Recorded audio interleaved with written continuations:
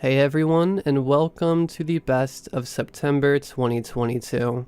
It's really hard to believe that we're already in September of 2022. It seems like time is always going by so fast.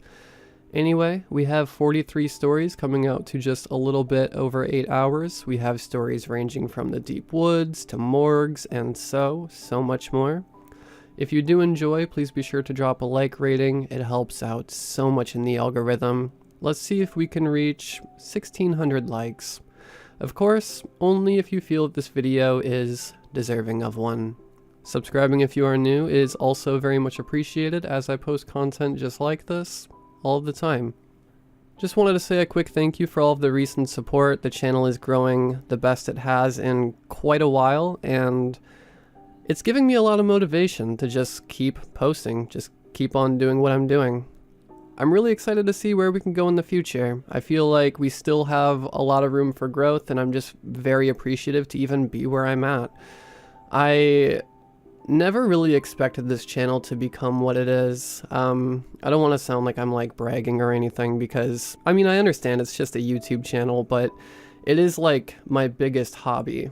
And when I get to share something that I enjoy so much with other people who also enjoy it, I think that that's a really awesome thing. In the past month, this channel has received 500,000 watch hours, which is just so wild to me. I can't even like picture that. I'll stop rambling. Just wanted to say thank you, and I really appreciate all of your support. Anyway, sit back, grab a coffee, pack a bowl, whatever it is that you do to relax, and let's get into the stories. Enjoy, and as always, I hope you all have a great night.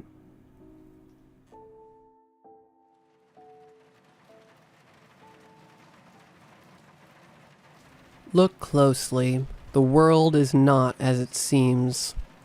Alex said in the deepest, most dramatic voice a 10-year-old could muster. What you see is not always what you get. Prepare yourselves as we step into a new reality. A reality unlike anything you've ever seen. I stifled a laugh. Where do you get this stuff? He shrugged. I saw it on TV. He was using his regular voice again. You see, while most boys his age put on capes to play Batman or Superman, Alex would put on a cape to play Harry Houdini. I have to admit, he looked the part. The jet black hair slicked back beneath the oversized top hat, the plastic wand protruding from his breast pocket, the dollar store clip-on bow tie, it all contributed flawlessly to the act. Alex cleared his throat before resuming the theatrics. He brandished a deck of playing cards from behind his back and shuffled them crudely on the coffee table. When he was done, he fanned the deck in front of our faces. All we could see was the design on the back of each card, the abstract red flourishes, and the Cupid-esque figures facing one another. Pick a card, any card, he said with a massive grin. Hey genius, Erica began. The cards are supposed to be facing us. Alex's cheeks turned red. I meant to do that. He muttered before shuffling the deck again and correcting his mistake. Now holding the cards in the correct orientation, he repeated his instructions. I drew a card and turned to Erica. I shot her a look that said, "Stop being mean to your little brother." She knew that look all too well. I studied the card and returned it to the middle of the deck while Alex turned his head and closed his eyes tight. Do you remember which one you picked? Yes, honey, I'm pretty sure I've got it. He shuffled the deck one last time, pulled a card off the top, and displayed it with the showman's flair. The 3 of diamonds. Is this your card? He said with a self-satisfied smirk. I pursed my lips and shook my head. A wave of disappointment washed over his face. All part of the show, he said with feigned enthusiasm. He yanked a card from the bottom of the deck, the 10 of spades. How about this? Sorry, bud. Without a word, he turned around and hid his hands from our view while he nervously fumbled with the cards for a moment. Turning back to face us, he removed his top hat and withdrew another card from within. A joker. "You're supposed to remove those from the deck, dummy." Erica was growing restless. I nudged her with my elbow. "That was impressive, but still not my card," I told him. "It was the Queen of Hearts." "Mom," he shouted, stomping his foot.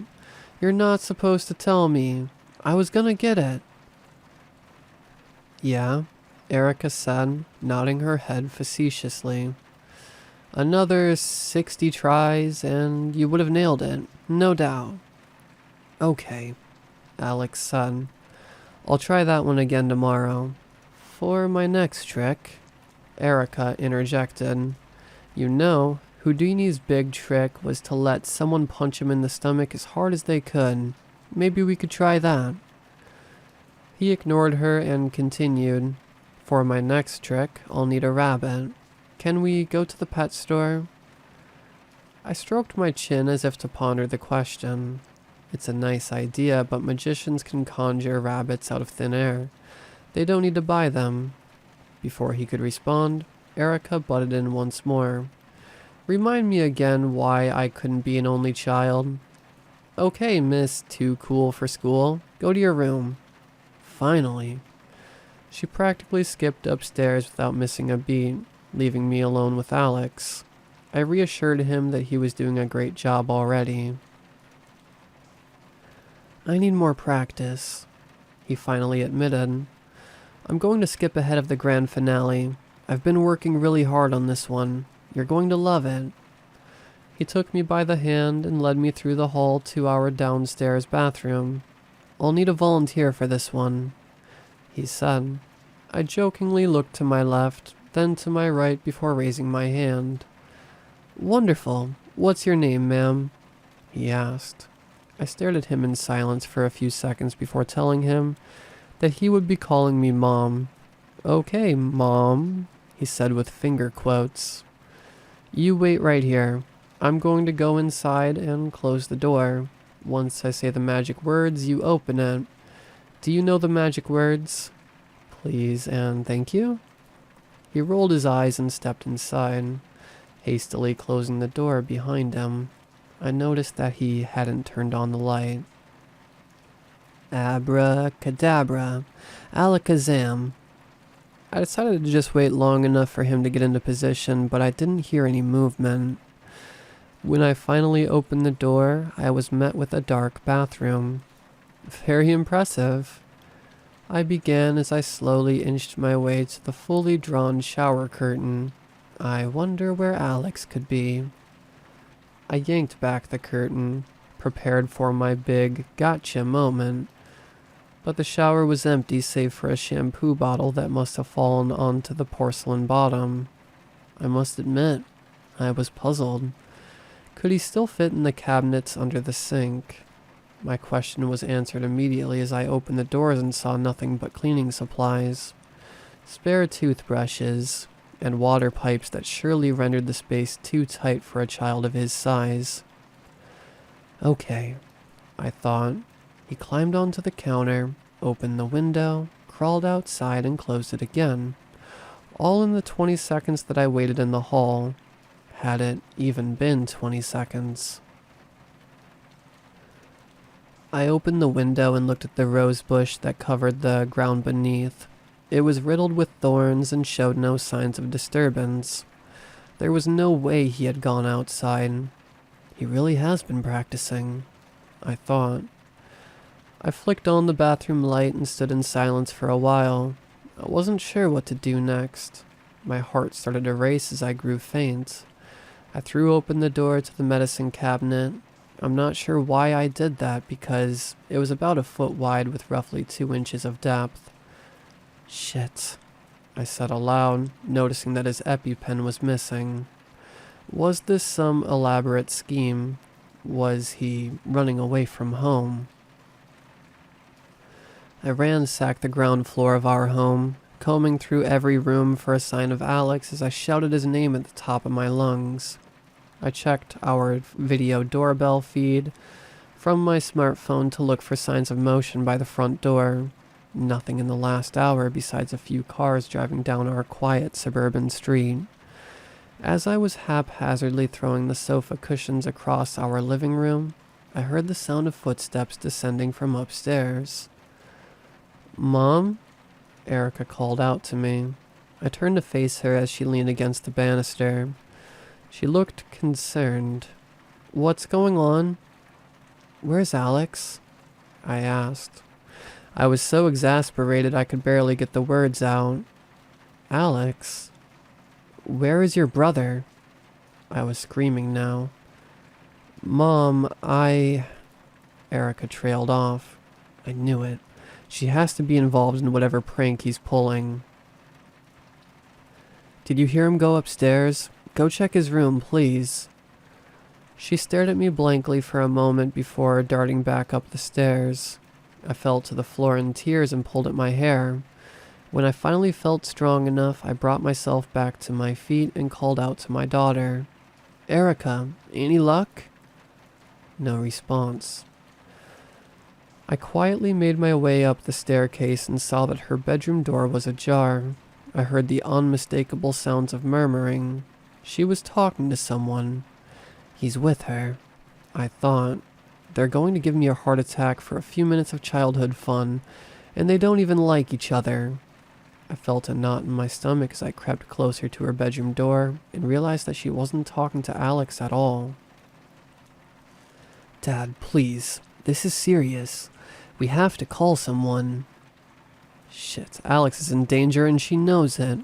She doesn't want to tell me what's really going on. I burst into her room as she gasped and dropped her phone. "Where is he?" I screamed. I rifled through her closet and under her bed. "What did he do? What did you do?" Erica was sitting in her reading chair by the window, sobbing into her hands. "Mom, you have to stop this," she begged.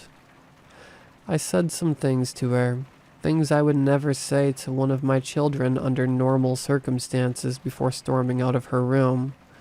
I trudged down the hall to Alex's room and threw the door open. I didn't know how to process what I saw inside. Alex's bed, his posters, his toys, the dirty laundry that always littered the floor. It was all gone.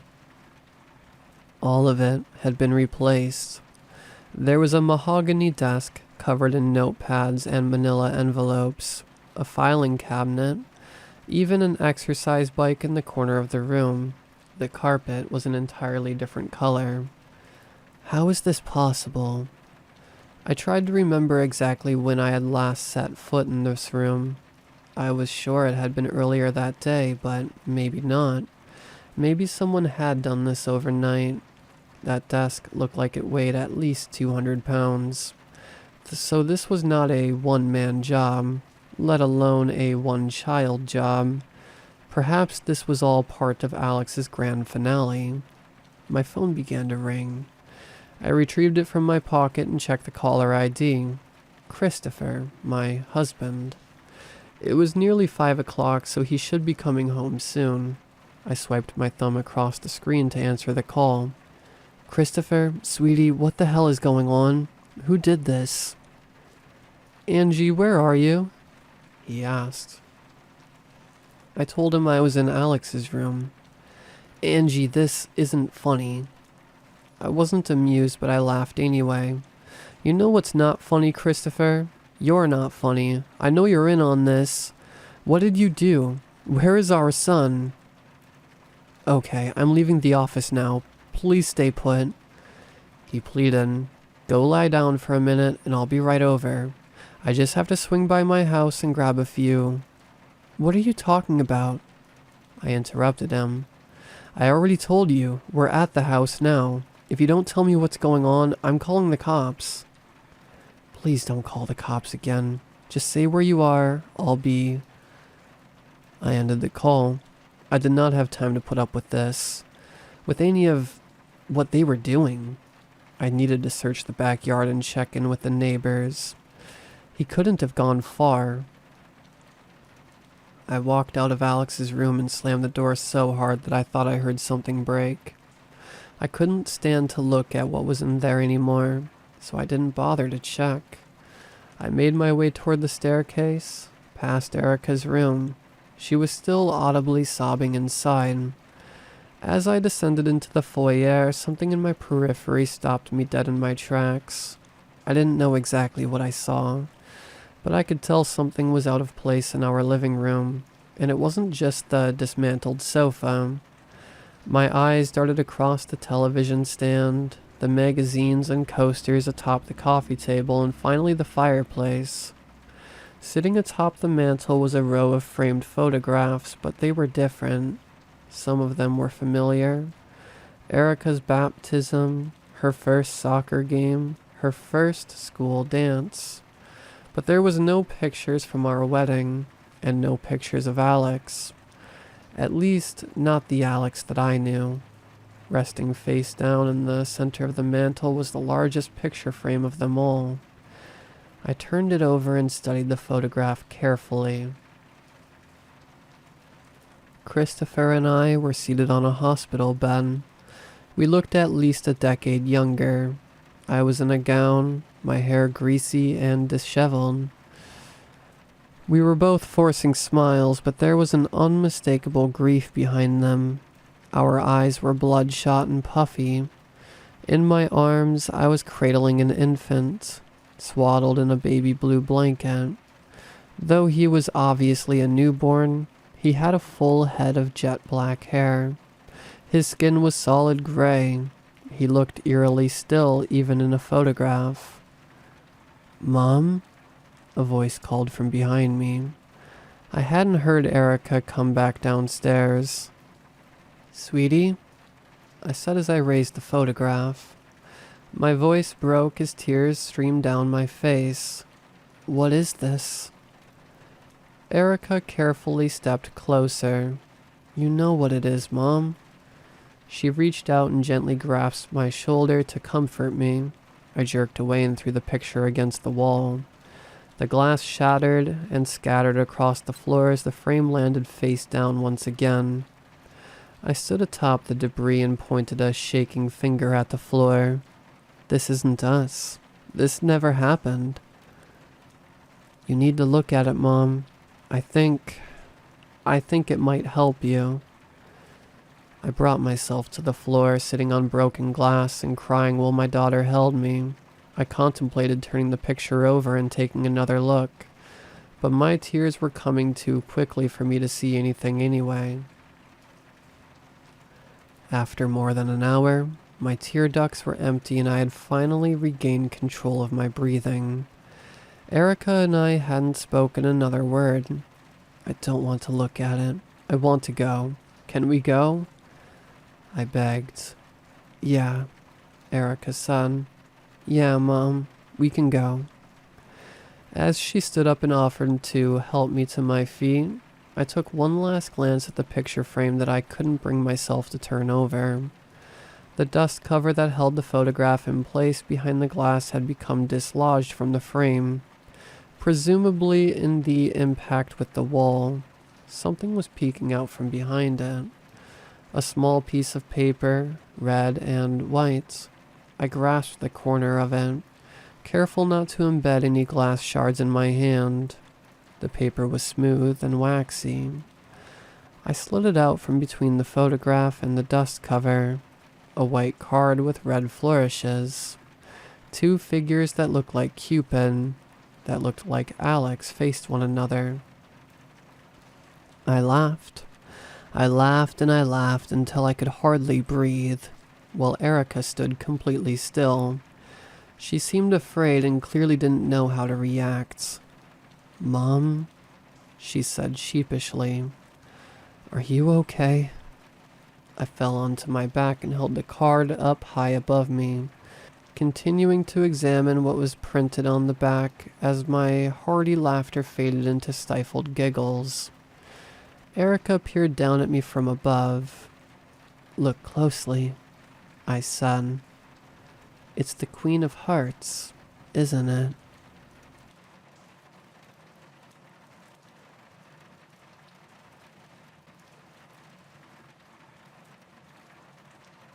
Up until about a year ago, I was a mortician. Many know that morgues are more of a family business, and it is inherited by family members. My situation was no different, but there were a few rules that had to be followed. Rule number 1, no prepping the bodies from 12 a.m. to 5 a.m. This rule made it to where there was nobody at the morgue past 11:30 at night. On the few occasions that a person arrived at the morgue at those times, the only person who would prepare them would be my grandmother. Nowadays, some morgues no longer have a night shift, and ours follows that suit except with my grandmother. If someone needed to be prepped, she'd be the one to do it no matter the hour of night. Rule number 2. When entering or leaving any room, or even the morgue itself, you are supposed to say hello and goodbye. I never understood this rule, but I never dared to question. Rule number 3. Never forget to wear your family protection amulet. This rule was the most important and stressed rule. These amulets were passed down in my family to any who worked at the morgue.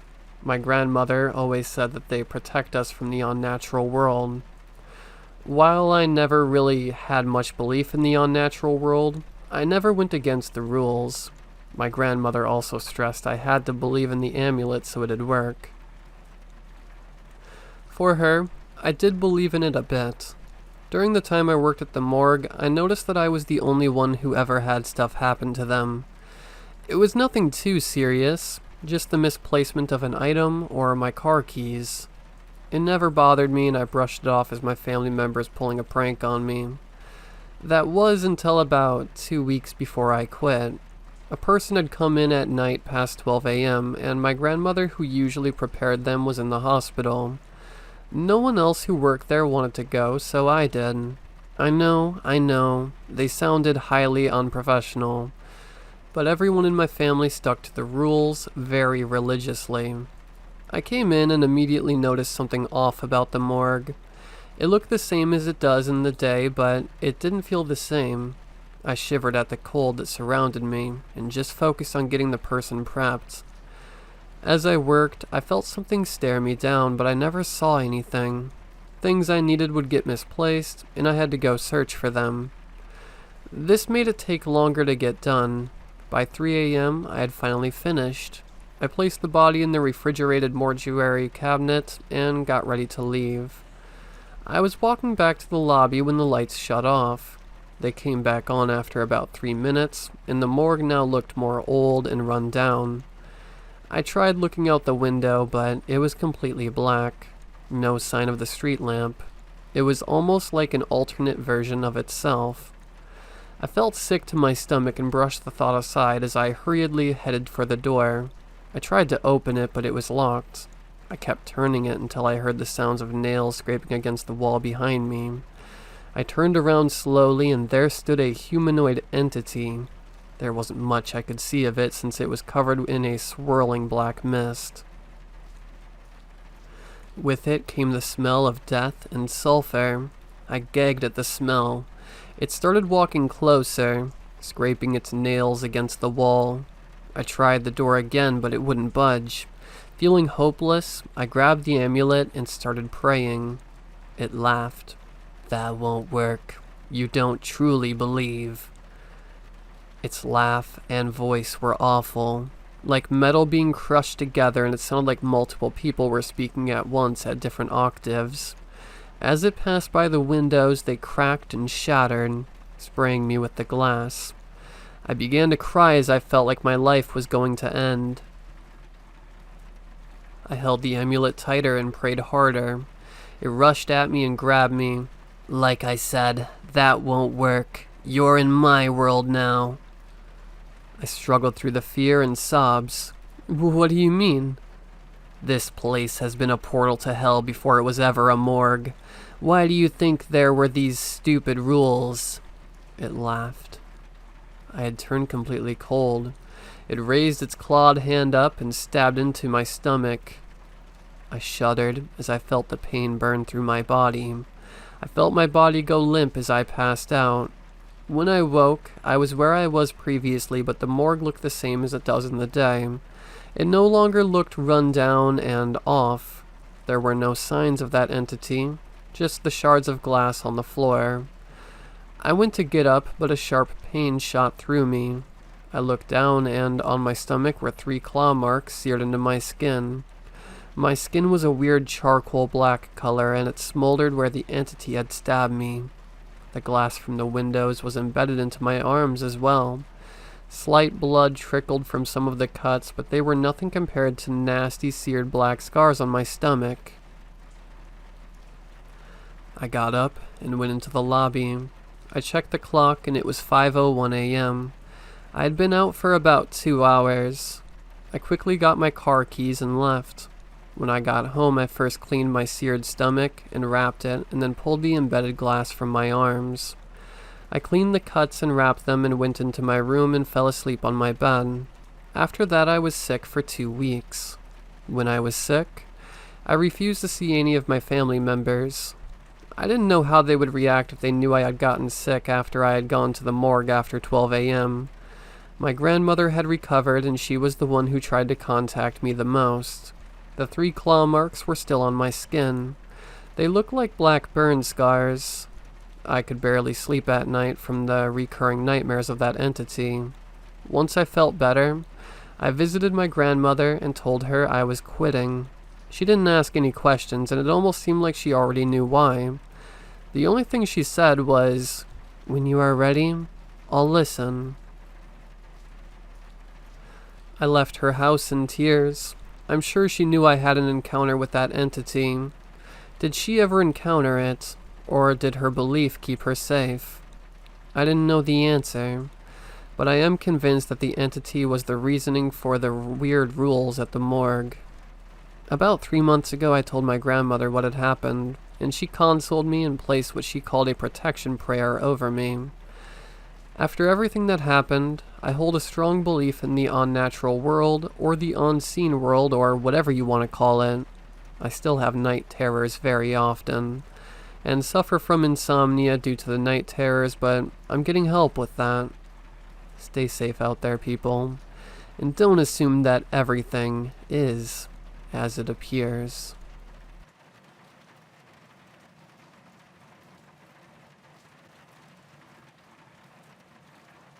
I fixedly stared at my computer screen as I carefully listened to the voice from that YouTube video like my life depended on it.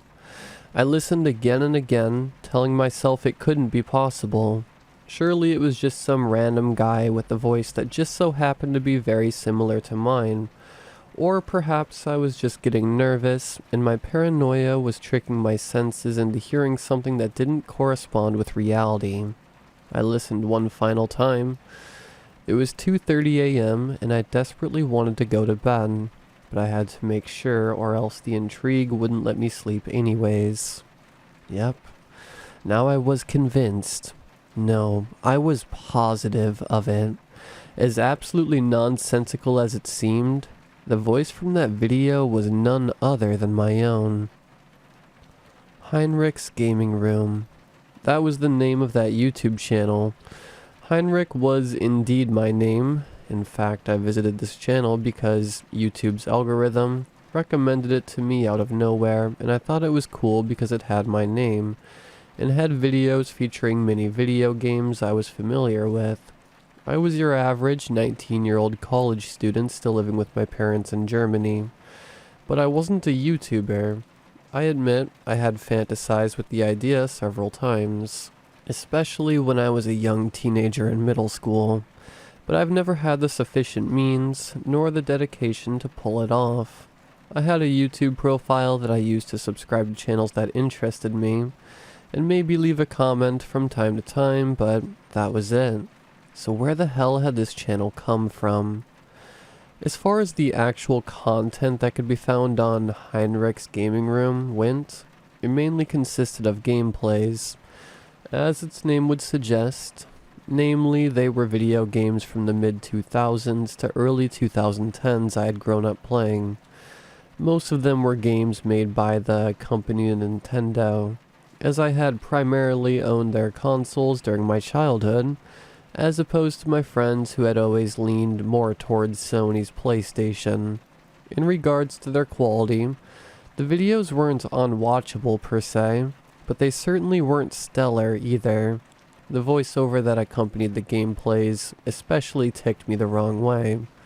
And not just because it was literally my voice, but also because they were done in broken English with a comically exaggerated German accent that almost made me think the channel was trying to be some sort of parody. I can speak English way better than that, I thought. By that point, I was exhausted, so I decided to call it a day and go to bed. The next morning I checked the mysterious channel once again, and to my surprise, a brand new video had been uploaded as recently as a couple minutes prior. It was the continuation to a gameplay series in which my doppelganger played Yoshi's Island DS, an unfairly overlooked game for the Nintendo DS, which is actually a sequel to the critically acclaimed original Yoshi's Island for the Super Nintendo. Alright everybody, we're going to continue playing Yoshi's Island DS. We're going to pick up from where we left off the other day at the start of World 2.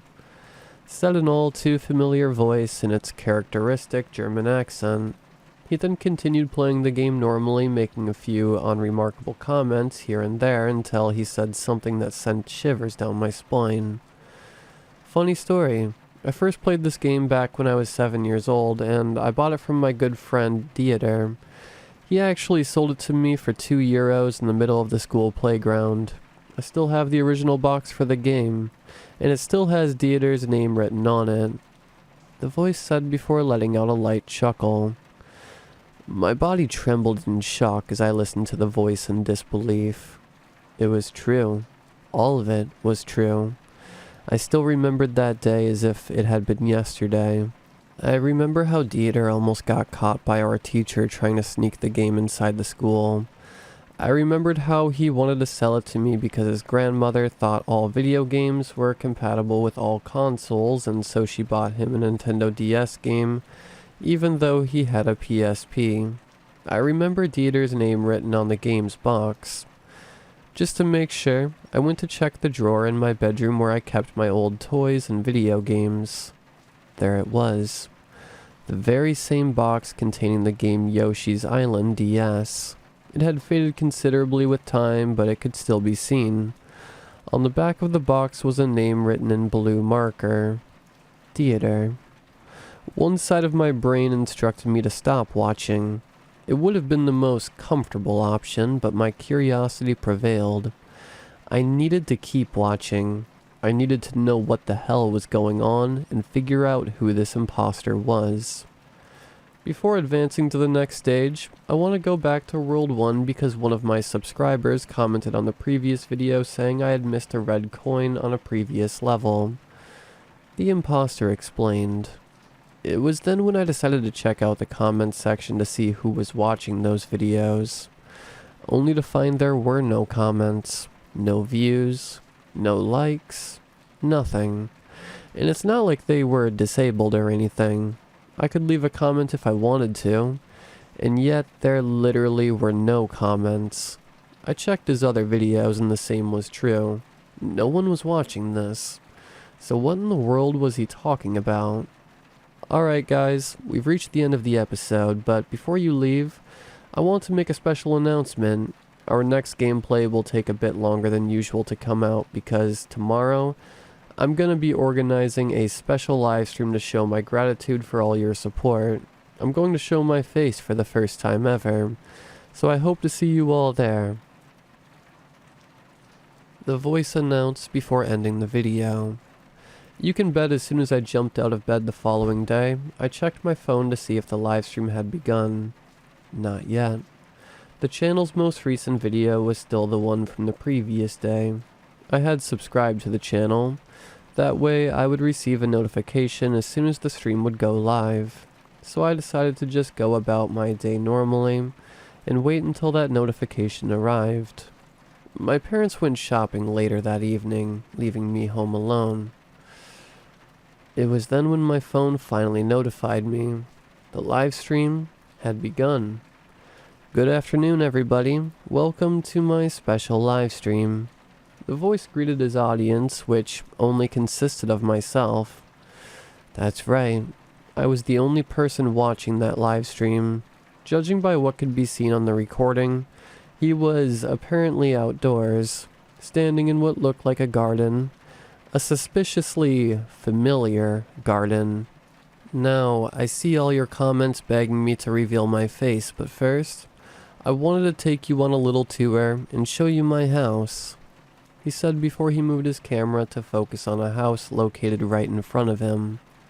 My house. I frantically looked out the window trying to spot him, but the garden was empty. He wasn't there, and yet the live stream clearly showed him standing right in front of my house. I continued watching on my phone as he approached the front door of the house and entered the building. Once again, the stream clearly showed him opening the door and stepping inside a house which looked identical to mine. But I didn't see or hear anyone opening any door outside of the live stream. So yeah, welcome to my house. Here we have the kitchen, the living room. It's nothing special, but it's my home. The voice said as he walked around an exact replica of my house. I checked every room and every corner of the house in an attempt to find him, to no avail. Alright, my dear subscribers, I'm gonna head to my bedroom where I normally film my videos, and once I get there, I'll finally reveal how I look, he announced. Once again, speaking as if plenty of people were watching him, even though I was the only spectator. I simply stood inside my bedroom with my eyes glued to the phone, horrified. I started hearing them. Footsteps. Someone was approaching my bedroom. And here we are. Welcome to my bedroom. The voice said as he opened the bedroom's door. And this time, I saw it open too. But inexplicably, I could not see him. I could only hear his footsteps and watch as the door opened and closed seemingly on its own. Look at me. Aren't I handsome? The voice said as he filmed a terrified 19-year-old with a phone in hand staring towards the camera in horror as he screamed to the top of his lungs. The next day arrived and I got out of bed excited by the splendid reception my livestream had received. There were hundreds of comments from my subscribers congratulating me for how successful Heinrich's gaming room was becoming. Wasting no time, I quickly got to work and began recording my next gameplay video. I don't want to keep my loyal audience waiting, after all.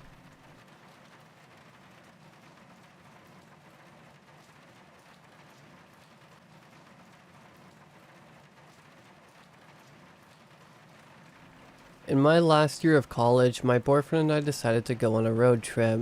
Our plan was to seek out the most rural, out-of-the-way places in America. We decided to not bring any maps, remove the GPS from the car, and left our phones at home. The only thing we brought with us were a compass and a book on how to navigate using the stars. As it turned out, it wasn't hard to escape the safety of civilization. About a month into our trip, we had almost died of thirst. Were chased by a drug dealer's pet bear, and met at least 3 people who may have been serial killers. But the most disturbing incident during our trip didn't happen in the woods or forgotten ghost towns. Ironically, it happened in a place that was the closest to civilization as we had gotten since our trip started. We were driving down a rural road wondering where we were going to camp for the night. The last town we hit was 30 miles back, and the only road sign we saw was rusted and illegible. The road was so badly maintained that it looked more like a dirt trail at places. My boyfriend and I debated whether to turn back or not because if it went on like this, we would run out of gas if we didn't get a flat first. But the thing was, we had already come so far that to turn back was as big of a gamble as to keep going. And then something happened beyond our most optimistic expectations. This shitty pothole-filled path suddenly became a perfectly paved asphalt road. And then about a half-mile down there was a restaurant. This, in of itself, wasn't odd. We had passed through the entire ghost towns with standing buildings, some even with dishes on tables, as if people had left in a hurry. But what was weird about this place was how new everything was. I felt what Hansel and Gretel must have felt when they saw the witch's cottage in the middle of the woods. As my boyfriend and I walked across the parking lot, we speculated on what we would find.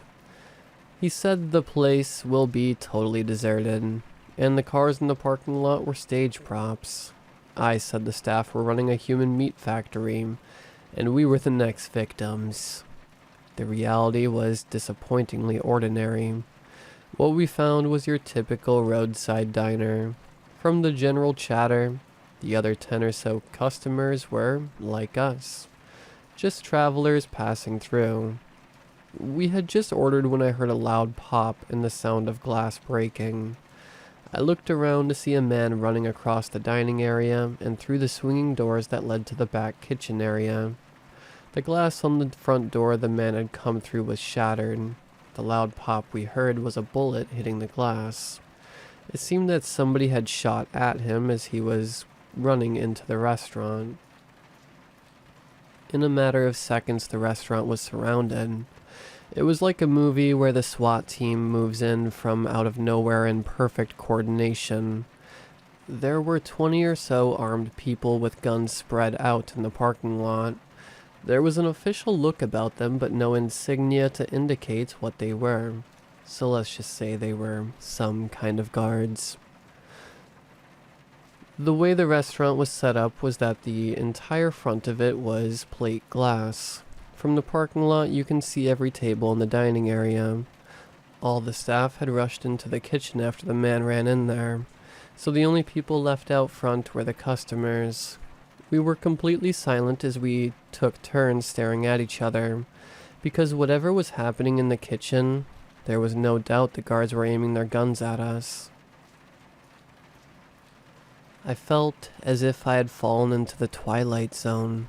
Shouldn't the guards be trying to get into the kitchen? Shouldn't they be trying to make some kind of contact with us? Why were they aiming their guns at us? There was something so off about the situation that I could not accept it at face value. I remember thinking to myself, this is a movie. They're shooting a hidden camera reality show that pranks unsuspecting passerby or something. Anything. But here's the thing. Even to my untutored eyes, those guns looked real. What the heck was going on here? My boyfriend and I were sitting near the windows, and next to us were a family of 5, a man and a woman and 3 kids. Ours were the only 2 tables that had a straight line of sight to the back kitchen area, so we could just about see into the kitchen if the swinging doors opened. This didn't strike me as relevant at the time, but later I did think about it a lot. The layout of the tables and who was where and who could see what. The standoff lasted maybe 20 or 30 minutes. During this time, the noise from the kitchen was getting strange. I remember hearing a dog when the man first ran into the kitchen, and didn't think much of it at first. Maybe it was bring your dog to work day. Maybe it was the cook's dog and the intruder surprised it. I'm sure there are regulations about keeping animals in a working kitchen, but who was going to care out here in the middle of nowhere? My second thought was that this dog, if it was a dog, must be fighting the men who had ran into the kitchen, because I had a fear of dogs from an unpleasant incident in my childhood. My instinctive reaction was to sympathize with the man, but as the noises continued, I began to think the dog was not winning this fight. The dog sounds were not just getting louder, but extremely expressive. I had never heard a dog scream before, but I was sure this dog was screaming. Not just screaming, but as if it were trying to say something. The noises had the cadence of human speech. It was as if this dog, or whatever it was, understood the concept of talking, but only lacked the appropriate physical organs to do so. At one point I began to be confused whether I was hearing a dog, or a man, or both. By this time, I was actively sympathizing with this dog. I wondered what the other people in that kitchen were doing to leave this animal to the mercy of what must have been a violent psychopath. because anybody who can cause a dog to make the kind of noise I was hearing couldn't be sane. And then the doors to the kitchen burst open, before somebody pulled it closed again. I remember seeing an actual dog, or rather the face of a dog hanging in midair like a Dali painting. It was one of those things that you remember from the chaos of the moment before your brain had the time to process what you've seen into something rational and acceptable. When the noise in the kitchen finally stopped, the guards from the parking lot came into the restaurant. Most of them stayed in the dining area, and a few went into the kitchen area. A server came out and put up the close sign. They kept us there for hours. People were angry but also scared, and that kept us from outright rebellion. Flashbacks of missing people documentaries kept pushing themselves into the front of my mind. I didn't want to give in to my fears. But at what point do you throw in the towel and admit to yourself things are not going to be okay? Finally, they hustled us one by one into a storage room in the back. They asked us a lot of questions, like how did we get here, who we were, why we were there, and so on. They even took our fingerprints and drew our blood. They treated us like criminals without ever showing us their credentials or telling on us what authority they were acting. They could have been outlaw vigilantes for all we knew. We were escorted out of town by one of the guards' vehicles. As we drove, we saw on the two sides of the road chain-linked fences with sentries posted every 100 feet or so. The odd thing was that there was nothing discernible on the other side of the fence as far as the eye could see. What the hell? I thought to myself, did we stumble into? The guards left us where the paved asphalt ended, so all that was left were the cars of the restaurant customers. There were 6 or 7 cars in all. We kept driving for another mile or so, and then one of the cars pulled over to a stop, and so did the rest of us. We got out of our cars and stood at the side of the road. A woman said, "Did anyone see its face?" What struck me right off was that she said its face instead of his face. And the other thing was her voice, which was very low and husky but not hoarse, rather unusual. Her name was Cynthia. She and her husband and 3 kids had a table next to me and my boyfriend at the restaurant. Theirs were the only other table besides ours that had a straight line of sight into the kitchen. I shook my head. I had only seen the man's back as he ran into the kitchen. Her husband said, "Shut up, Cynthia." She looked around at the rest of us and said, "It wasn't a man." When she said that, it was like somebody flipped a light switch in my head. It was like a stray piece of puzzle had suddenly found its place, but the finished picture made even less sense than before. Somebody said, "What was it if it wasn't a man?" Cynthia became hesitant, as if she was holding something back. She said, "I'm not sure." And her husband was saying something under his breath, "Shut up, shut up, shut up," over and over again, staring at the ground the whole time.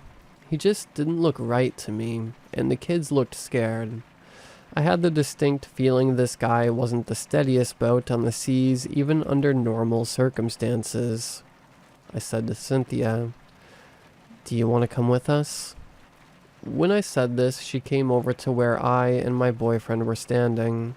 She stood next to him, their arms almost touching, and for a moment they were both looking at me.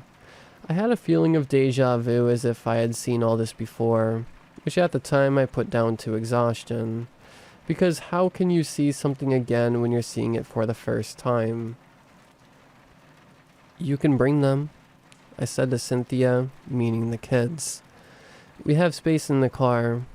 She shook her head and said, "You're sweet, but I can't." No matter how well you know somebody, you can never really know them. I started dating my boyfriend in senior year, and it was one of those whirlwind romances I had only read about in books. He was older. a graduate student, and was the TA for a class I took back in freshman year. So there was an illicit flavor to our relationship that gave it an extra tang, at least to my thinking. He was very good looking, had dark hair, dark eyes, and this extremely clear, smooth skin. He was a bit of a pretty boy, looked like an ad in 17 magazine. At the time, he was really quiet, a total introvert, which made him seem very mysterious to me. And he was. Or at least he seemed to be really, really into me. Like to the point where it was way too much. If I texted him, he would text back within minutes. He walked me to all my classes and would be waiting there when I got out. He had his own off-campus apartment, and he turned one of the spare bedrooms into a study so I didn't have to go to the library. His life seemed to revolve around me, and looking back, that was a major red flag. But I was bubbling with college kid hormones, and I was blinded by lust. In my head, I called him Prince Charming. We went on our ill-fated trip a couple months after we met. At the time, I believed that it was my idea, but afterwards, when I had thought about it more carefully, I began to think it was actually his idea. Or rather, he had put it into my head and made it seem like it was my idea. During the course of the trip, my Prince Charming turned out to be a grade A asshole. Like, he would have us hiking 10 miles each way to get water for no good reason. Or I would wake up in the middle of the night and he wouldn't be there. And when he finally showed up, he would be like he went to get supplies or some similarly inane excuse. After what happened at the restaurant, I was like, we need to go to the police. We have to tell somebody what just happened to us. I was going crazy, but he was so calm. Just looking at him made me feel stupid. Like it got to the point where I was questioning my own sanity, wondering if we both went through the same thing. When he finally spoke, he said going to the police would be a problem because his car wasn't insured and he had been driving with a suspended license, which I did not know. But he said it was ultimately my call whether we go to the police or not. I couldn't believe he was worried about something as mundane as a suspended license after what had happened to us.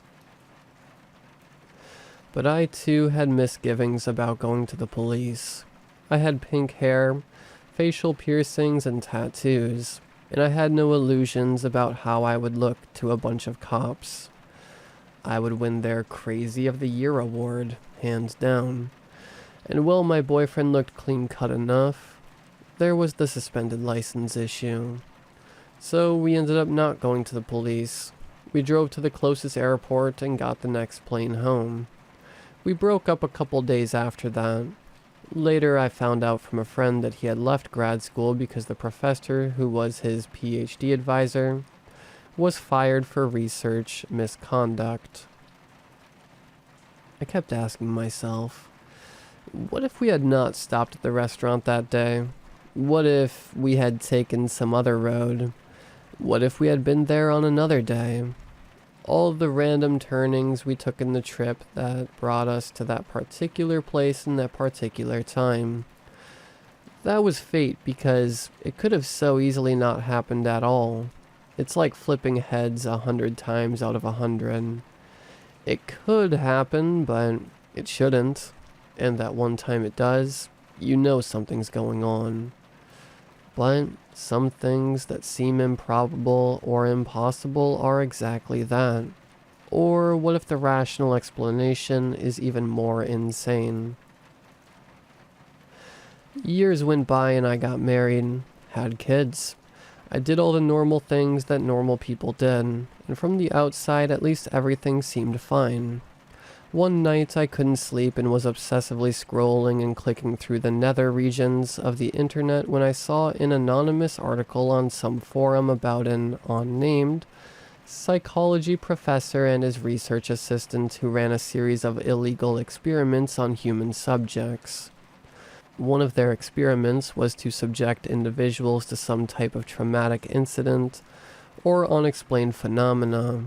The point of the experiment was to determine the effects of secrets on individuals and communities, such as to what extent could a person or group of people keep a secret without being kept under a continual state of duress. If somebody decided to tell the secret, would they be believed or written off? How many people would have to tell for the revelation to gain traction? What is the tipping point when an outrageous tale becomes plausible? When and why do communities begin to believe? Many subjects of the so-called experiments did not know they were practicing in an experiment. The experiments were mainly funded by a shell company with connections to the big hedge funds. There were allegations of abuse, fraud, and assault against the professor and his research assistant, both of whose whereabouts are currently unknown. The last sighting of the pair was in Champagne, France, where the professor was said to own a chateau. I looked up my ex-boyfriend's academic advisor on the internet. It seemed that at one point he had millions in research grants and one of the best funded labs in the country, but all that was years ago, dating from before he left the university. There were pictures of him on the internet from past conferences and other professional events, and it was with a feeling of shock when I saw his face. It was that feeling of déjà vu again, but this time there was no mystery. I had seen him on campus before with my ex-boyfriend, though. I had not known who he was then. He was extraordinarily handsome, but his face was almost mask-like in its blankness of expression. It was a face anybody would have remembered, and I couldn't recall a single man from that day at the restaurant who looked like him.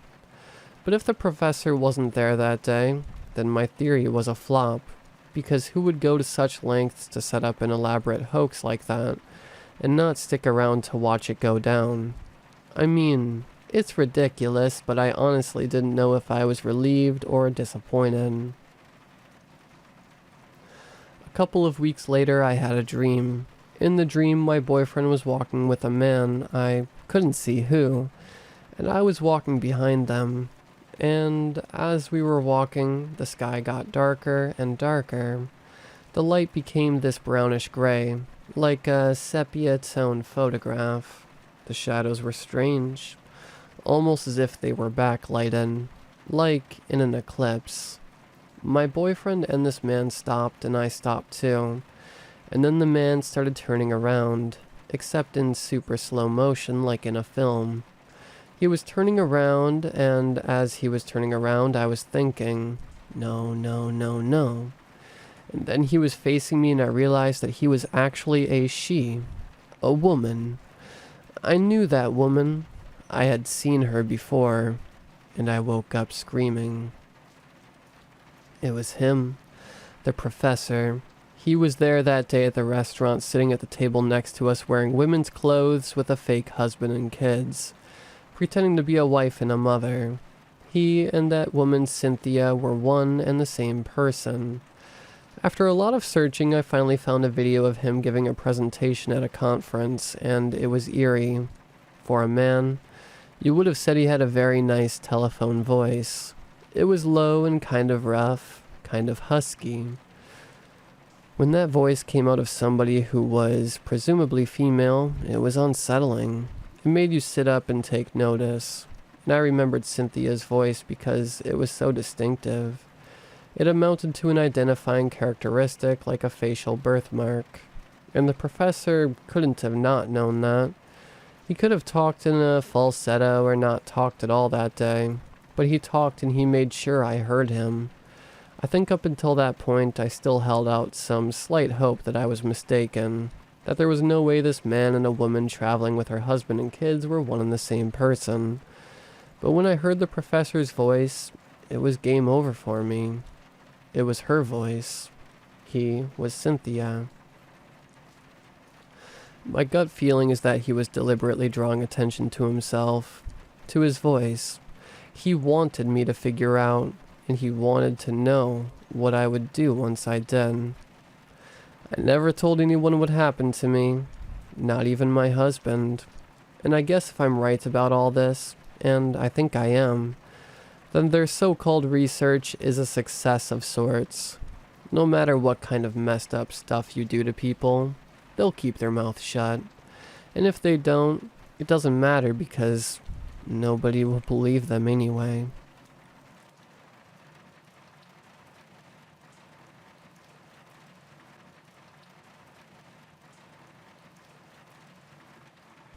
I was driving my girlfriend home after she got off work one night, and I noticed a man standing under a street lamp on the corner.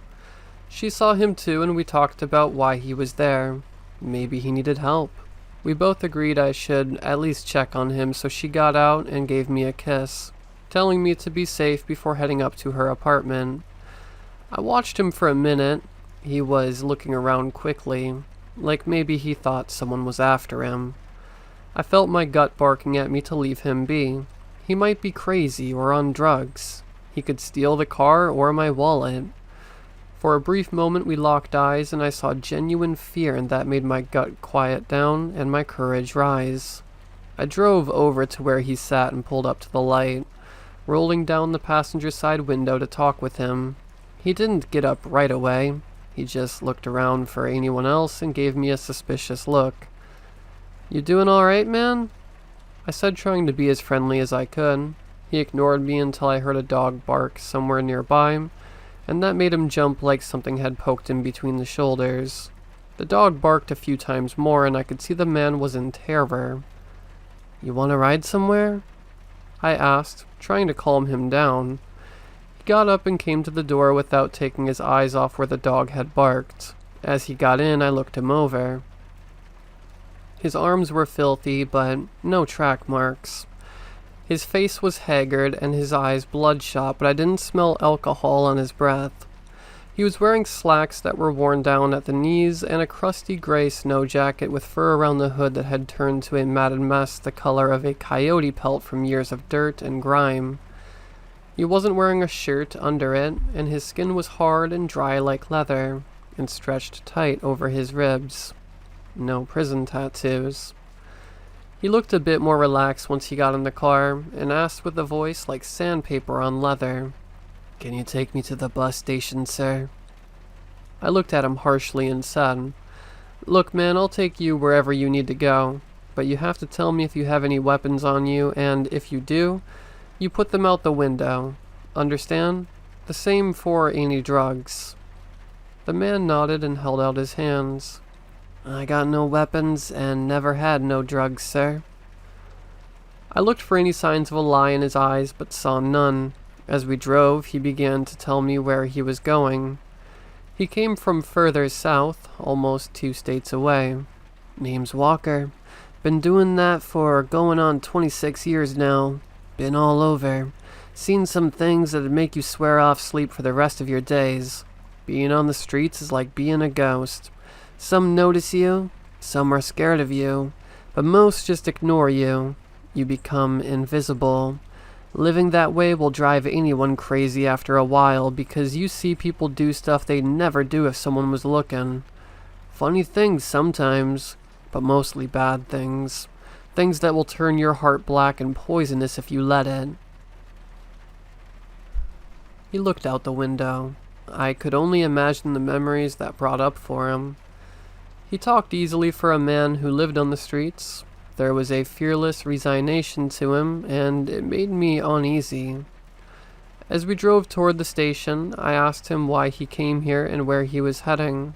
He took a deep breath and thought for a moment. "I had to get away from something bad down south. No gangs or cops or nothing, just..." He looked out at the streets, trying to find the words. "I had come off a boxcar near the border of Mexico. Was traveling with a couple others I'd met further west. We went into the town and talked with some of the locals, and they pointed us toward a camp nearby the train yard where we could stay. It was a shanty town under a rail bridge about a 40-minute walk from downtown. There was a half dozen guys there, and they seemed okay. We found a spot and set up our camp and found out the good spots for food and supplies from the locals. Everything seemed normal until it got dark. There was a communal fire pit at the center of this place. They told us it had to burn all night, that because we was new, we would have to tend the fire for a few nights. When I tried asking about it, they'd beat around the bush or just stop talking altogether. It was Big Bear that noticed the factory was always outside of camp. Big Bear was one of the guys traveling with me. The man was a mountain of hair and filth, but he was the nicest person you could ever meet. He had a laugh that made you want to laugh just by hearing it. Bear brought up the factory to try one of the locals, and they acted like he'd called the devil by name. We had pulled up to a red light, and he stopped a moment looking out at an all-night diner with a kind of hesitant expression. I could see he was hungry, and I wanted to hear what happened to him, so I suggested we stop in for some coffee and a bite to eat before moving on. He looked at me and gave me a sad smile before agreeing with a bashful thanks. After we ordered and got our coffees, he told me about the factory and what supposedly lived there. I seen the place coming in. Looked like a packing plant gone out of business long before I was born. So old there weren't no roads leading to it. At least none you could see. Never would have known it was there unless you were to walk up on it. From a distance, it didn't look like anything but an old building. It was when you got close you started to notice things weren't right. No one in the camp would talk about it. All they said was something bad lived in there, and it was a bad idea to talk about it, or even think about it. Now you come across a lot of superstitions out on the road. The life on the streets is a world of talismans, taboos, and good luck charms. Stuff you never say out loud, or something you carry with you or bury near your camp to keep bad luck away. When you have no control of your world and the terrible things it can do to you, you find ways of controlling it, even if it's bullshit. I reckon people been doing that longer than we've been writing or talking. But this kind of fear, this kind of taboo, was something I'd never seen before. They lived in terror of this place, but they found they could stay out of harm's way by ignoring it. That and keeping the fire going at night. That first night, the three of us took shifts keeping the fire going.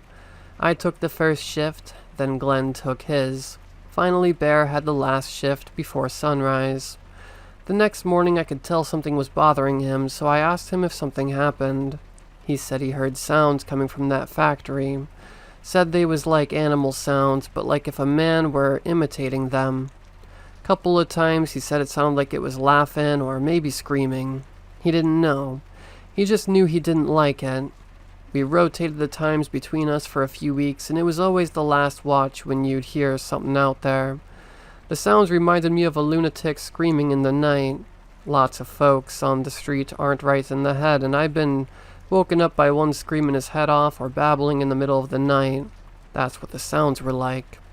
One time I thought I'd seen eyes shine like an animal in the dark. Sometimes there would be a terrible smell that would drift through. A god-awful smell, and let me tell you, I've been around rot, shit, and garbage, but this was like nothing else. It made you feel smaller, like you was trying to retreat back into yourself to get away from it. It was a wrong smell. That's the closest I ever came to describing it. He shuddered slightly and held his coffee up, taking a sniff as if to chase the memory of that smell away. He shook his head and looked down as he spoke. Glenn took off after a week. Couldn't handle the weirdness. Bear and I stuck around for some damn fool reason. I can't recall what it was, honestly, but we stayed. It was a little while later Bear started acting funny. He was keeping to himself more, and he looked worn, like he might be sick or couldn't sleep. When I asked him what was wrong, he said he's seen something a few nights back. He's seen what lived in that factory, and he said it's seen him too. He'd been hearing sounds like always, but then he heard something closer. A dragging sound. He had to leave the firelight and let his eyes adjust to see it out there in the moonlight, but he's seen it. He said it looked like a pile of rags wearing an old, oily black wig. There was little glints of white hanging off it, and he swore they was bones, small and large. It was dragging a sack behind it, and out the back through a hole, a white hand, pure as pearl in the moonlight, was dragging on the ground from inside. That was when the thing looked right at him. Its eyes caught the firelight like an animal and glowed like embers. He felt all the strength run out of him and fell to the ground. He was trying to crawl back to the fire, but it was like he'd been drained. The thing let out a laugh like a coyote call, and that got him moving again, and he made it back to the fire. He said since then he didn't sleep, except a bit during the day. He would hear it sometimes, little yips and barks. The smell seemed to follow him everywhere, and he lost all appetite because of it. Every day he looked worse. I covered his spot, tending the fire at night, but still, he would wake up screaming in his bag if he'd managed to sleep at all. Then one day he was gone. He took a sip of coffee with a shaky hand and shook his head. The guy at the fire said they'd seen him get up and walk out into the dark. No light, no expression, not a word to any of them, just walked off in the direction of the factory. There weren't no noises that night, or any of the next nights. I tried to get some of the others to help look for Bear in that old factory, but none of them would. Can't blame 'em, really. Can't believe I went myself, but I did. Bear was one of the only decent folks I'd come across out there, and I felt I owed it to him. So off I went. During daylight, of course. God himself couldn't make me go there at night. Other than what put me there in the first place, that was the worst mistake of my life. The building was only half standing. It looked like a Hollywood set, the framework and outer walls giving the illusion of a building with nothing inside.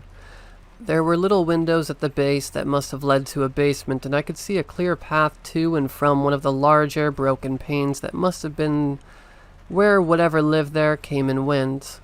I looked down into it, but the darkness was as solid as cloth inside, and I went to the front entrance instead. The doors were rusted off the hinges, and a solid metal chain held them to the center frame where they hung like angel wings. Inside was bright and open, the roof having decayed and crumbled over the years. There were huge, rusting hunks of machinery and old meat hooks on long, rusting poles. The stench of the place was overpowering.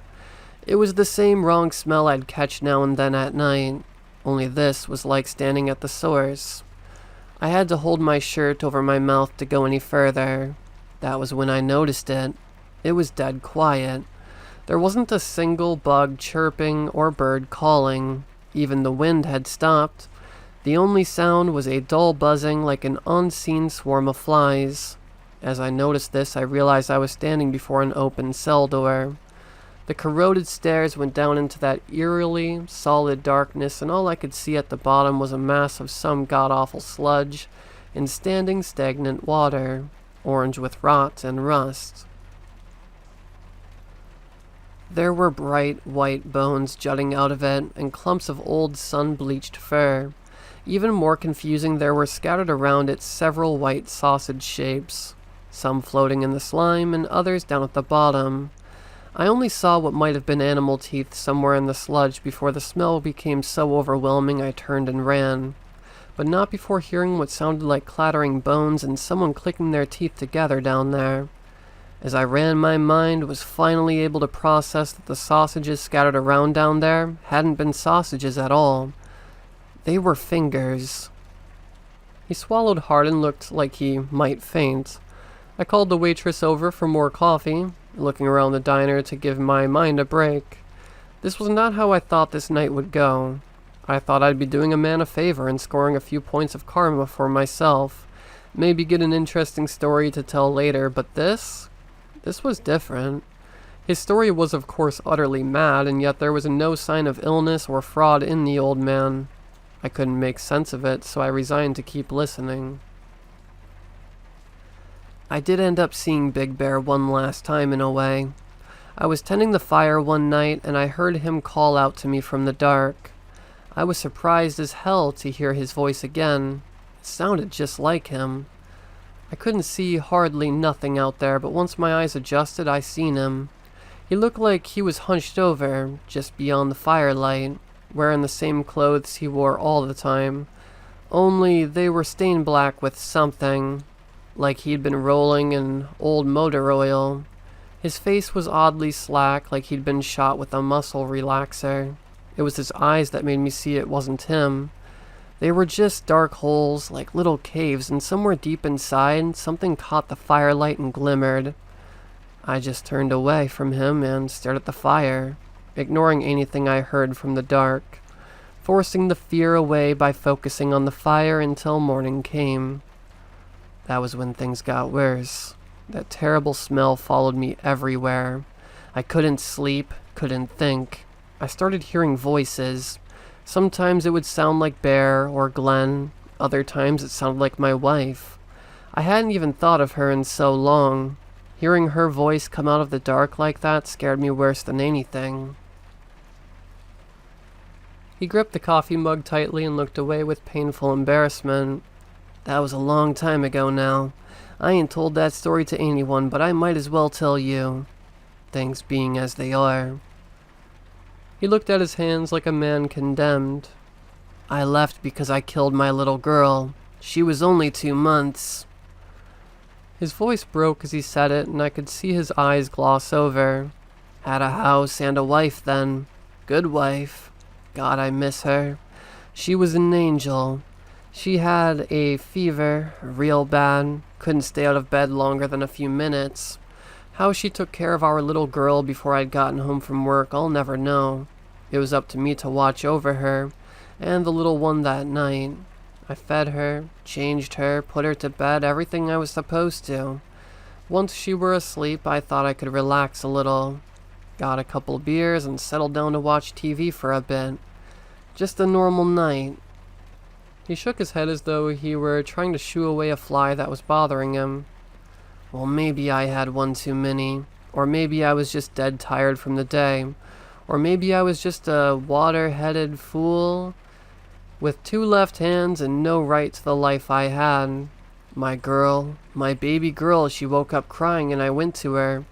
Everything was a blur for me. The house felt like we was on a ship in rough seas. I tried to help her, to hold her, but she fell. His voice broke again and he took a couple hard breaths to steady himself. I dropped her. I dropped my baby girl and she hit the floor. God, that sound. He sniffed and tensed as though he were pulling a long splinter. She weren't breathing. She weren't crying no more. I knew she was dead. I held her in my arms and I said I was sorry over and over.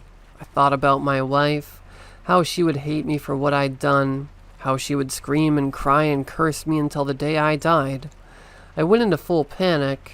I picked up my little girl and I wrapped her and put her back in the crib. I didn't even take anything, I just ran. I ran until my legs gave out and I collapsed in an alley and screamed myself hoarse. He didn't look at me as he finished his story. He just looked out at the dark streets. Been out here ever since. His voice was steady again. Thought about dying every day, but I ain't earned that. I've been through the ringer. Been beaten, stabbed, raped, starved, sick with anything and everything, and still I ain't suffered enough for what I had done. And now? He trailed off. Wow. That was all I could think to say. He seemed to be thinking hard about something. I'm sorry to ask, but... He shook as if he'd decided something. I didn't come here to catch a bus, you see. This town is where I used to live before all this. I came to see her one last time, to tell her I'm sorry and get some closure, you know? Hell, she may not even live here anymore, but if you could take me there so I could try, well, I'd appreciate it. He looked at me, his eyes still glossy, and I agreed. We agreed to go after he finished his story, and a few more coffees. The dreams that came when I managed to sleep at all, they were the worst. I was always back in that factory looking down into that hole, seeing those fingers scattered around the filth, and then a scream would wake me up, only it was me screaming myself awake. I had to get away from that camp, so I went into town and found a shelter that would have me. Not all shelters are bad, but I'd learned to steer clear of them over the years. You risk getting robbed or worse when you're in a place regular people expect you to be. Better to find your own space away from anyone. But right then I needed to be around regular people. I needed a building with doors and locks. That first night they almost threw me out when I woke up screaming. The next night I woke up with the night guard yelling in my face as I was trying to go out the locked front doors. I tried not to sleep, and every night, the sounds from the factory would ring out in the distance, getting closer it seemed. If anyone else noticed, they wouldn't say anything. I wanted them to put me in a locked room or tie me to the bed, but they just thought I was crazy and offered me rehab or a church. One night I came out of a dream and I was standing in a dark field.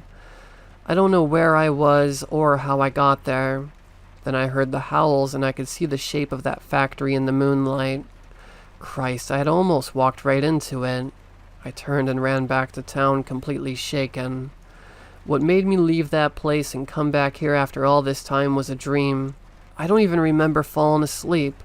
I was just standing in the dark of the shelter looking up at the moon. It looked like the roof of the place got torn off. The place was empty. All the cots full of snoring shapes were gone.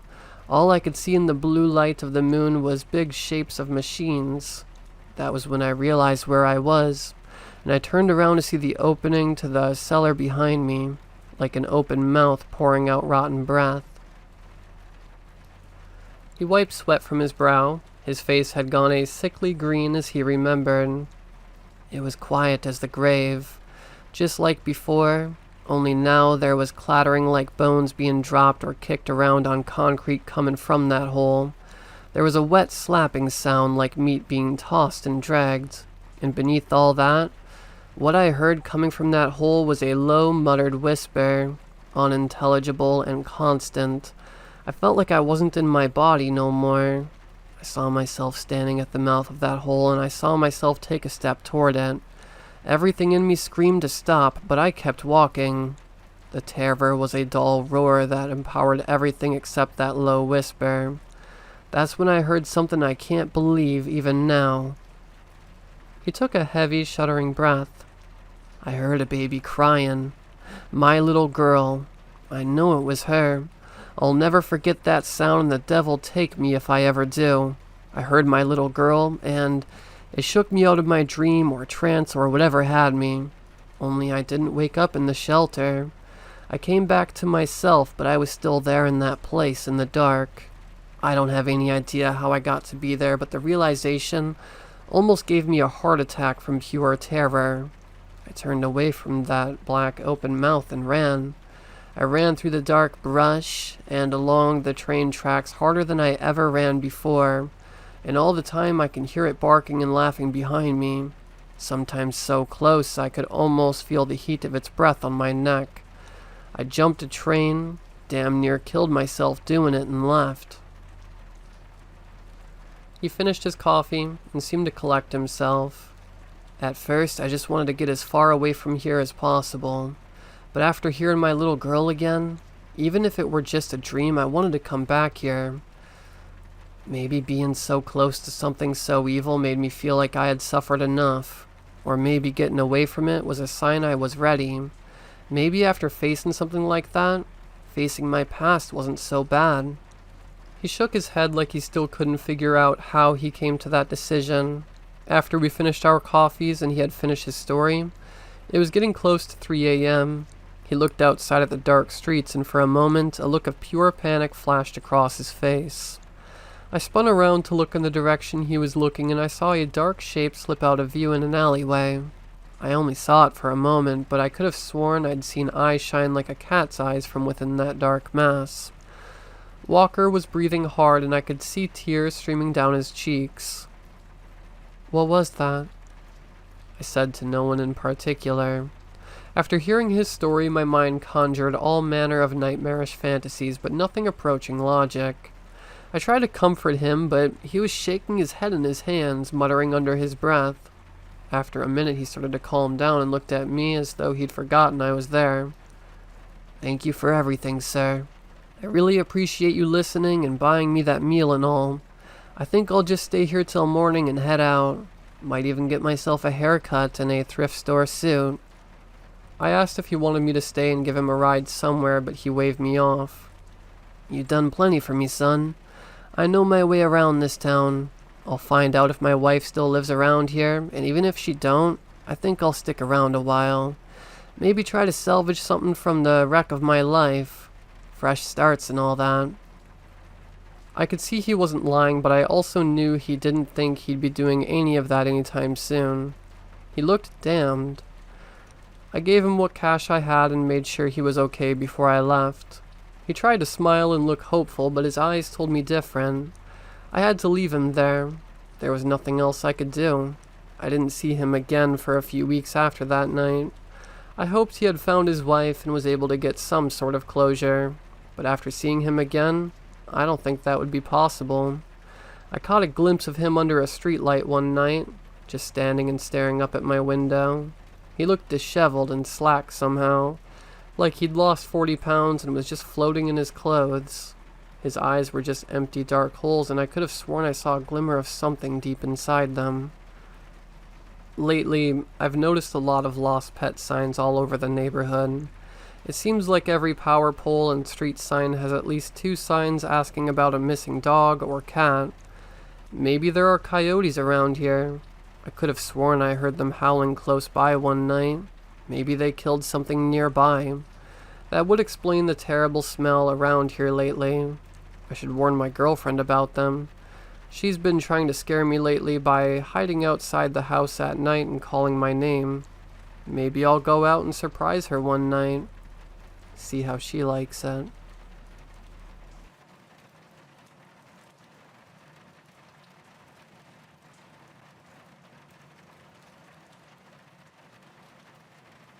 Today is still Tuesday. It's been Tuesday for, I don't know. I've gave up on trying to keep track. It's been Tuesday, 10:24 a.m. for God knows how long, and I can't make it stop. Time passes, sure. The sun goes down and comes back up. But no matter what, every clock in the house says 10:24, and every digital calendar tells it's Tuesday. I've watched as time passes. 10:24 becomes 10:25, 10:26, 10:27, as long as I look at the clock. The minute I look away, 10:24 a.m., and I can't get anyone on the phone. My wife, my boss, my daughter's daycare, my parents, straight to voicemail. I'm getting lots of texts and emails from everyone telling me there's nothing wrong. They're fine, but I cannot get anyone to answer the phone. I'm probably rambling. Let me back up and explain. When the pandemic hit, like most companies, mine switched to working remotely from home. It worked out great for me, because our daughter was born just before things ramped up, so we really needed to be home with her since her daycare shut down. Once things started opening back up, daycare did as well, and at that point we really needed her at daycare. My wife's office opened back up, but my company recognized we could do our jobs just as well, if not better, at home than in the office. So they kind of let us working in the office or at home at our own leisure, provided we're getting our work done. At some point, I can't even remember how long ago, my wife left to drop our daughter off at daycare and just never came home. I typically get wrapped up in what I'm doing, so I didn't notice at first, but every time I looked down at my phone, the time still read 10:24 a.m. At first I thought something was going on with the clocks on my phone and computer, but then I noticed the microwave and oven didn't seem to be working either. Confused, I texted my wife, but she reassured me there wasn't anything weird on her end. As the day went on, and I started feeling more and more paranoid, I asked her what time she had. After some convincing, she told me 10:24. I tried to explain none of the clocks changed, but she kind of just brushed me off and told me she was busy and couldn't talk. I'm not a goldfish, so I know that time is passing. So as the day went on, I continued getting more and more anxious. I tried to call her, but all I got was voicemail. As the sun started going down and it started getting darker, I started to worry. I asked if she would be leaving soon to pick up our daughter, but she reassured me she would get here in about 6 hours when she gets out of work. Night fell and she never came home. When she would answer me, which was only by text, it was to tell me nothing is wrong, but she's really busy and can't talk right now. The following day, after a completely sleepless night of fear and anger, I decide she's run off somewhere and try to reach our daughter's daycare. Surely they could tell me when my wife picked up our daughter yesterday and maybe knew if something seemed wrong. I call the main office and voicemail. I email the director, and she assures me everything is fine and my wife dropped our daughter off on that day, Tuesday at 7:30 a.m.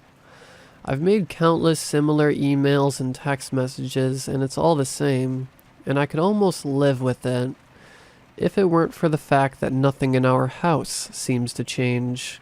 Any food I eat reappears. Garbage I throw away disappears from the garbage can.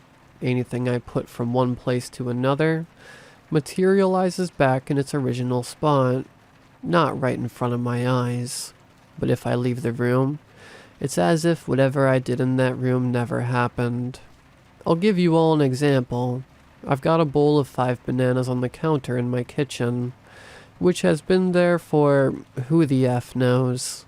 I eat one, and now I've got 4, and there will always be 4, as long as I sit there and look at them, or even as long as I'm in the kitchen. But if I walk away to go to the bathroom or get something out of my office, 5 bananas, in a bowl, yellow as the day we bought them, and I'm almost positive it's not like magic. Someone or something is doing it, and the only reason I say that at this point is because I hear things. Our house is decent sized, not huge, but large enough. We moved in right around when my daughter was born and the pandemic started. Our previous house was a 1-story, 2-bedroom house, and with my wife and I working from home with an infant, we were always on top of each other. I joked with my wife when we first moved in how weird it was being in a house where I sometimes don't know where she was because we could always hear each other no matter what part of the house we were in. What I'm trying to say is, it's a house where you can leave one room and not necessarily know what's happening in another. And what's happening is often something. When I leave a room, I hear things. Footsteps, doors opening, doors closing, maybe a window every now and then. What often happens is something like this. I'll eat a bowl of cereal and a cup of coffee, wash them and put them in the dish strainer, eat an apple or a banana, and sit around my living room getting work done. I used to work in the office, but now I need to be in the center of the house for my own sanity. Eventually I'll get up to use the bathroom or grab my slippers or just get something I need, and I'll start hearing it. A door opens somewhere, maybe there's footsteps, maybe there's not, maybe another door somewhere closes. I walk back into the living room, whatever dishes I've used are back in the cupboard, and I've got 5 bananas or apples again. And maybe I could live with all of this, if it weren't for the fact I can't leave. I don't know why. For some reason I can't leave the house. I haven't been outside in I don't know how long, and believe me, I've tried. I'm not sure what a panic attack feels like, but it's like I get a major panic attack anytime I try to walk out the door. I don't know if it's all in my head, or if I'm being drugged or haunted. Or hell, maybe I'm in a coma, and this is what a coma is like in 2020, if it even still is. All I know is, I miss my wife, I miss my daughter, and I have no idea if they're really okay. So here I sit screaming into the void, on a Tuesday, at 10:24 a.m.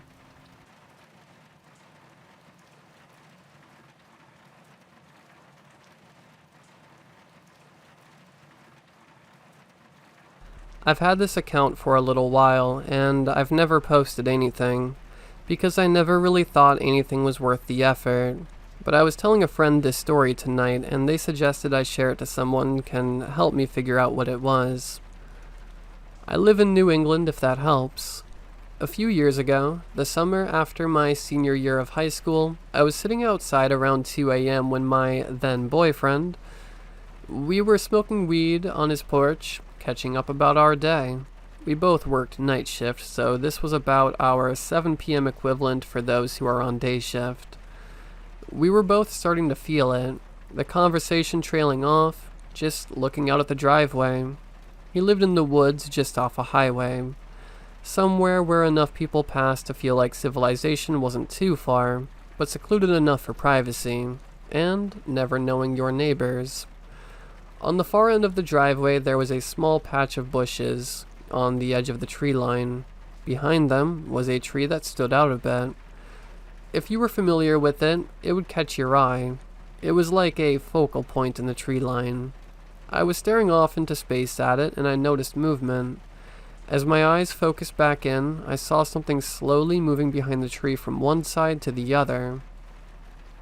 Like, whatever it was peering at us from either side, slowly switching back and forth. It was pretty tall, definitely taller than the average person, and I knew I could make out the shape of head and shoulders. The porch light was on, and the tree line was at an incline, so by all accounts it was lit well enough to know if something was moving. I started to feel anxious and sick to my stomach. I didn't want to make my boyfriend nervous too. We were both high and have anxiety disorders. So I slowly turned to him and noticed he's looking the same direction I was. Maybe he didn't notice though. At least I hoped. I quietly and calmly suggested we go back inside. Without questioning it at all, he says, "Yeah, let's go in." For context, this kid adored being outside. He would find any excuse to sit outside day or night, rain or shine. He loved winter sports and skateboarding in the summer. He loved hikes and he loved to stargaze. He would spend so long outside he'd come back in with new colonies of freckles all over his face and arms, smiling like a kid coming back from a water park. So for him to just agree to go inside without so much as an, "Aw, are you sure?" was out of the ordinary. We go back inside and sit on his bed in complete silence. After a few minutes he says, "Do you wanna watch some TV maybe?" I turn back and say, "I'm sorry. I know we are both high and it's probably just my imagination. I'm not trying to freak you out, but did you see that thing behind the tree?" "Yeah." He just stared at the foot of his bed for a good 10 seconds before smiling. "It was probably just the wind pushing around a baby tree. Those poor things can't hold their own." With that, he grabbed the remote and flicked on the movie we had started before going outside. He reached for my hand, laying down and squeezed it tightly. He was trying to distract me. He knew I was scared. I had to be home before 5 a.m. to be up in time for lunch with my mom. He knew I had to drive home in a few hours. My car was parked 5 feet from the bush patch. I tried to relax, just trying to enjoy my high. We were safe inside, a cute movie on, blankets and stuffed animals. I couldn't have asked for anything more, except maybe snacks. Munchies will get you good. But then it came time for me to go home.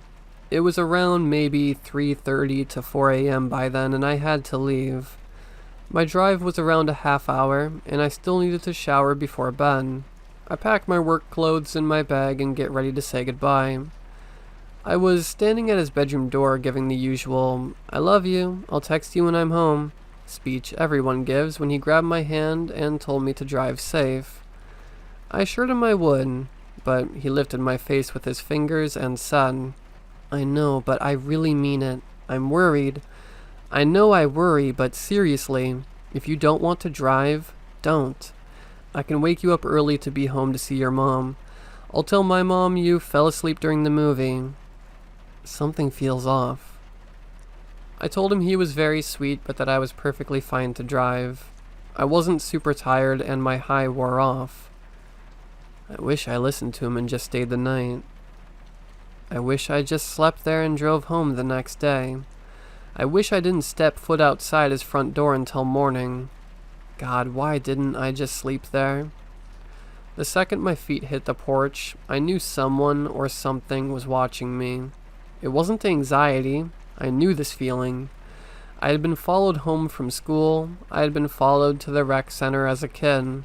I had been followed in stores as a teenager. I knew when someone was watching me, and I knew it in that moment. I tried to brush it off, warm the back of my neck with my hand and do my breathing exercises, but it didn't matter. Every step I took towards my car, towards the tree line, the weight of dread built in my stomach. It made my legs weak and my hands shake. It wasn't fear, it was a feeling of doom. Why on God's green earth didn't I just go the fuck back inside and say I couldn't drive home? When I got about 10 to 15 feet away from my van, I unlocked it and booked it to the driver's side door, which thankfully was facing away from the bushes. I locked my car again and started. My speakers connect to my phone, playing Sublime's Waiting for My Ruka. Everything is fine. You're in your car, music is playing, most of your drive is on the highway. You'll be home and in bed before you know it. I pull out of his driveway and that feeling of being watched doesn't go away. I'm getting really scared at this point, but something in me was calmly telling me to just act natural. Pretend everything is fine. Go ahead, sing along. You love this song. Don't think about it, just look at the road and nowhere else. It's okay, just watch the road. I get out onto the highway, and then out onto the main stretch of road leading to my house. As I turn, that voice in my head goes from calm to stern, like short commands or instructions. Unbuckle your seatbelt right now. Do not look behind you. Do not look in your mirror. Do not show fear. It's like those thoughts weren't my brain. They came from my bones, from something deep and old, much older than me. So, like any reasonable person would do, I unbuckled my seatbelt and rubbed my stomach, grimacing as if I had a stomach ache. Gotta sell the story. I have a reason to be taking off my seatbelt. Tears silently streaming down my face, I melt along to the songs playing, giving half-hearted taps on my steering wheel to the beat. And good God, did I do everything in my power not to look behind me. But it wasn't enough. A car passed me with their high beams on. As I looked over to the side of the road, shielding my eyes, I caught a shadowy figure in the mirror. It was blocking half of my back window on my side of the van. It was like it was absorbing the light, like vibrating dark matter. The second I made any contact, that split-second glance, it was enough for it to get back inside my head. It showed me exactly how I was going to die. Like a sick movie playing behind my eyes, I saw myself screaming, swerving off the road and crashing into a telephone pole. My head hit the steering wheel as I rocked back in my seat. It jumped over the head of my seat, ripping my throat open with its claws and eating me alive. I saw my blood pouring into my lap, and then it was over. I felt every second of it, heard every thought I had. What was the last thing I said to my mom? Who was I?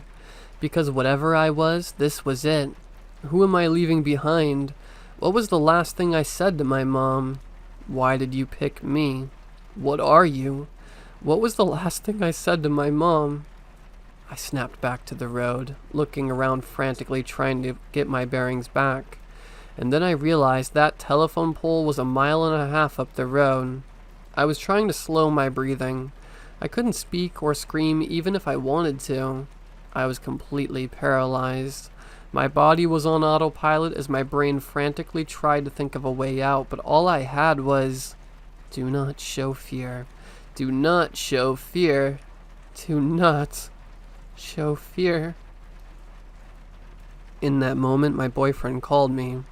I answered the phone trying to sound as normal as possible, but I came across forcefully cheery, my voice clearly shaking. He told me he got bored and decided to call. I was so relieved to hear his voice, but I was also confused. I knew him better than the back of my hand, and this didn't make sense. 15 minutes ago, he was deeply concerned about me driving home. Now he's bored. When he concerns himself with something, he can't let go of it for hours sometimes. At best, he would feel better when I made it home. But for him to be bored halfway through my drive, it was so unlike him, and furthermore, nothing he was saying made sense. Idly discussing random topics like what his shower routine was, which I knew. Why was he explaining it to me? Whether or not he should floss tonight. I've never once seen that kid floss. He despised the taste of blood and would never willingly floss. And most notably, explaining the concept of Forza.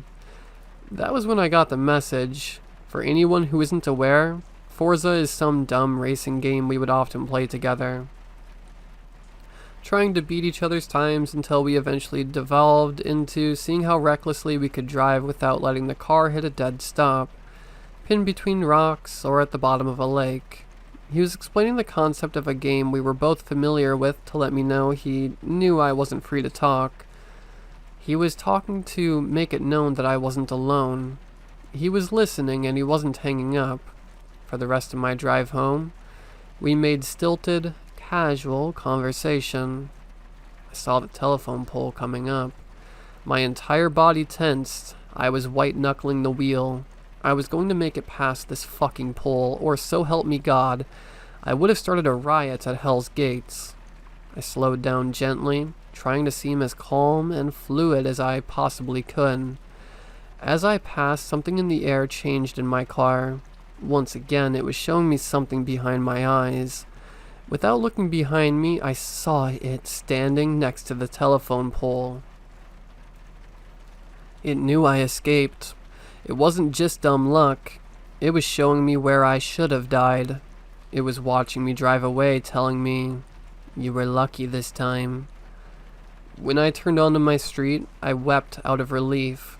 My car was barely off and in park before I flung myself out of the car. The no seatbelt sounded so stupid until that moment, and I ran inside the house and locked the door behind me. I just sat on the floor against my front door sobbing on the phone with him.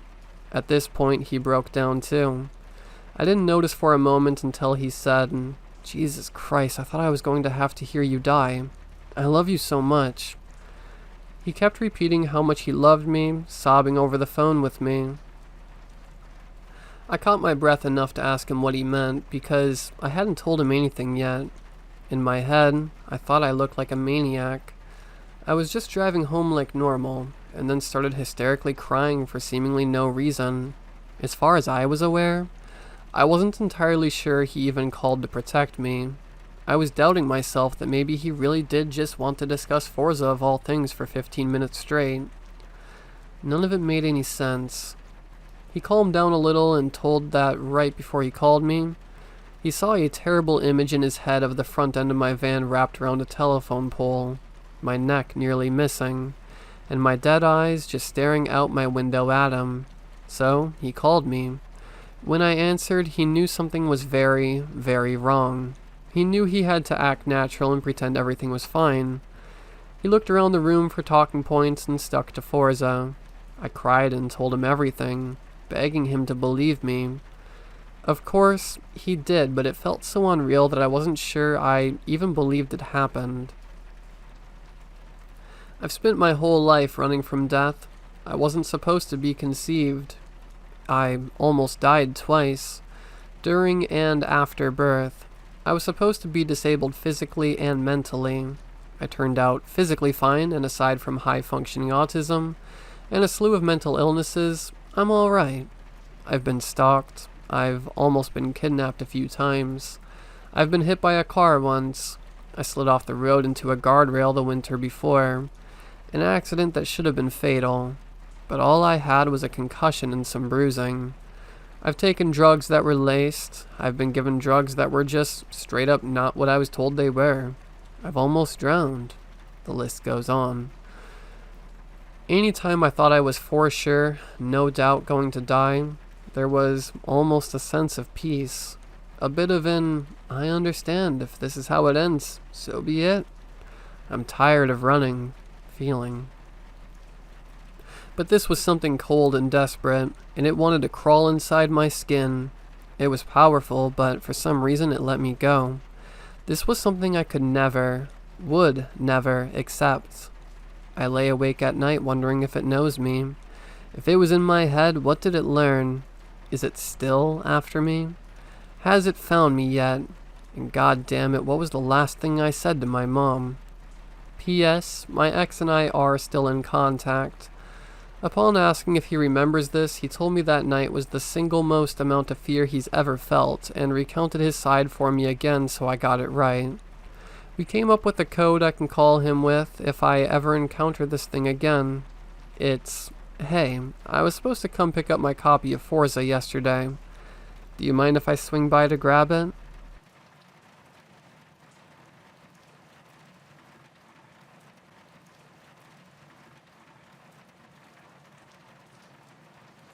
I work for a real estate company, which sounds boring, I know, but I have the least boring real estate job ever. The company I work for is based in the suburbs of a city that is known for having more abandoned buildings than usable ones. You're probably thinking of the right one, but I don't want to get too specific. Anyway, my company buys abandoned buildings from institutions that can own buildings, but not do much with them, like banks or the state. Then we evaluate them and resell, or gut and scrap them out. This is where I come in. As a fairly active person, I hike, indoor rock climbing, etc., lives in the city. I was always interested in urban exploration. I jumped at the chance to do it legally. I quit my desk job as a loan officer and went to work for the company I work for now. When we acquire new property, we're given an asset assessment sheet. Basically a list of anything else that may have come with the property. My job is to enter the buildings and inventory everything inside. I also do some structural checks to see if it's safe for the people to enter. Take photos, basic stuff. Let me tell you, it's a lot more interesting than filling out paperwork all day. It pays pretty well too. Since most people with the qualifications I have aren't very interested in exploring rotten buildings where the roof might collapse on you, if you don't fall through the floor first. That's happened to me, by the way. Not a full-on fall, but I've put my foot through a floor during an inspection. I wanted to post about a weird thing that happened on an inspection last week. It's kind of a whole thing, so let me start from the beginning. The new building was pretty average compared to what we usually got, in a part of the city that was well-to-do in the 60s, but had fallen off over time. The kind of area set up like a downtown hub, but no one really goes there. Some of the businesses were still open, but as little markets and dollar stores. The building I was here for had been a bakery in its heyday, with a small apartment on the second floor. From the basic knowledge I had from the file transferred over with the sale, the owner of the bakery had also owned the building and lived in the apartment, with her daughter and grandchildren, after inheriting all of it from her own parents. As the neighborhood went down, she'd paid less and less of her bills until the unpaid property taxes caused the city to repossess. They'd been completely unable to contact her for months, and when they sent the police out to change the locks, they found the place abandoned. The apartment had been empty, the bakery closed. Sad story, but the same story that a lot of the houses in this neighborhood had. The door opened easily enough. I had a crowbar in my car just in case, but I always tried the keys first. We didn't usually do anything crazy like board over the doors and windows, unless there was vandalism, so the daylight shone through the molding white drapes on the windows and lit the place fairly well. The door was nearly flush with the right wall of the building, and along the bank of windows to my left was a small bar, the kind you might sit at with a muffin and coffee, had there been any chairs. Against the back wall was a glass display case, the kind that also functions as a counter that staff stand behind. There was enough space between these two to suggest that this bakery had often had long lines or possibly more seating. The wall beyond that had a faded mural. It was a picture of soft, green hills dotted with houses descending into a sparkling blue sea. Two doves held a banner, possibly telling the name of the bakery or even the location of the mural. I had no idea because it was in Greek. I set my backpack down, took out my phone and started photographing. The windows were all whole in their panes, as well as the glass making up the counter. The counter also still possessed most of the sliding pans that the sweets would have sat on, though everything was covered in a solid layer of dust. It seemed to have been taken well care of while the bakery was active and thankfully not vandalized since. I made my way into the back room through the door behind the counter. It was actually quite small for a shop this size because the ovens had been installed in the basement. The back room had probably been more of a storage area than anything and was empty. The only thing remaining was the dumbwaiter. In the farthest corner of the room was a square hole in the floor, ringed by steel plates. A yellow striped guardrail surrounded it, coming to about knee height. The mechanism that moved the dumbwaiter was exposed, steel beams lining the wall over the hole. I photographed it, planting my feet under the guardrails and leaning in to give a clear picture of the rust starting to form. I pressed my weight onto my palm, leaned into the wall, and my body hovered briefly over the hole. As I did this, I began to feel like someone was in the basement. I looked down into the square, industrial, empty shaft of the dumbwaiter. I saw nothing, even when I pointed my phone's flashlight downwards. I also didn't see the ground of the basement. With the main floor checked, I prepared to move to the basement. The store room had a back door, leading to a small landing. From the landing you could go up to the apartment or down to the basement. There was also a door which led outside to a small stretch of dead grass between buildings. The outside door had a barred window that cast a striped shadow back at me. I rattled the handle of the door, finding it locked. I hadn't shaken the feeling that someone was downstairs. There was no reason, no sound or movement that had caught my attention, but still it was there, a feeling of presence. The front door had also been locked and had opened correctly, meaning that it probably hadn't been messed with. The back door was locked as well as whole. No windows had been broken, there was no way for someone to be down there, but I still had the strongest, down in my guts feeling that someone was in the basement. I turned to the stairs, tamping down my unease. At the end of the day, the most important items in an inspection were the most expensive, and those ovens were the most expensive thing in the building. If I had to guess, they were probably a big part of the reason we bought the building, if not the reason. Despite my nagging idea that I should not go to the basement, there was no way that I could get out of it. The stairs leading to the basement were single wooden slats, suspended horizontally over an open space. The slightly dusty, cold smell of underground spaces wafted up towards me. Even with the daylight shining in through the window, I could only see the first few steps. Shining the lights of my phone only illuminated one more. They seemed to fade into the solid darkness of the basement. I didn't like the look of the steps, and I couldn't quite tell if it was because of the creeps this place had started to give me, or because I was actually seeing something unsafe that my subconscious was warning me about. Before I went on one of my inspections, I had to check in with my boss, and check in again when I left the building. I also had my phone with me at all times to call the office or 911 if I needed help. Even with these precautions, I still didn't want to fall through a set of rickety old stairs and break my leg. I returned to my backpack in the front room and took out a length of rope and a round 10-pound weight. It wasn't the most high-tech way to test the stairs, but it made me feel a lot more comfortable if I could huck a big piece of metal at a step and have it not break. I threaded the rope through the center of the weight, knotted it twice, and tied the other end to my belt. I'd lost a different weight doing this, and now my home set was lopsided. I moved up to the first step, held the weight out at arm's length, and dropped it. It hit the step with a crash, but the wood held. The second and third did as well. I moved along the stairs as I went, and even as I stood on the third stair, the sound of the weight hitting the fourth was strangely muffled. Still, even with my phone tucked into my shirt pocket and casting a light outwards, I could barely see just in front of myself. The darkness was oppressive, like it was alive. That might be an authorial license, but bear with me. By the time I got to the bottom of the stairs, the darkness was thick, the way smoke is. But there was no smell, and it didn't dissipate the way that smoke does when you create airflow. I waved my hand in front of my face to wave the darkness away, but it didn't do anything other than make my hand disappear to slowly dissolve into a haze. The light from my phone only lit the area immediately in front of me. I stepped carefully into the basement. A voice rasped in front of me. I jumped about halfway up the stairs.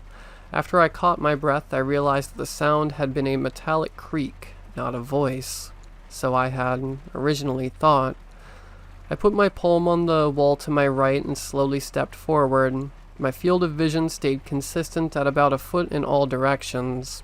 So my plan was to follow the wall in a circle around the room, and hopefully run into the ovens on the way. If I didn't, then at least I would end up back at the stairs and be able to report that I had tried. The other hand was held out in front of me, and I wove it back and forth like a blind man's cane, so that I wouldn't walk into anything. This failed pretty significantly as I stubbed my toe on a metal plate hovering about an inch off the ground. "Fuck," I said, leaning forward to grab my foot. As I moved closer to the metal plate, I saw the yellow and black striped tape ringing the outside of the square plate, and realized that I had found the moving part of the dumbwaiter. It was secured to the wall with a series of steel pieces and wires that I didn't want to stick my hand into. So instead of hugging the wall, I decided to stay low and let my phone flashlight illuminate the dumbwaiter to be my guide. This half of the dumbwaiter was also in the corner, which made me hope that the basement was similarly proportioned to the tiny back room. I was very tired of waiting around in the darkness. My searching left hand eventually hit the edge of a metal box. I could have shouted with joy because I had finally found the oven. I moved closer, letting the flashlight into my pocket illuminate the silver surface. The light barely reflected back at me, not affecting the omnipresent darkness at all. I felt my way around to the glass doors at the front of the oven, then down. I knelt on the floor to search for the serial number on the underside of the steel box. Cautiously, I made sure not to crawl under, or to place my limbs too close. Wary of the metallic screech I'd heard at the bottom of the stairs, the idea of the oven falling and trapping me underneath made me feel a cold sweat on the back of my neck. I feel like I need to take a moment to explain something. I'm not someone that is often afraid in situations like this. Like I said, I'm a physically fit man, and I do this professionally. I have had close scrapes, injuries, unstable buildings, squatters. I have scars from doing this job, and while I am always aware of potential danger, it is rare for me to feel truly afraid. So when I tell you how terrified I was to be in that basement, you need to understand the magnitude of that. And I was terrified. To my bones, I was afraid. And every minute that I stayed was an act of intense willpower, and only because I wasn't interested in losing my job.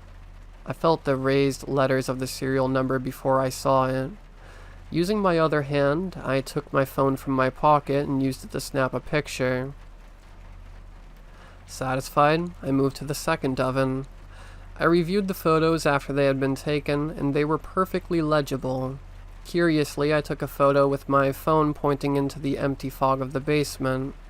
In my phone screen, there was nothing but swirling fog until I snapped the picture.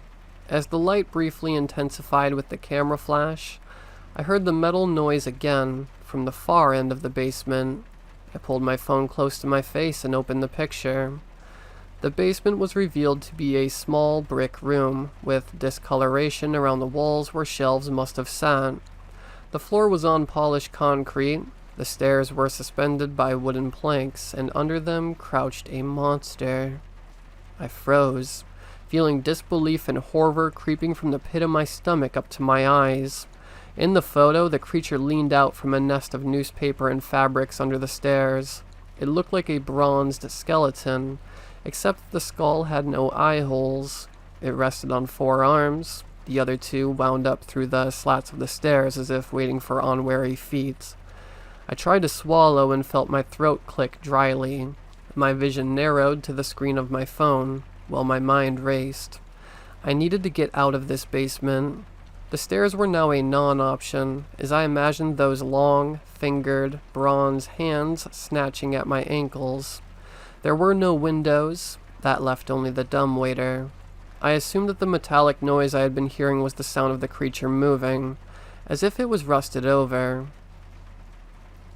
It had been silent since I had taken the picture, and I prayed that it still thought I was unaware of its presence. I knew, somehow, that the creature was responsible for the darkness. It was only through some quirk of technology that I had seen it at all, and I could only hope that it was unaware of this and would continue to lie in wait for me. Taking a moment to steady myself, I turned back towards the ovens and the dumbwaiter. I moved agonizingly slow. I didn't want the creature to know how afraid I was. It might pounce if it thought I was trying to escape. I stepped onto the metal plate of the dumbwaiter and bounced, as if testing the weight. I wrapped my hands around the largest of the steel shafts holding the plate to the wall and slowly applied pressure to it. There was no way the dumbwaiter was going to work normally. The electricity had been cut off for months, if not years. The shaft was dirty with sooty, black grease, but seemed like it would hold my weight. However, it was quite awkward to grip, and I knew that if I rushed or got careless, I was going to fall. I tried not to imagine myself falling, and being trapped in this tiny, dark room with that horrible creature and a broken leg. I took a deep breath, in through my mouth, out through my nose. Even without being able to completely see the walls, I knew that the distance that I needed to climb was only 10 or 12 feet, and I had to put in far more than that on the climbing wall at the gym. Breathe in, breathe out. The steel shaft was bolted into the wall, and the solid steel plate that it was made to move had to weigh at least as much as I did. It could hold me. Breathe in, breathe out. I didn't have any other options. Grabbing the shaft as firmly as I could, I swung my leg up to brace myself against the wall, letting the tension of my body support me. Once I felt secure, I brought my other leg off the ground to rest even higher on the wall. I was bent nearly at the waist, with my knees in my armpits, and I could already feel the pressure in my shoulders, neck, and ankles. It was bearable. Slowly, carefully, I released one hand and moved it up the steel shaft, beginning my walk up the wall. I took a deep breath and another step. It was uncomfortable, but doable. I heard a metallic screech behind me. I nearly stumbled catastrophically, but kept my grip at the last minute. After a deep breath, I continued. The screeches continued behind me in smaller squeaks and crunches, chittering along like some ancient machine coming to life. The noises came slowly, but like any machine, it would be faster soon. I continued my walk up the wall, my lower back screaming, torn between the adrenaline demanding that I run and the diminishing reason left in my mind telling me that a fall would be fatal. The rusted shrieking had begun to even out into a steady whirring, clicking along like an old typewriter. It sounded closer already. I felt a yank around my wrist. My fingers slipped where they gripped the shaft, sliding back through the grease. My heart jumped into my throat, and I had to freeze for a moment. My startled lizard brain stopping completely for a moment as it expected my impending doom. When a second pull did not come, I realized that I had made a terrible mistake. The weight I used to test the stairs was still tied to my belt, and it must have caught under the plate of the dumbwaiter. I braced myself and tried to lift my hips, testing my theory, and it held true. I was painfully stuck a few feet from the exit. The clicking behind me crept closer, whirring louder and faster. A dreadful dragging sound accompanied the clicking now. I tried desperately to shut the thought of what that might mean out of my mind. I dragged myself forward, bending my knees until they popped, and jammed my fingertips deep into the thin crack between the shaft and the brick wall. Gritting my teeth, I took my other hand off the shaft. The machine sounds were closer now, that horrible dragging sound nearly underneath me. My left hand fumbled at the knot of rope, but between my growing panic and the grease on my fingers, I couldn't find the end. Click, click, click, drag. I shifted my focus to the belt itself, tugging the tongue free and working at the fastener. Click, click, drag. The tongue of the belt came free and dangled uselessly to my side, the knot slipping along the length. Click, drag. My joints screaming, my fingers in agony, I grabbed the shaft again and yanked myself up, praying that the knot would fall the rest of the way off on its own and not send me back down into the darkness. I am not a religious man, but I felt a conversion coming on as I thrust my upper body into that foggy but clearing air above me, my mind a blank and wordless prayer that my belt would give. I felt the side of my belt slip off, and the pressure around my waist suddenly released. I heard myself make a sound like a screamed peal of laughter and shot myself forward. In my desperate hyper-extension, my fingers touched the metal plate on the floor of the storage room. I grabbed onto the lip of the hole and dragged myself up until my other hand could reach the guardrail. The clicking sound was now joined with the tapping of metal on metal, like the sound of a rat digging itself out of a wall. I hung suspended, one hand gripped tight to the guardrail, the other on the metal plate. The tips of my fingers scraped raw from the brick walls. From underneath I felt the dumbwaiter and the apparatus supporting it shake, something impossibly heavy settling its weight onto the metal plate beneath me. The strut I had climbed out on made a popping noise, pulling away from the wall. I shook my head quickly to clear it. Breathe in, breathe out. No time to panic. I swung my lower body up, my abused back muscles screaming. My toes made contact with the floor of the storage room, the side of the open dumbwaiter hole, and skidded off. Pain fluttering up my leg. The strut popped again, pulling further from the wall. That horrible typewriter clicking was louder than ever directly underneath me. Breathe in, breathe out. I swung my body up one last time, my heel connecting with the side of the plate. I pulled my other leg up and swung it onto the floor. My body briefly suspended over the dumbwaiter hole the way you float in the ocean. Head back, chest and hips up. Helpless. I used the last of the strength in my arms to press my body along the floor, sliding feet first into safety. When just my head hovered over the hole, I sat up and lunged across the tiny back room, rolling into the far wall. I watched as the strut I climbed popped and creaked away from the wall, curving forward into the open hole of the dumbwaiter shaft. More metallic noises rose from below, faster, more aggressive. Angry. A wisp of darkness, like smoke, rose into the back room, defiant against the mid-afternoon light streaming in through the barred window. The strut curved farther, collapsing back into itself under the weight or the strength of the monster, and disappeared into the basement. My breath caught. I scrambled to my feet and ran out of the front door of the bakery. I didn't slow down or stop to look as I grabbed my backpack, closed the door behind me, and got in my car. In a blind panic, I even drove, coming back to myself a few blocks away when my shredded fingers began to bleed down the steering wheel.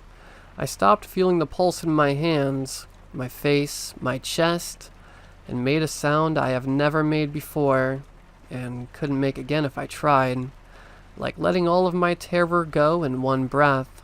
When I calmed down, I drove back to my office. Keisha, my supervisor, was in the lobby when I pulled up. Why didn't you check in? She demanded. Then I watched her eyes widen as she took in my filthy, bleeding hands, my belt hanging off my waist, and whatever expression I was making at the time. The angry boss act dropped immediately and she ushered me back into our shared office. What happened? I told her everything. It came out as she quietly examined my hands, cleaning and bandaging my scrapes with our first aid kit. They were mostly fine, except for a nasty cut at the base of my right thumb, where I must have gotten myself as I released my belt. I think that by the end I was crying, but I'm not sure. All I felt as I spoke was this tired emptiness. At one point, Keisha took my phone and opened the camera roll, calmly looking at the picture of the monster under the stairs. Okay, she said. Here's what's happening. She turned the phone towards me so I could watch as she deleted the photo. I am going to file your report on this. You were able to get into the basement. You could not confirm any of the inventory. After you were in the basement, the stairs collapsed and you had to climb out. You injured yourself while climbing. You're going to take the next week off. The building will be marked unsafe for entry and demoed. We are not going to talk about this again. She held my gaze. Understand? I understand, I said after a long pause. Keisha sighed. Good. Now go home and get some sleep. Tomorrow, you should see a doctor. And that's what I did. I'm okay. I have scrapes and bruises and muscle strains, but I'm fine. But I needed to get this all off my chest. I can't talk about it to Keisha, and without the picture, I don't think anyone else would believe me. I don't even really care if you guys believe me, because I'm scared. It's almost the end of my time off, and I know I'll have to go back out there. The thing is, I didn't lock the door. I ran out so fast that I closed it behind me, but I never locked it. And whatever that thing is, it was too heavy to climb the dumbwaiter's shaft, but the stairs were fine. They never even creaked as I walked down them. It might be able to get up the stairs. And the bakery was so taken care of. No one in the neighborhood had bothered it. No graffiti. No one had forced the doors. It seemed lucky at the time, but maybe they knew that it was spoken for, protected. And if that was the case, there wouldn't be a reason to lock the doors, unless you wanted to keep something in.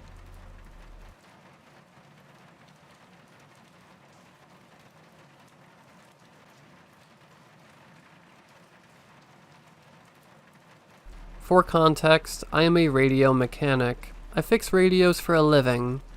I own a radio shop where customers can order a replacement radio, or have a broken one fixed in complete mint condition. Oftentimes, these would be radios that belong to cars that just so happen to malfunction in unknown circumstances. For the most part, it would be water damage or a loose wire which would require just a simple fix. Most of my customers are elderly folk who just so happen to own a vintage radio. Vintage radios are as timeless as they come. The antique finish on the wood to the marble-like finish on the plastic film that enveloped the radios back in the 90s. Oh, to see the look on the customers' faces when they can tune into their favorite radio station and listen intently, turning up the volume and going about their day. Nothing particularly too bad about the job. One night, a strange aura had surrounded the shop, and I had this unquenchable thirst in my throat. It felt like I had been dunked in ocean water despite not having been to the beach in a few years. I brushed it off as a slight fever, though the taste was foreign. Maybe this job is getting to me, I said to no one in particular. It was approaching December. The winter was the worst. It's easy to hear phantom sounds, especially when you're surrounded by voices coming in sudden waves of static. It's not that comforting to hear voices when you're alone in a shop at night, however. I wouldn't say I am unable to handle it, though. Most voices on the radio are discernible as long as the signal is in good condition. Everything around me had always been in good condition. An older gentleman, dressed in a military navy, possibly freshly ironed, suit with a sailor's hat had come up to me. He reeked of bitterness and the desperate longing of a life that was once known. "What can I do for you, gentlemen?" I asked politely. "It seems that this darn radio won't catch a damn signal." He heaved with a thrush breath. Actually, I would call it more of a thrush breath combined with a sweet stench of whiskey. How odd. He spoke of a radio not receiving a signal, but the device he brought in was a transmitter. The transmitter he brought in was of a tactical style, dating back to the era of the 1900s. Of course, it didn't receive any signals. It wasn't even designed for that. Noticing my nose crinkle up, the older gentleman intuitively noticed my hesitation before proceeding to utter another sentence. "Don't mind the smell, son. It's a little cold out." I looked at him with a puzzled gaze. Of course I knew what whiskey was. I had a few bottles back in my cabinet in my apartment myself. Was this man possibly making a mockery of me due to my age? Nevertheless, I firmly grasped the radio transmitter in my hand, feeling the rough texture of the metal in the soles of my fingertips. Dust and metal bits had embraced my palm as I delicately put it back down on the counter. "Fancy models here. You make them yourself?" asked the old gentleman curiously. It seemed like he didn't recognize the models on the wall. I doubt that he truly did not know, and it may have been just another role-playing question. Still, I decided to just play along with it. "These models here are brand new. State-of-the-art technology. You won't find any place with radios like this," I exclaimed. I'm not much of a marketer myself, but pride can come a long way when you own a store. Something was off about this particular customer, though. I doubt he would be coming back. He seemed a little puzzled, a little amused, as if my words were a marketing ploy rather than the truth. I don't usually get a customer right smack dab in the twilight of the day. I don't usually get older gentlemen who like to roleplay like they were sailors from the 1900s often. I don't discriminate. It just occurred to me that this was not an ordinary sight. Examining the transmitter closely, it was quite simply a classic case of waterlogging. Perhaps spilled tea, or perhaps it fell in the toilet. Classic. It was such a simple fix. I gestured over to the man and told him I could get it fixed and returned at the same time tomorrow. The man looked pleased with himself and just left the store without any mention of payment. I would have said something, however it was time to go to bed, and the thought of ushering a frail gentleman on his payment at such a late time in the day rubbed me the wrong way. I thought better to just bill him tomorrow. The bell on the top of the door usually had a little chime ring as the customer left the store, but this time there was just no sound, like a crack had been heard in the dead of the night. A little off, I should admit, but I thought better to think nothing of it. Unbeknownst to me, the waterlogged transmitter had started to groan with static. I found it odd, however not impossible, since it happens with the electricity mixes with water. Something really, really strange happened though. The groaning static became a moan, a moaning static. It's hard to believe simple static could have humanistic qualities, but it grew a bit harsh, almost like it was crying. There was no voice behind it. It's a transmitter, so it obviously wasn't receiving signals. The pattern of the static mimicked that of a person who had a lump in their throat struggling to get the words out. The static created such a frequency that I instantly froze when it started to cry in desperation. Wait, no radios can't do that, can they? Almost like it was turning off and on, pausing and repeating, the motion of the sound waves of the static going up and down, like a baby who had decided to interrupt their mother at 3 a.m. because they need a good tummy rub. Yeah, that kind of crying. Maybe I was losing my mind. I wasn't prepared for this kind of thing. What kind of transmitter did that old man bring to me? Suddenly, my head turned towards a static-like rumbling coming from one of the newer radios. These radios were the kind that modern-day cars would use. It's in mint condition. It wasn't supposed to have that kind of sound unless the signal was incredibly bad. The static noise went on for a few minutes until I finally heard the sweet noise of modern society. I was relieved and a tad bit embarrassed to be in such a fright in my own store. Just as suddenly as my relief came on, it went away as the calmness of the noises I heard had suddenly been pushed to a screeching halt. A static screech, if you will. The screech transformed the sound the radio had been playing to a sound that belonged to a man in desperation. I heard a familiar voice. "This is Harrison. Do you copy?" "What the hell?" I whispered in a shocked tone. It was that old man's voice. Was he playing tricks on me? Or... oh god, I am really starting to lose it, aren't I? Just then, another voice came.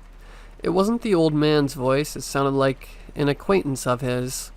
What he said, it was state-of-the-art technology. I could tell that they were mocking me for what I recited earlier. I don't know who they were or what prank they were pretending to play, but it wasn't funny at all. I suddenly jolted to a loud banging that was being received through the radio. It was accompanied with what I believed to be sounds of thunder and ocean waves. The banging got increasingly louder and louder and louder. Whatever it was, it sounded like they didn't want it coming in. I really didn't understand the prank they were intending to pull on me. If they were intending to scare me, they were nothing more to me than just a few teenage dirtbags in the bodies of old men. I heard one last voice until it was suddenly shut off. Oh god, it's outside. Why isn't this working? I was frustrated. What a terrible prank, I thought. Looking around to collect my belongings and drive home, I felt that ocean water in my throat again. I was going to seriously start crying if I didn't leave right then and there. Before I could slip my way past the entrance and leave, I heard a blaring static coming from every radio in the shop. A blazing hum replaced the static before being replaced by an even stranger sound, coming from every radio. A heightened static screech was accompanied by 3 letters akin to something that would be received by transmitters in the 1900s. S. O. S.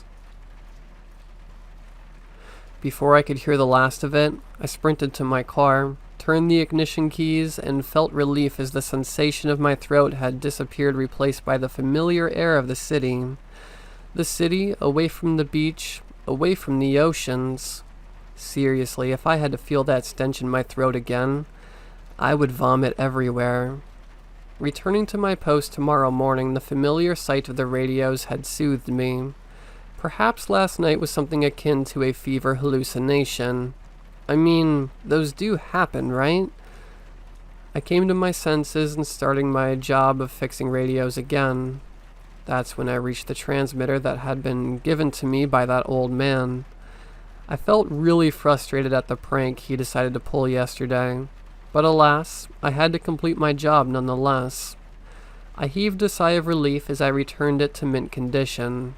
The transmitter could now transmit audio signals to modern radio technology. The old man returned at the expected time. He looked pleased to see me despite the fact that I wore a slight scowl on my face as he walked in. Again, the bell on the door didn't chime, just a sudden thud as the door closed behind him. As he reached in his pants to shell out a payment, I interrupted him with a simple but assertive question. "Why did you prank me yesterday?" I asked him, a stern stare in my gaze. "Excuse me?" he asked, confused. "I don't recall doing such a thing," he replied. "You know what? Forget about it," I exclaimed. I didn't want to get into a conflict this late at night. The old man smiled and gave me his payment, making a sudden remark on how expensive the repair service is. He was pleased to hear that his radio was in mint condition and was able to transmit to newer devices. I was a bit hesitant for him to leave my store again in anticipation of the prank that may be awaiting me later on tonight. As he left, a folded piece of paper had fell from his pocket and lay on the ground. The old man left, the door heaving closed with just a sudden thud. The old man had gone, but he forgot possibly an important document. Picking it up, I unfurled it and read the contents apprehensively. Dearest Rosemary, I write this to you in preparation for my new occupation as a lighthouse worker. My bags have been packed and I am ready to embark on an exciting new chapter in my life. The sights that one sees out in the ocean cannot compare to the beautiful rose-colored skin that await when I return. I will be accompanied by 2 other gentlemen as we guide the sailors to their destinations. I am writing this letter in the event that if I do not survive or make it out alive, one of my acquaintances will deliver this letter to you. I love you. Rob Harrison, December 1st, 1900. My throat sunk to my stomach.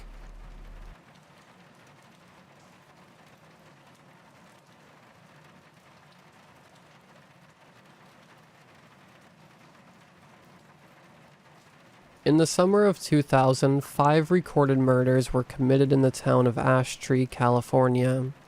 The first murder occurred on May 8th, and the last occurred on June 15th, coinciding with the arson of the abandoned Fretwall movie theater. Due to the unusual condition of the victims' bodies, the killer has been nicknamed the Ash Tree Butcher. Despite the shocking nature of the crimes, it received little national media coverage due to the ongoing election cycle. No arrests have ever been made relating to the murders, and the killer's identity has so far remained a mystery. The following documents have been compiled in an effort to shed some light on these crimes, and to determine the true nature of the killer. Newspaper clipping from the Ash Tree Journal, May 9th, 2000. Local biologist murdered in home. Professor Gerald Jacobs, biologist and lecturer at the Ash Tree Community College, was found dead in his home on May 8th. Witnesses claimed that they heard screaming at around 1 a.m., which quickly ceased. However, it wasn't until the sound of glass breaking at 2:26 a.m. that the police were called. Jacobs was dead by the time officers arrived on scene. Professor Jacobs' neighbor, Nicole Min, said, "I'd heard the scream first, but didn't really think anything of it. Once I heard the window smash, I went outside to take a look and see what was going on. I didn't get out in time to see much, just a flash of movement headed down the road. I feel so guilty. I wish I'd called 911 sooner. I just assumed he had gotten angry or something. I had no idea he was in danger."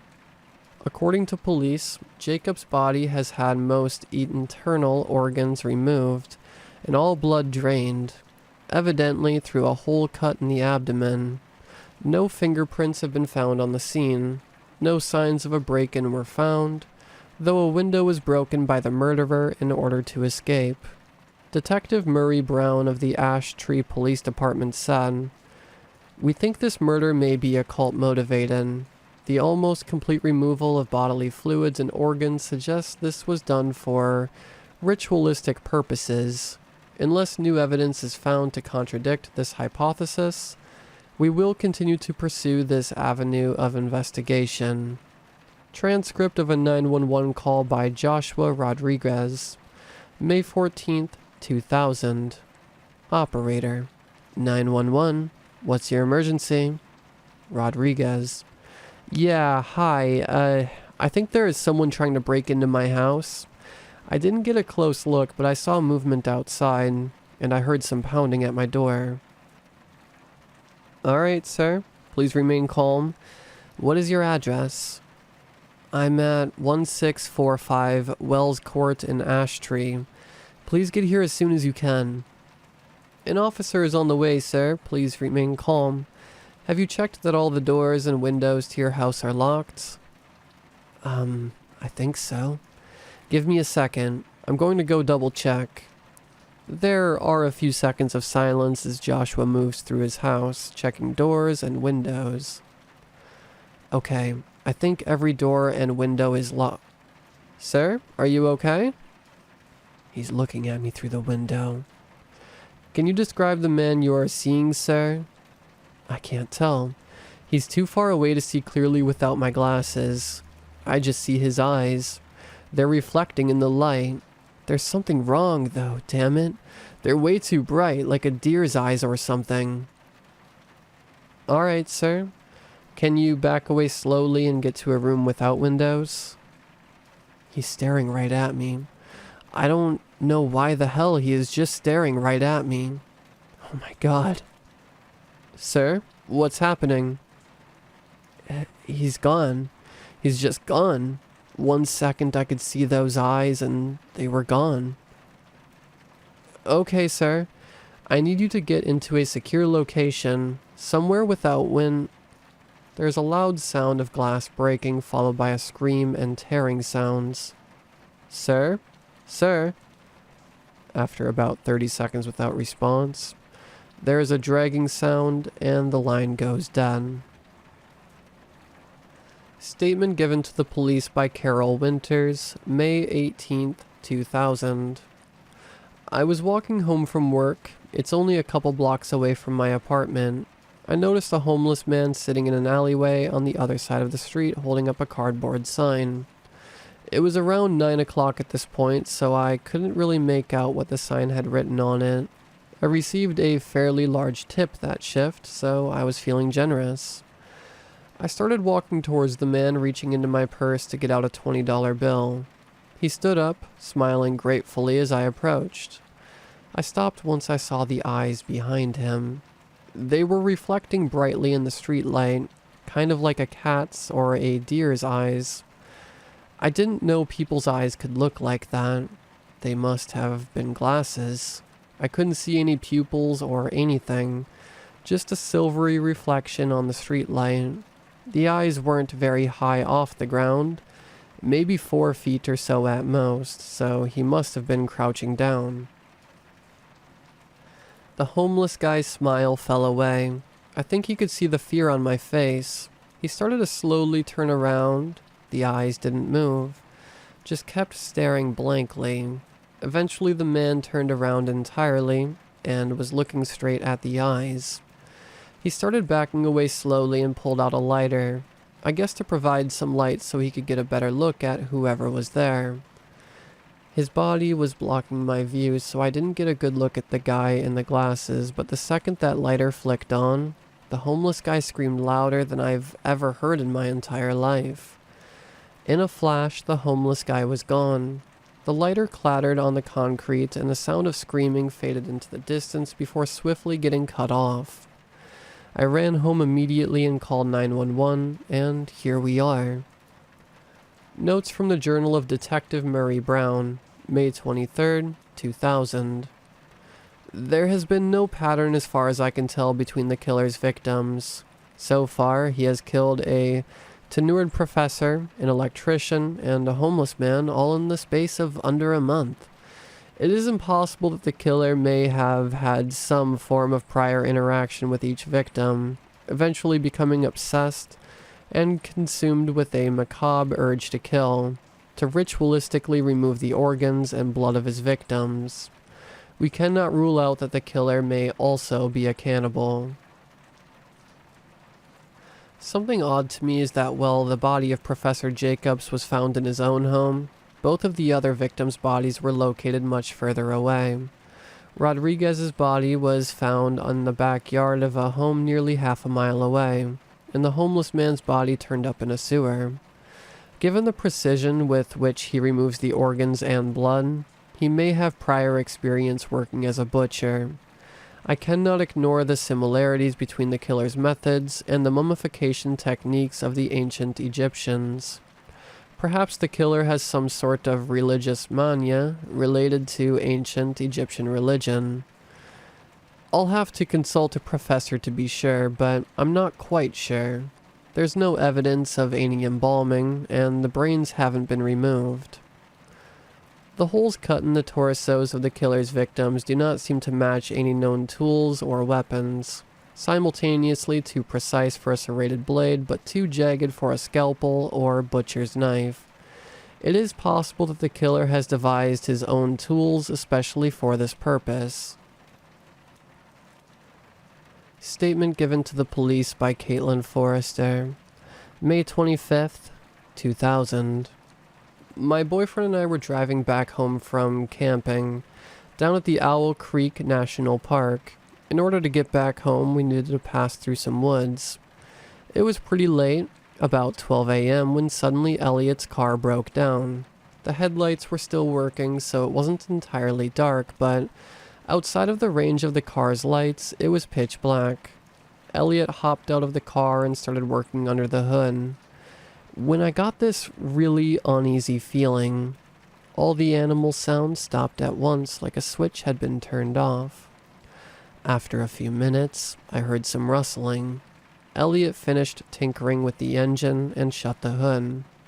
With my vision no longer obstructed, I saw the eyes reflecting in the headlights behind him. They didn't look like any animal eyes I'd ever seen.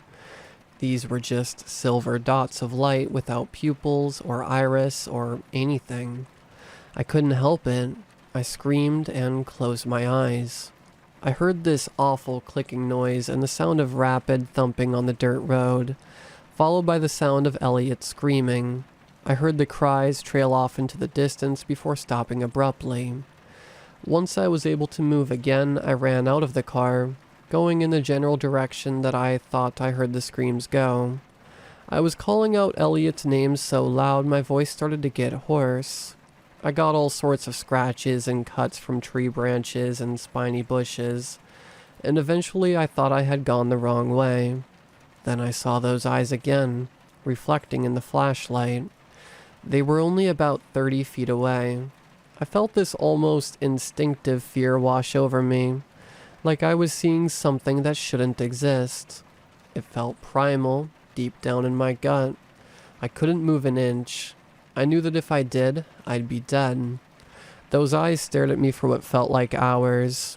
Then just as suddenly, they were gone, and I could hear their owner running off into the distance. I kept standing still until daybreak. Then I used my cell phone I'd left in the glove department to call the police. Newspaper clipping from the Ash Tree Journal, May 31st, 2000. Ash Tree Butcher strikes again.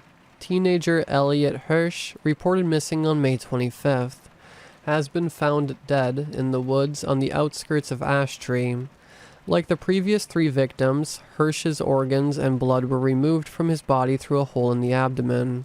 In addition to Hirsch, the corpses of 4 deer and a mountain lion were found within the area, all in similar condition.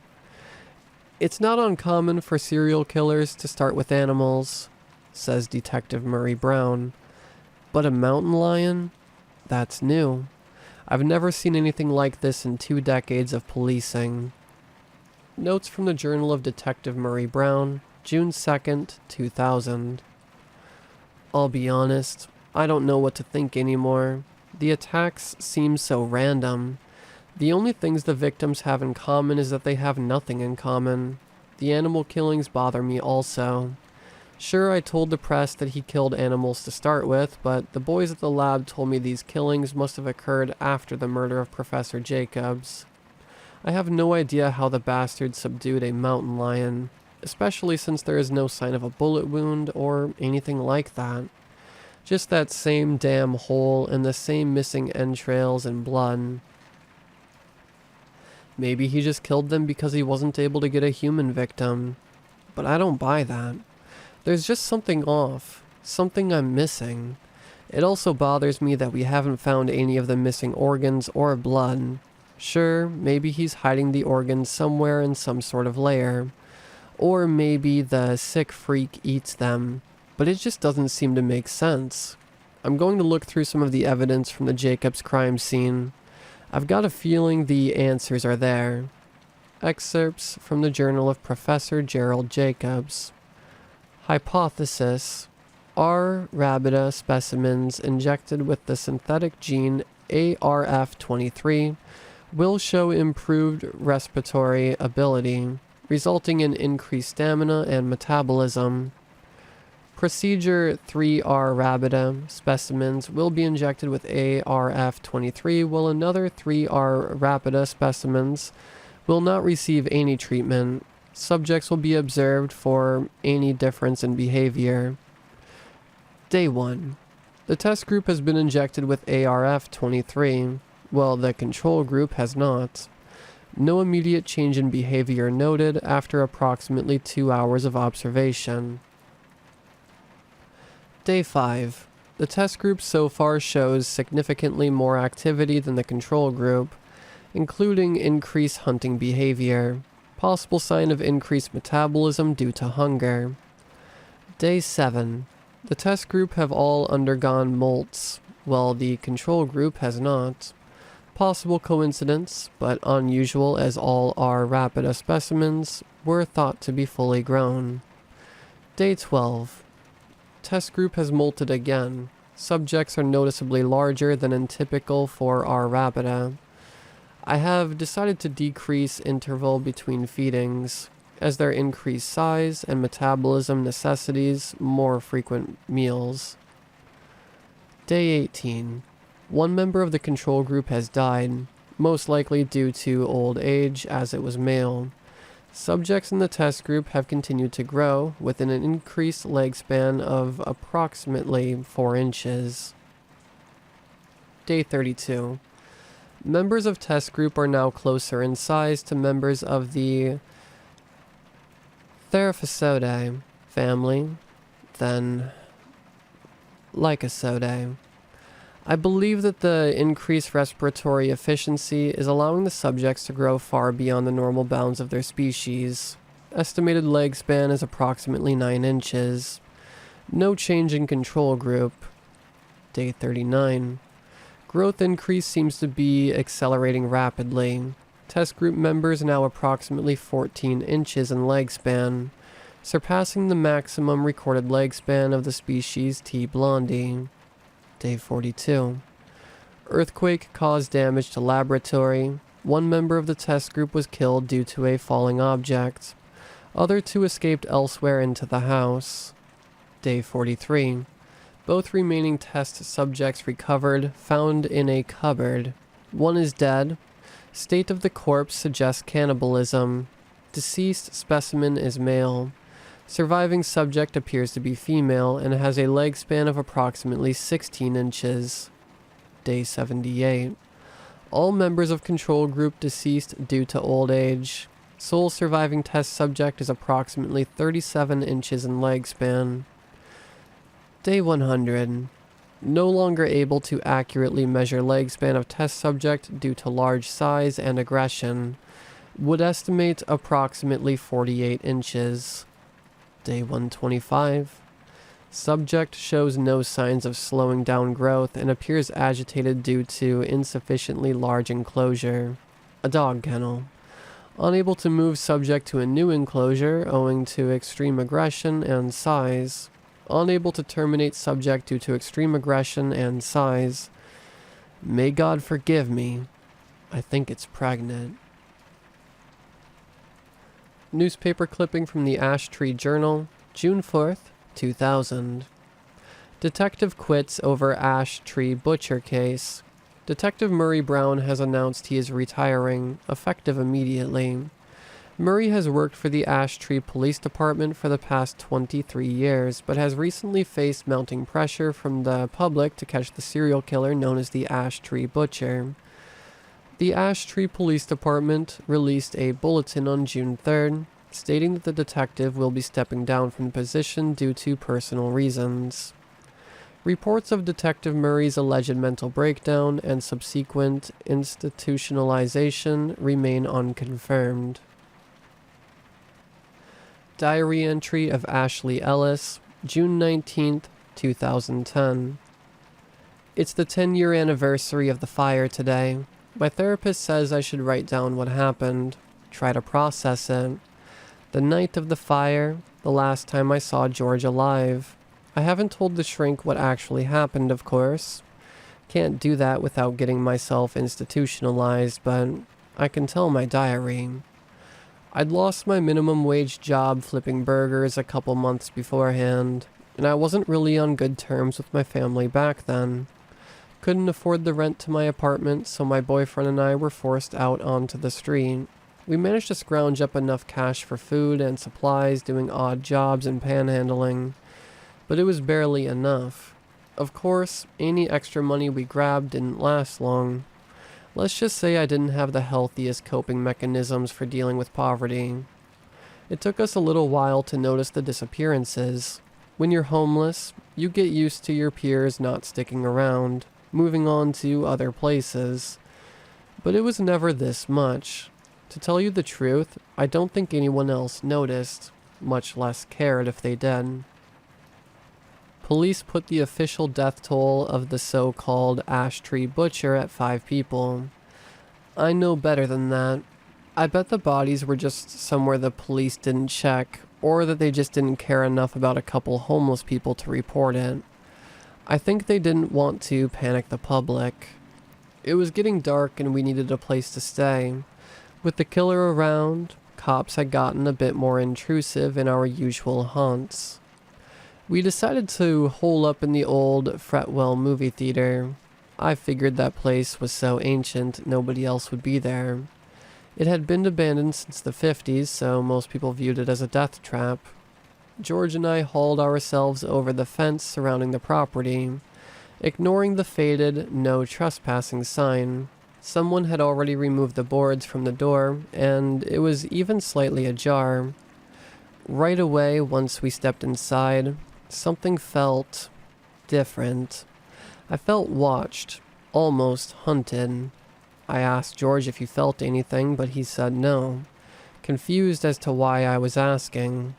We moved further into the old theater and I tried to shake off the feeling, but the hairs on the back of my neck wouldn't go back down. Walking through an abandoned place can be a surreal experience, one that had been abandoned almost 50 years ago, doubly so. You feel like you're on another world, or in a dream. There is a tragic beauty to them, of places that once teemed with life reduced to a corpse-like shell. We meandered through the moldering lobby, using cheap flashlights to illuminate our surroundings. We reached the auditorium itself, marveling at the crumbling screen which dominated the room. We decided to rest there for the night and got out our blankets, hoping for uninterrupted sleep. There was no such luck. I woke up late in the night, probably sometime around midnight if I had to guess. George was gone. I figured he'd most likely wandered off to answer the call of nature, but after about 20 minutes, I started to get worried. I started searching the building, periodically calling out for him, but to no avail. The stalls in both bathrooms were long vacant. The manager's office was empty, and even the janitor's closet remained unoccupied. Eventually, after yelling my throat hoarse, I noticed the door to the projection booth was wide open. I paused for a moment, staring at the yawning black abyss before me, the feeling of being watched multiplying 1,000-fold. I mustered up all my courage and began my way up the staircase into the booth. As I made my way up the stairs, I could hear strange noises, like dry leaves blowing in the breeze. I shone my flashlight into the booth and saw a nightmare. The first thing I could see were the eyes. Huge luminous orbs the size of baseballs boring into my very soul. They had no pupil, just silver circles devoid of soul or mercy. I felt hypnotized, paralyzed with fear. Then it moved, and my mind started to process the rest of it. 8 spindly, hairy legs like bristly tree branches rotated the bulbous body to face me. Its head was stained with blood and viscera, clattering, clicking together like a chef sharpening 2 knives on each other. I could see venom and ichor dripping from its fangs. Crawling all over its bulbous abdomen were dozens, if not hundreds of rat-sized spiderlings, their eyes too reflecting the light of my flashlight. It was all I could do to avoid fainting. to keep my mind from retreating into oblivion for my own sanity's sake. Its 8 eyes stared hungrily, the 2 largest still reflecting like tiny moons in the dim light.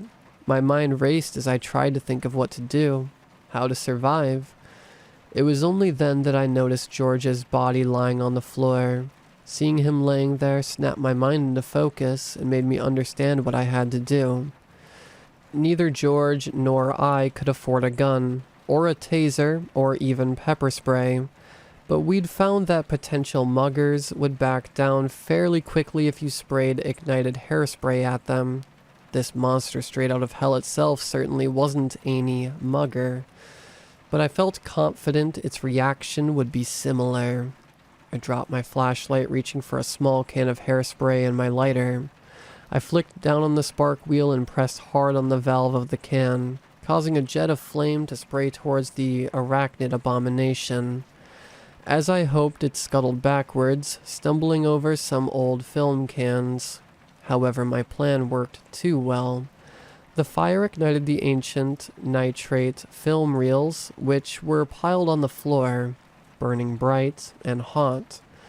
I was nearly blinded as I watched the spider and its children begin to burn, their carapaces blackening in all the consuming heat. Dropping the hairspray and lighter, I dragged George's body down the stairs, hoping against hope that he was still alive, that he could be saved. I should have realized from how easy it was to carry that drained, eviscerated carcass that there was no chance for him. I sat there clutching a desiccated corpse on the sidewalk as I watched the theater go up in flames. When I blubbered what I saw to the firefighters, they assumed I'd suffered hallucinations due to the burning cellulose nitrate's toxic smoke. I was given a light sentence for the arson. I guess the jury was grateful that I'd killed the ash tree butcher, though the fire burned too hot to recover a body. I served my time and managed to get some support from family after I was released from prison.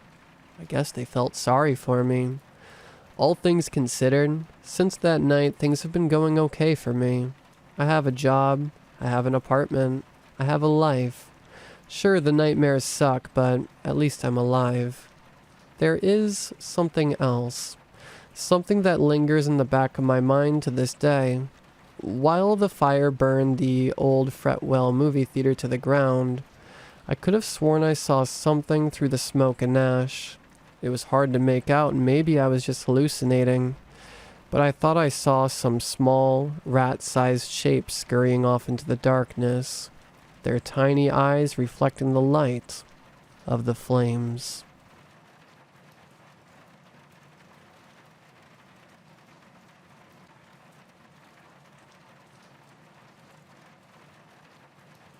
I was 9 when I saw the Nightlight Man.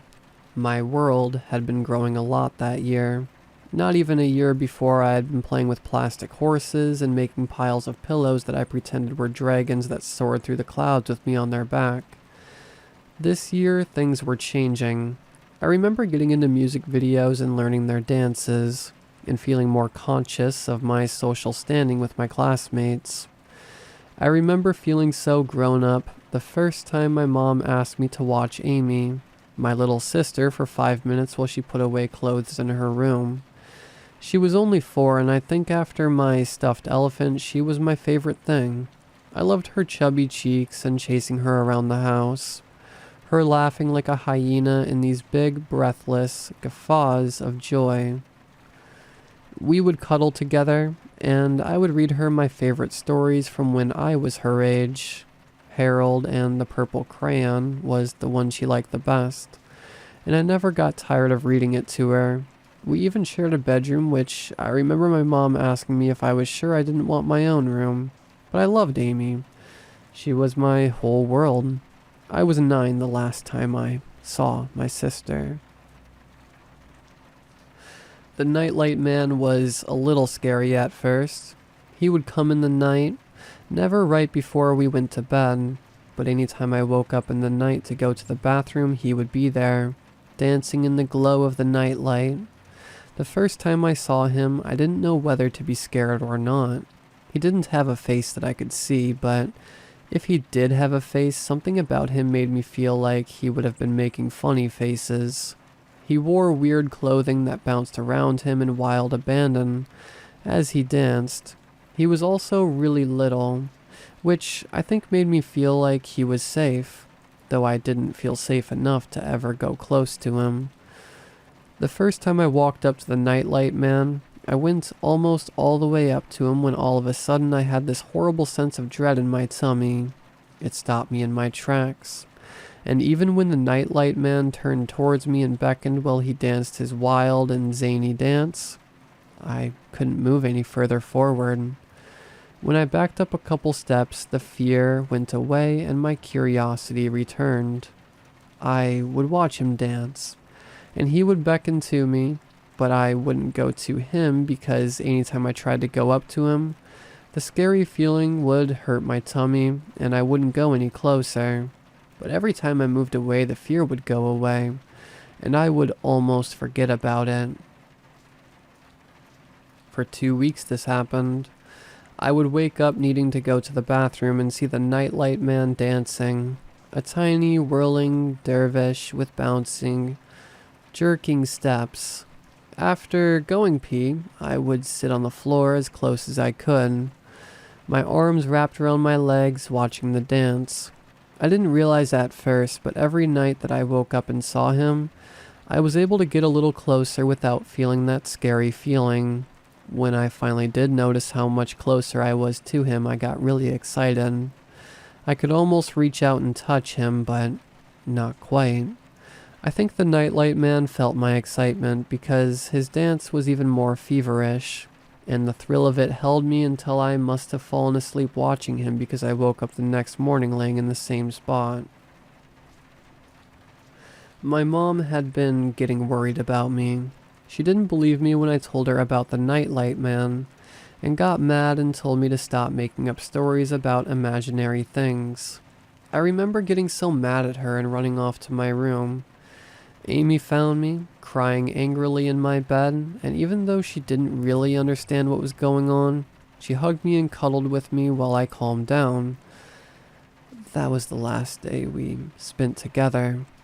That night, I was determined to prove that the nightlight man was real. I drank 2 cups of water, then I brushed my teeth to make sure I would wake up. And then my plan was to wake up my parents and show them the little dancing man that had been watching me for the past 2 weeks. And I did wake up, full bladder and full of determination. The moment I opened my eyes, I could see that the nightlight man was there, casting his tiny shadow as he whirled under the nightlight plugged into the wall. You know, I remember that night so vividly, but I don't think I could tell you what the nightlight looked like. My focus was totally consumed with the activity underneath it. I went to the bathroom and was about to go to my parents' room to wake them up when a horrible thought hit me. What if the nightlight man was gone? My mom would be mad if I woke her up and the little man she said was imaginary wasn't there. I didn't want to risk it, so I decided to peek into Amy's and my room to make sure he was still there. That's when I saw her. Amy had woke up and climbed out of bed. She had seen the nightlight man and gone over to him. He was on the floor still, dancing and beckoning for her. She reached out to take his tiny outstretched hand, and he reached back and grabbed her second finger. The moment he did, I felt a cold rush of fear flood my body like nothing I had ever felt before, and I screamed in sheer terror. Amy looked at me, her joy-filled smile turning to a confused expression when the nightlight man suddenly changed. In one moment he became so big that he filled the room in a way that didn't seem possible. He didn't touch the ceiling, but he seemed bigger than the room or the house, or even the sky. He had Amy in his arms, and she started screaming. The nightlight man had stopped dancing, and I could see that he didn't have a face at all, but it no longer looked like it would have funny faces. but terrifying horrors that I didn't want to see. He turned his faceless head down to Amy, who was shrieking and flailing, trying to get away from his grasp, but nothing seemed to work. And then the mouth formed and opened with too many teeth, sharp and dripping, and I was screaming and Amy was screaming, and the huge mouth closed over her tiny body, and then she was gone. The nightlight man was gone. My parents rushed into the room to find me screaming in terror in the still, gentle yellow light of the nightlight, and my sister gone without a trace. They tried to get something out of me, but I was hysterical and could only repeat the words, "the nightlight man," over and over again. Police were called, a search and investigation was conducted, but Amy was never found. I knew she wouldn't be, but my parents were so sure she was still alive. They never believed me when I was finally able to tell them what happened. I was sent to therapists who told me that I had experienced something traumatic and had made up a fantasy to protect my mind from the horrible reality. But I knew. I always knew what I saw. I figured out that I needed to say what they told me happened, though, because my parents were getting really worried, and I accidentally saw an email that my therapist had written to my parents recommending that I be medicated. I didn't want to take the pills, so I started to agree with the therapist and my parents that I must have imagined it, and I have said that ever since. It's been 25 years since the night the nightlight man took my sister, and I never told anyone else about it until now. But now I have to tell someone. I need help. Because you see, Kira, my oldest daughter, she just told me over breakfast about the little man that dances in the glow of the nightlights in her and Stacy's room.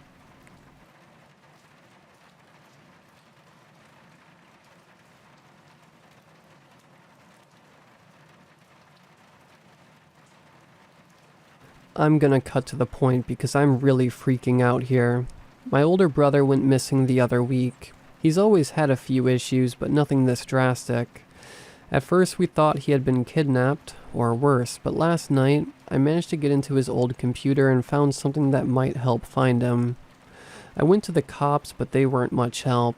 Can't say I blame them, but I'm choosing to stay blindly optimistic he's still out there. So maybe some of you more superstitious will have better luck making sense of any of this. Entry 1. Ever since being a kid, I've always had trouble sleepwalking to be more specific. I was one of those cases where the parents had to safety-proof the house in order to stop me from wandering into traffic in the middle of the night, which, even still, wasn't always enough to keep me at bay. It was more akin to sleep paralysis than sleepwalking, to be completely honest. It's the strangest mix of consciousness and lucid dreaming. The best way I could describe it is that hazy fog that clouds your mind the first moment you wake up, and everything feels kind of spacey. As I'm sure you could guess, these periods of time where I'm comparable to a breathing zombie are not enjoyable, and soon led to me picking up yet another unhealthy habit: insomnia. It started pretty minor with me simply forcing myself to stay awake via TV and video games, but as I grew older, caffeine became a quick addiction of mine, mixed with the occasional Adderall for those late night shifts. This drove me to where I couldn't sleep even if attempting to, only being able to pass out for short periods of time once my body has lost all energy. I've had many people tell me this issue will eventually cause me to lose my mind, and, well, I think tonight might be that night. That's why I'm writing this journal. I know I'm not asleep right now, but the things happening to me right now are far too weird. I'm currently writing this at my desk, and it seems I will be remaining here for however long, as I am quite literally trapped in my room. The doorknob to my room door has somehow vanished, and the one window above my bed has gone with it. My phone has gone completely dead with no chance of charging, so my only chance of getting into contact with anyone is my computer. The small problem with that is my computer is completely whacked out. Most of my installations aren't working. Hell, even time is a lost cause for me as the clock on the monitor only reads question PM. I only just now managed to get my notes working. I'm gonna try restoring some more of my data and hopefully more helpful applications, but seeing as how the TV only seems to be airing no signal, it's good knowing I have a brief distraction, even if it's just me rambling to myself. Entry 2. Well, if this is me losing my grip on reality, my brain has certainly chosen a strange way to go. In my attempts to restore some of my lost files, I both succeeded and failed. I was able to bring back a few applications, but none that would be of any real help in getting out of my predicament, mainly just the photo album and a few text documents from work. However, the computer itself has now been sending me pop-up ads non-stop. All these ads make little to no sense in the slightest, and don't even seem to be advertising anything in specific. So far they range from one of two categories: stick figures just kind of flashing around the screen in a small box, and completely incoherent sentences put in quotations. And I mean incoherent. It's like the computer is just mushing random words into a sentence and spitting them out onto the screen. Unfortunately, there have been no changes within my room, especially none that could help me leave said room. So it seems I'm stuck with these goofy pop-ups as I try to work on this computer. Entry 3. I took some time away from the computer. Admittedly, I went a little wild and attempted busting down my door and the drywall. So yeah, I think the cabin fever might be starting to kick in. The worst part of it all is I can still hear the street from outside my room where my window once was. I can't tell if my mind has just slipped so far down the rabbit hole, or if the world is simply continuing on as normal on the outside. And honestly, I'm having trouble deciding what the worst answer would be. All I know for sure is I need to get out of this room before my sanity completely snaps. Entry 4.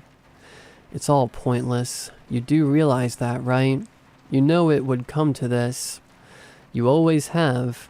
Scurrying around like a trapped maze rat, frantically typing away in attempts to reach out to the real world. All pathetic attempts escape the inevitable reality. You are not free. Not anymore. You have finally lost control here, and now you are the fly in the web that continues to kick and squirm in a hopeless attempt to fight back. But you know all too well that fighting is in vain, don't you? Entry 5. What the hell? I didn't write that last entry. I can't even remember. Everything has gotten so hazy. But I know I didn't write whatever that was. I'm losing it, okay? Alright, I just need to try and relax. I need to focus on getting this computer to work and getting some help. If I could just talk to someone, I'm sure that would help. Entry 6. I don't think I'm alone. Whoever that was, whatever that was that spoke to me, is here. I can feel it. As if every move I make is being watched and documented. I've torn my room apart in a paranoid state trying to find them. I can tell that's part of their game, though. They want me to freak out. What am I saying? I'm really losing it, aren't I? No, I'm okay. I just need to get a grip and be rational for a second. Entry 7. I was right. They're here. Something in the room. They are here, and I know it. Those pop-up ads have changed, but they are photos. They're photos. Real pictures of me being taken in the current time. I don't know how they do it, but they have been taking pictures of me from my desk. Some so close they could be mistaken for selfies. It seems they even save directly to my photos where I can see them. I can see them with my own eyes, and now I know. Now I know they are really watching me. But where? I still can't find them, but I will. Then I'll be the one taking pictures. I don't know how, but I will. Then I can get out and everyone will know I'm not crazy. I'm not crazy, and soon I'll have proof.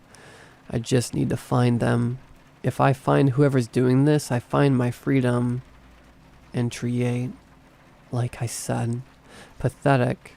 Completely destroying yourself in your own delusional panic. You're well aware you've already spiraled too far down, yet you continue to descend. All for some naive hope. Perhaps you might find a ladder at the bottom.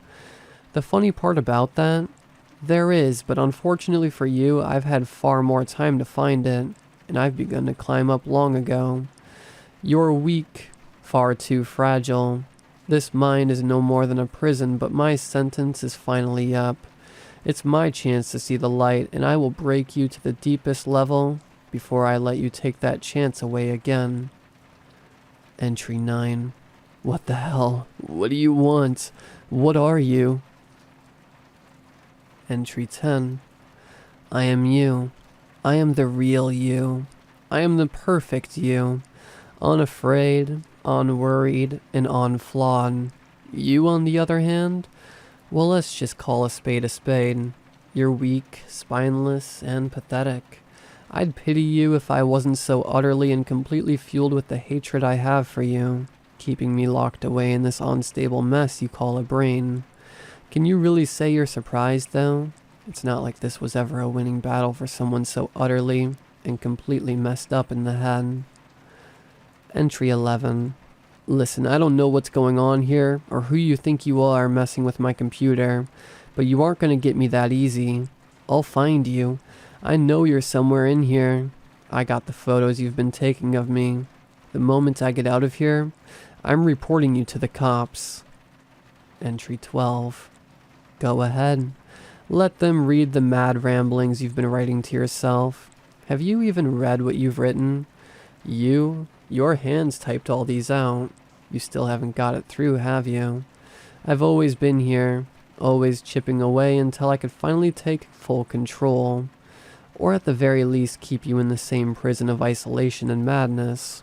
And now that time has come. So you have two options here. Either continue to spiral until you reach absolute rock bottom, or just give up. Let me take over. Just simply give up. Is all this really worth it anyways? Entry 13. You're crazy. No, I'm crazy.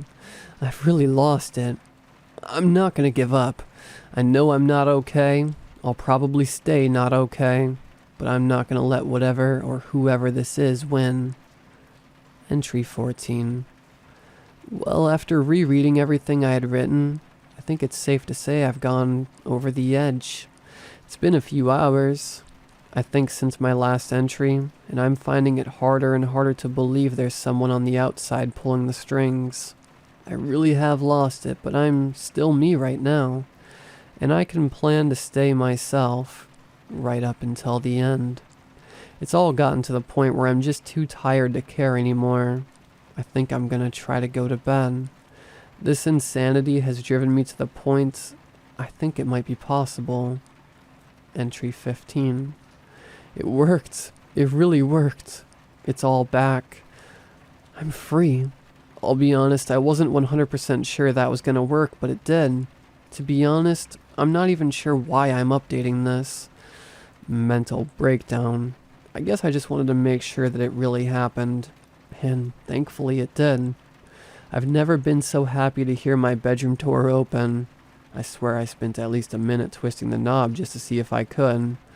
And the window is back just in time for sunrise.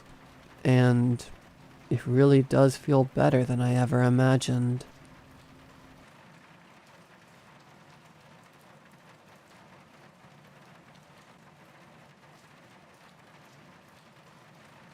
Maria was the fourth girl to get sick. You can sort of see it in the feverish sheen of their eyes and how the shape of her ribs poked through her thin skin. My eyes follow her, along with the eyes of almost everybody else in this class. It's not like they could help it. Maria is growing beautiful just as much as she's growing sick. Maybe she's growing beautiful because she's sick. Pallid skin and the curve of delicate collarbones, her usual chubby figure has withered away into a dainty little thing. Her face looked tiny under that mane of glossy curls, like the hair was sapping nutrients from her body in order to grow lush and dark. Maria finished whatever conversation she was having with the girl behind her and turned back to face the front. My gaze followed her until I'm only staring at the back of her head. Absent-mindedly, I slipped the beaded bracelet off of my wrist and brought it to my lips. My teeth clicked against the black orbs that were strung into the bracelet. Mrs. Farrow was saying something, and then everyone started moving about. Suddenly the quiet classroom became the rustling of papers, the hum of conversation, and the sound of chairs sliding on the floor as they were pushed back. With a start, I realized the bell has been ringing for a while now. Everyone was already moving, standing up, gathering their collection of notebooks and pencil bags from the table as they got ready to leave the classroom. The ringing of the bell stops, and the hum of conversation fills the space. I quickly scoot my chair back and gather my things to head off to my next class. There must have been something special about my lunch, because they're staring at me like it was feeding time at the zoo. An incoming headache made itself known in the form of a dull throb right in the back of my right eye socket. I signed and prodded at my food with the white plastic spork. Look, that's May, the freak without a tongue. Really? What happened to her? I heard that it was an accident. Something about playing with scissors as a kid. Seriously? I heard it was her mom that did it. You know, her real one. The one that went crazy. Every single year, a new wave of students arrive and the rumors start afresh.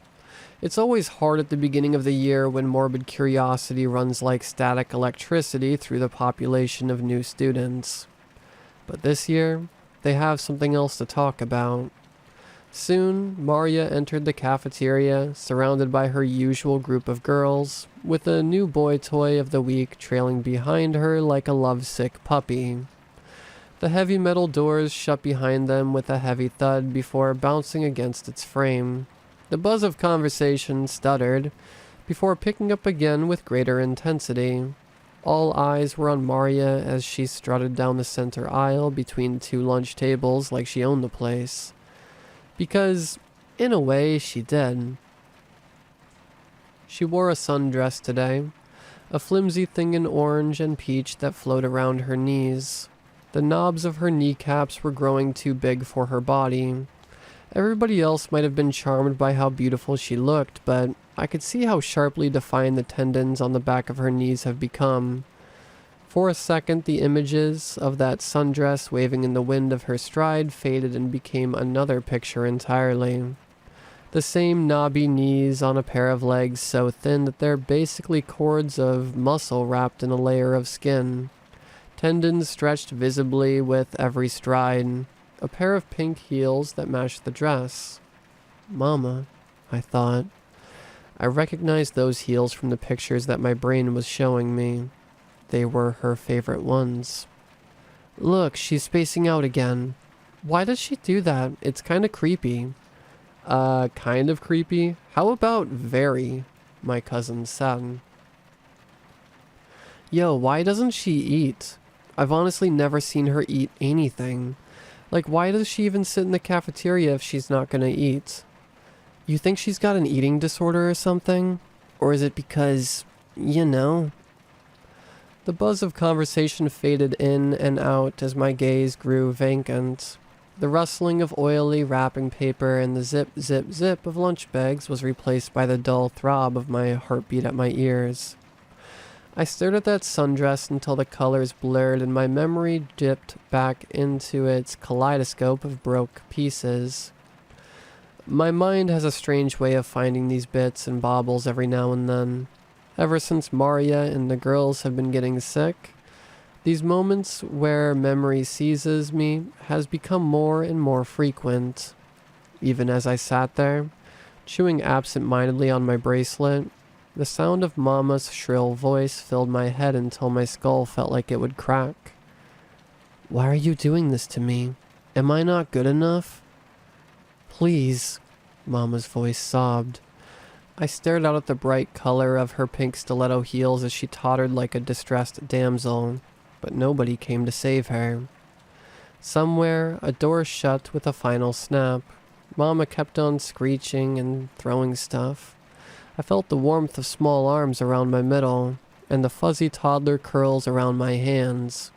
That must be my sister. I knew that my mama wasn't a happy woman before she passed away, but I haven't had a trip this bad for as long as I could remember. I schooled my expression and forced myself to look down.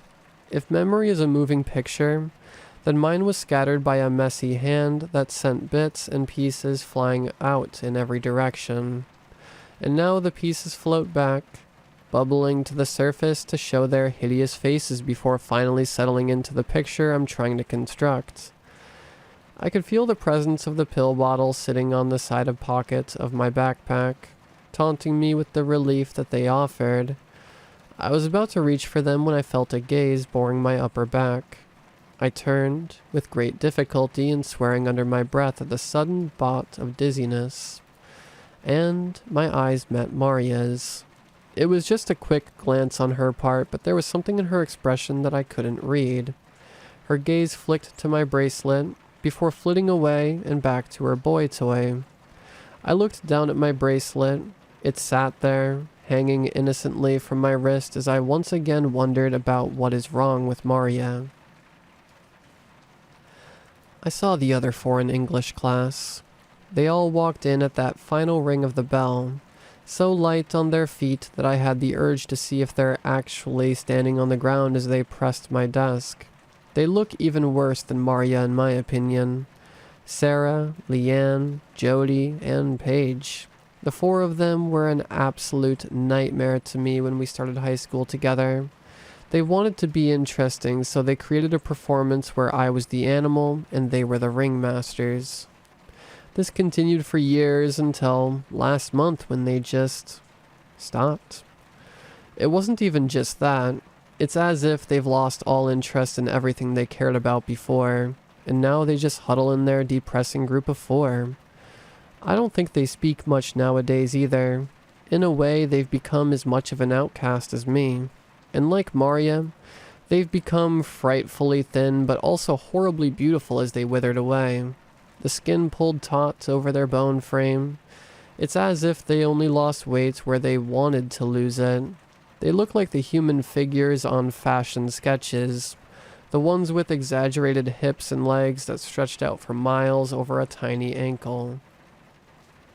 With each passing day, they appear less and less natural, as if some unseen hand has been pinching away pieces of them that are imperfect. I glanced at Sarah's sunken cheeks before returning my gaze to the blackboard. Out of the corner of my eye, I caught Leanne slumped over like a rag doll that someone just slammed down onto her desk. Her arm flopped lifelessly onto the table. The skin on her arms seems almost translucent. Is she okay? But nobody said or did anything. So I just looked at the white chalk letters on the blackboard and tried to tune out the faint sound of Mama screaming. Our English teacher, Mr. Brooke, is really young, so he still tries to remain relevant, as he likes to put it. That meant participation in controversial debates, whether we liked it or not. Today, it's Macbeth and the nature of greed. I sat there dumbly and only let half of what I hear filter through my brain. Halfway through the class, Maria came in. She didn't have anything with her. No books, no binders, not even the small black purse that she carried with her everywhere. I guess she must have looked really awful because Mr. Brooke didn't even say anything. He just waved her in and gestured to her empty spot, right besides the other four. I looked over just in time to meet Maria's eyes. There was something simultaneously hungry and vulnerable sitting in the dark pools of her eyes. There might have been a pleading expression in the tilt of her thin brows, but I can't tell for sure. Maria opened her blood-red lips as if to speak, but Sarah pulled her down to her chair. I turned away. All of a sudden, I don't want to find out what Maria had to say after all. The chiming hiss of voices threatened to take over. I slipped my hand inside my bag and unscrewed the pill bottle. The rest of English class passed like a blur, as everything seems to be nowadays. As we were packing up for the bell, a sudden commotion at the back of the room drew my attention. It was Maria. She had collapsed on the ground in a heap of loose limbs, laying on the floor like a life-sized ventriloquist dummy with all its strings cut. She wasn't unconscious, though. Her eyeballs were rolling wildly in their sockets, and for a moment, I thought she was going to foam at her mouth from how rabid she looked. Mr. Brooke was nowhere to be found. A dull stab of pain invaded the back of my eye socket. It's probably the pills. I always got a headache after taking them.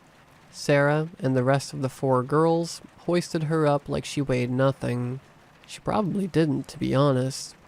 And with whispers of, well, take her to the nurse's office, they left, dragging Maria with them. As they passed my seat, though, Maria's met my eyes for a final time. I snapped my eyes down and started stuffing my things into my bag. "Help me," was what she mouthed, as she was being carried out. It wasn't the first time she had asked for help, either. "Please, you have to help. You did this to me." Maria's voice echoed in my mind. I had no idea what she meant. How was I responsible for whatever decisions she made? She was the one that left me. She saw her chance and took it, and didn't even think of me once until something went wrong. The group of 4 plus Maria had just turned the corner, and I had to duck behind a row of lockers to avoid being seen. At least now I know where they're going.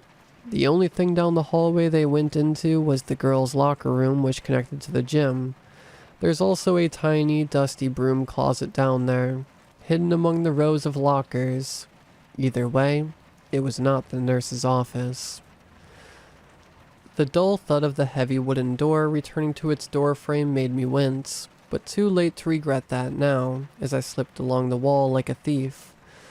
Over ahead, there was the crinkling sound of foil wrappers, intermixed with the grunts and throaty sounds like a pack of ravenous animals. I peered around the corner and was met with the sight of all 5 girls crawling about on all 4s and eating. Except they didn't eat like humans. They were like hungry ghosts as they fell upon the heap of food. Cheap, oily wrappers lay strewn about the dirty floor. Greasy pizza, soggy fries, and crushed hamburgers scattered around in their feeding frenzy. But they didn't care one bit as they shoveled food into their mouth frantically. They hunched over all that food like hyenas. The whites of their eyes flashed as their eyeballs rolled in their skulls like loose marbles. Their mouths seemed to stretch impossibly wide as they devoured whatever their sticky fingers could reach. 5 pairs of pearly whites gnashed together and crushed bread and meat into a fine pulp that slipped down their skinny throats. Maria was among them, making this horrible, high-pitched keen of a sob as she crammed her mouth with food. Miraculously, none of them had noticed me standing here watching them, but from such a close vantage point, I could see that Maria was crying. Tears and mascara and snot ran down her face even as she filled her mouth with bite after bite of the sandwich that she clutched with both hands. Mayonnaise oozed through her fingers. She looked like she was being force-fed, except it was her own hand cramming food into her mouth faster than she could chew. My eyes found Sarah, the pretty brunette bruising her knees on the tile floor of the girls' change room, scrabbling and fighting with the other girls for fries that have been smeared on the ground. The corners of her lips have grown chapped and began to bleed from being stretched so wide. The skin over her jaw rippled, as if there were worms crawling along the flesh underneath. My head felt like it was being split open by a steak. Reality blurred before my eyes, and all of a sudden my nose was filled with the scent of Mama's flowery perfume and the sour smell of her sweat. It's as if a switch has been flipped in my mind. The key to the Pandora's box of my memories finally clicked into place, and the rush of it all coming back to me was following by excruciating pain. I clutched my head in my hands as dark spots appeared in my vision. Mama started fitting in her fancy dresses again. She was humming a song to my sister as she held a silver dress to her new, skinny body. I sat on the bed and watched the worm shape slither from one shoulder blade to another. The skin of her back gave way to the funny shapes. In my mind, I imagined a network of interconnected tunnels under her skin, the way the subway lies hidden underneath our city. I was scared of what I was seeing, but I was more scared of ruining Mama's good mood, so I didn't say anything. Mama putting on perfume after brushing her hair. It's her favorite one, so I know that she's going out with Baba again. But before she left, she gave me and my sister both kisses on the forehead the way she used to. Her eyes were bloodshot, and her collarbones were sticking out like someone drew the shadows there. Little pink pills that sat on Mama's palm like two little pearls, like the little pink pearls in Maria's tiny purse. The pink little candies that the four girls started eating before they started getting sick. I stared at the candies and looked back up at Mama. She smiled encouragingly down at me and my sister. The skin under her eye rippled as a worm slid by. I reached out and took some, and as Mama watched, I put it in my mouth and tucked them under my tongue. A heavy fever. I raised my arm and watched as worm shapes swam underneath my skin. In the bed beside mine, Mama was feeding my sister some chicken soup. I watched the way her blouse swamped her skinny frame like a flower that's grown large enough to snap the twig that it rested on. Mama was eating too much food again. The whole kitchen table, which was large enough to seat a dozen people, was covered with takeout. Mama's mouth was open so wide that I thought her face was going to flip inside out. I stared at my tongue in the mirror and watched, with a morbid sort of fascination as my tongue woke up and started moving on its own. Small, beady eyes lined the sides of the fleshy, wrinkled bug that has taken place in my tongue. It has legs, too. Chubby and segmented ones that curled up underneath its body when it slept. Sometimes I could feel those legs tickle the inside of my mouth when it moved. I stuck out my tongue a bit farther and pinched it with my teeth. The shriveled little bug reared back angrily between my teeth and hissed at my reflection in the mirror. Innumerable little legs waved frantically, clawing at the air. I let it go and it kind of calmed down somewhat, except its milky little eyes had turned black and shiny from fright. I concentrated on moving my tongue, up and down, up and down. The little bug obeyed. I still talked like normal, so the only ones who knew that my tongue has been replaced was me and Mama. I kind of liked how clever the little thing was. Whenever I tried to get Mama to take a look at it, the little bug somehow knew what I was trying to do. Its opalescent eyes remained tightly shut, and those buggy little legs tucked so neatly underneath its body that even I thought I had been dreaming about the bug. Over time, Mama stopped believing me, and I gave up on trying after that. A bottle with a pretty pink cap. Mama's shaking hands twisted open the small bottle and upended so many pink pearls onto the table. She crushed one with a wet squelch and leaned down to peer at what was inside those pearls. Mama started screaming and screaming, and then she started crying. Searing pain and the taste of iron filled my mouth as blood overflowed and dripped down my chin. Mama was crying and saying, "I'm sorry," over and over again as she cut off the bug from my mouth. The squishy bug fell to the floor with a wet plop, and the little worms started swimming frantically under my skin.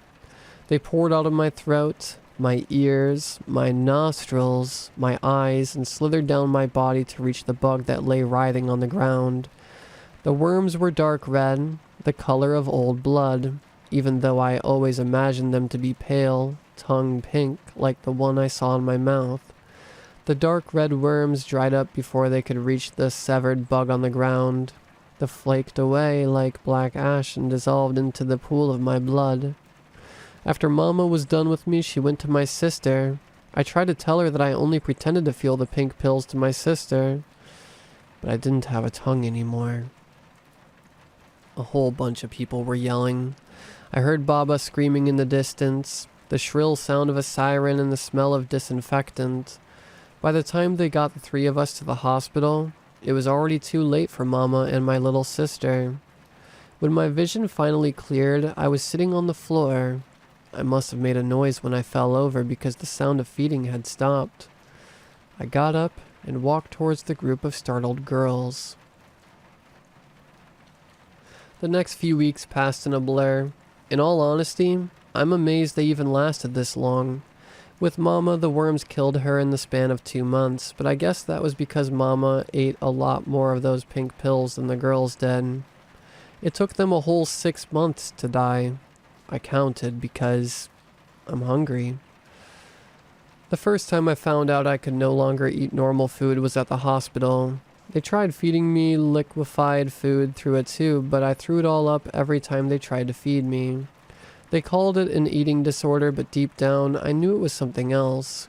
I got so hungry that hunger began eating away at me.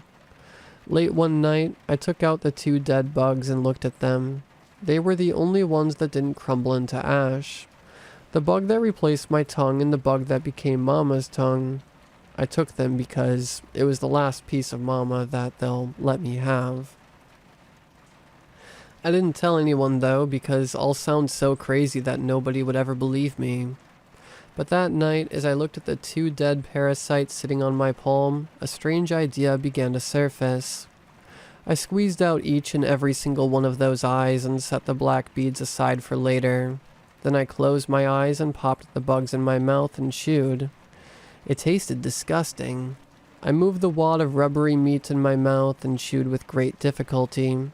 Occasionally, I felt the familiar brush of a segmented insect leg against the inside of my mouth.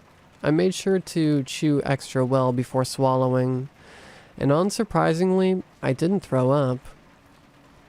Those 2 little bugs lasted me 2 years, and then the hunger came back. I didn't know how to make myself normal for good, but I did know where Mama hid the bottle with the pink cap. It was easy work to convince girls to take them. My first victim was my first stepmother. I just put the pink little bottle back into its pretty box with fancy letters and put it where she could see it. Then all I had to do was wait.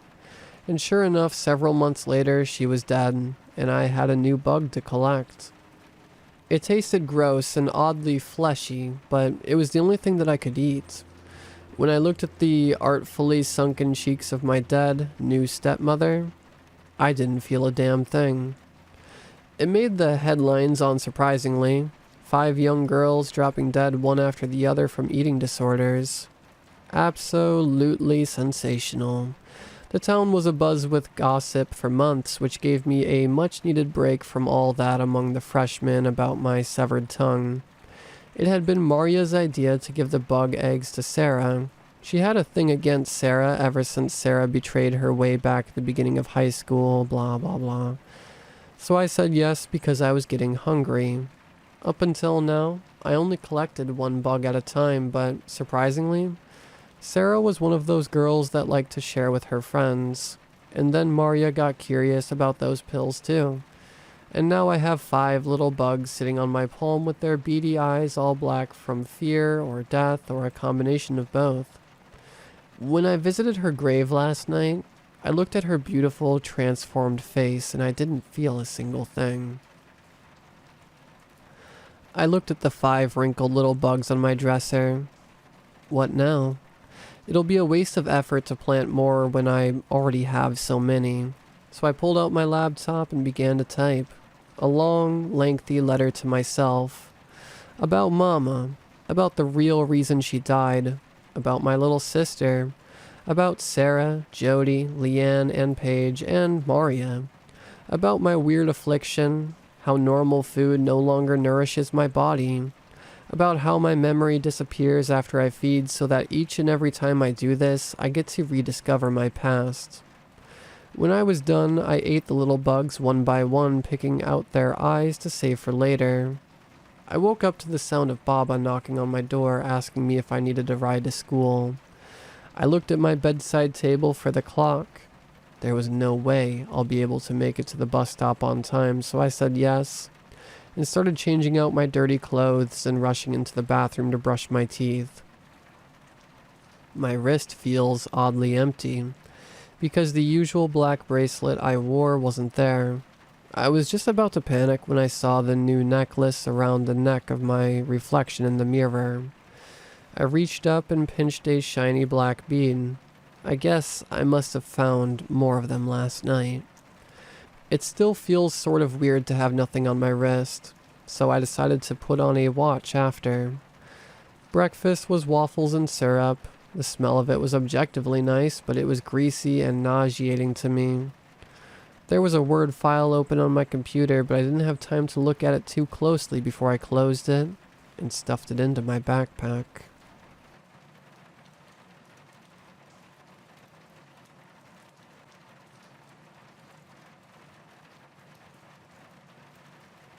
I have a bad habit of smoking in the shower. That was the reason the window was open in the first place, to let the smoke and steam out of the bathroom. It was only a few inches, I had told myself, and I lived next to the woods, so it wasn't like I was really in an area known for peeping toms. Still, the thin barrier between the outside and in had been breached. I left the window open when I went to bed. I should have just let the bathroom smell like smoke, but I had family coming over the next day. I guess at the time of writing this, that would be today. Still, when I woke up at 3 in the morning having to pee, I didn't expect to see the window open. Even less so did I expect a voice to come from the other side of it. "Hello? May I come in?" said a man's voice outside my window. It sounded happy, gleeful almost. It had a deep, resonant quality that almost made it sound like multiple voices. "No thank you," I said. Stupid to respond perhaps, but he clearly knew I was there. And again, I was half awake. The voice behind the window started again. "Oh, that's no fun. Won't you play along?" it asked. The timbre of his voice sounded almost disappointed, but I could still hear the smile behind it, and it sickened me to my core. All of the sudden, I heard a loud and immediate knock at my front door. "Delivery," said a slightly lower voice than the one at the window. I walked slowly across the tile, taking my time. When I reached the front door and finally looked through the peephole, there was no one there. As soon as I pulled away, the voice came again. "Special delivery. Won't you sign for your package?" it asked cheerfully. I realized that the voice sounded too loud, too clear, as if someone had been using a microphone. I was shaking my head no, but realized I hadn't responded aloud to the voice. "I'll get it in the morning. Thank you," I said, still trying to somehow appease the voice that was very clearly impossible on every side of my house. The shock still hadn't hit me. It was too early to fully comprehend the severity of the situation. "Please sign for the package. Open the door. Let me in." The deep voice was still jovial, but pleading now. It almost played on my sympathy. Almost. "No one delivers mail at 3 in the morning. Whatever you are, I won't let you in." It was so hard being blunt in the face of the pure, unadulterated terror I felt. But I knew that my terror was what it wanted, what it was trying to feed on. I tried to act quickly. I ran back to the bathroom as swiftly as I could, slamming shut the window in a futile attempt to get away from the voice's attention. Walking up close to the window filled me with dread. and made the hairs on the back of my neck stand up. But still, I approached the window. Nearly the second it was closed, something hit the window hard. I jumped back in surprise. It took me a full minute to recognize the face of one of my neighbors. A quiet woman from next door, pressed firmly against the glass. The angle that her head was facing made it very clear that there was nobody beneath it, as her neck was stuck to the left side of the window, clearly being held up. I retched, but couldn't keep my eyes away from where I knew my captor was standing, just to the left of my window. "Oh, neighbor," came a practically singing voice. Still the same voice as each time, but this time at a mockingly high pitch, clearly trying to emulate a woman's. "Won't you let me in?" it asked. "Something out here is trying to rip me into bloody pieces." I stood absolutely still, as if I could still pretend to not have heard the voice. What options did I have in this moment? What could I do against a force that clearly had me surrounded and took pleasure in the fact? "Neighbor, please let me in, please?" The falsely high-pitched voice was now begging. "He'll kill me. He'll dismember me. Who knows what he'll do to me then? Let me in, let me in, let me in." The end of each sentence was punctuated by a slam of her head against the window. I was crying now, unable to stop myself. I had done nothing to deserve this, nothing to provoke whatever creature was hunting me. "Your lips aren't even moving," I whispered. This made the banging stop, and for a moment I thought I'd beaten the thing with just my words. I was so hopeful that this waking nightmare would come to an end that I didn't even question why that would give it pause. I was just happy it was over. "If you won't even pretend to play along with my little game," the creature snarled, "then why am I still pretending to need permission to come in?"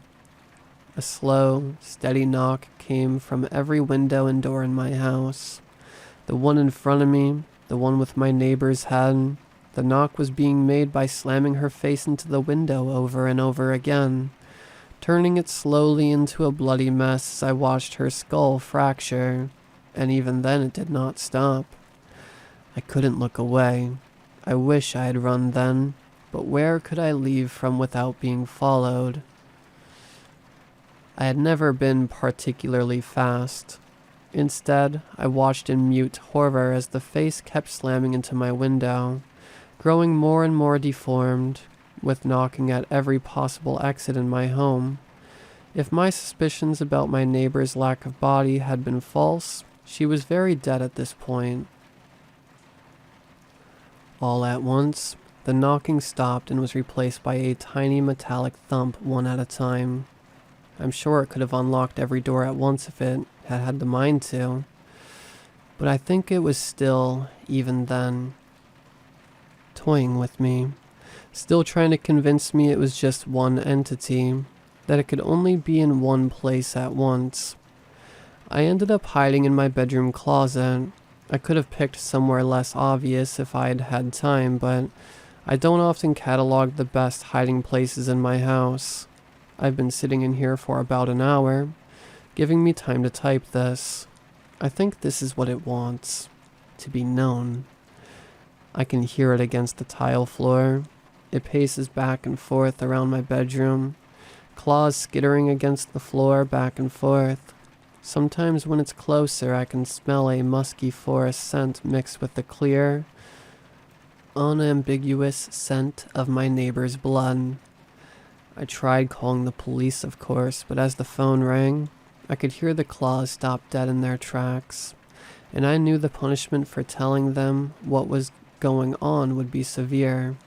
I knew somehow that I was already dead, and this would simply speed up the process.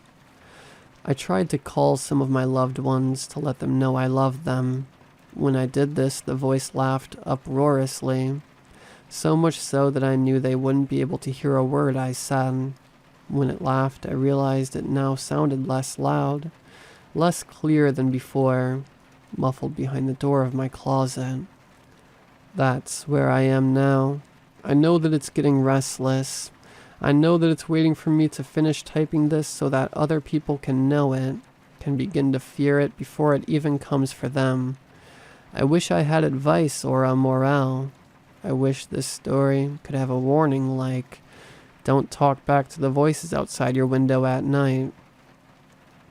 I wish all of those things. But no, I was doomed from the moment I heard the voice. Probably even before then. Because I realized too late that the voice hadn't been coming from outside my window. The two were unrelated. The voice had been coming from inside my house the whole time.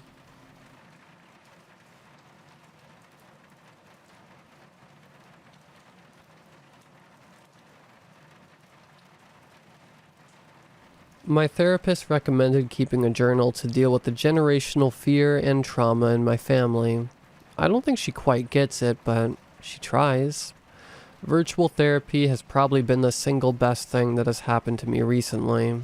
Then again, the bar isn't very high. Maybe getting this out there to lessen my own mental burden is what I need. But don't say I didn't warn you. I want to start this off with an apology and a warning. I'm sorry about the dandelions. We never meant for it to get this bad.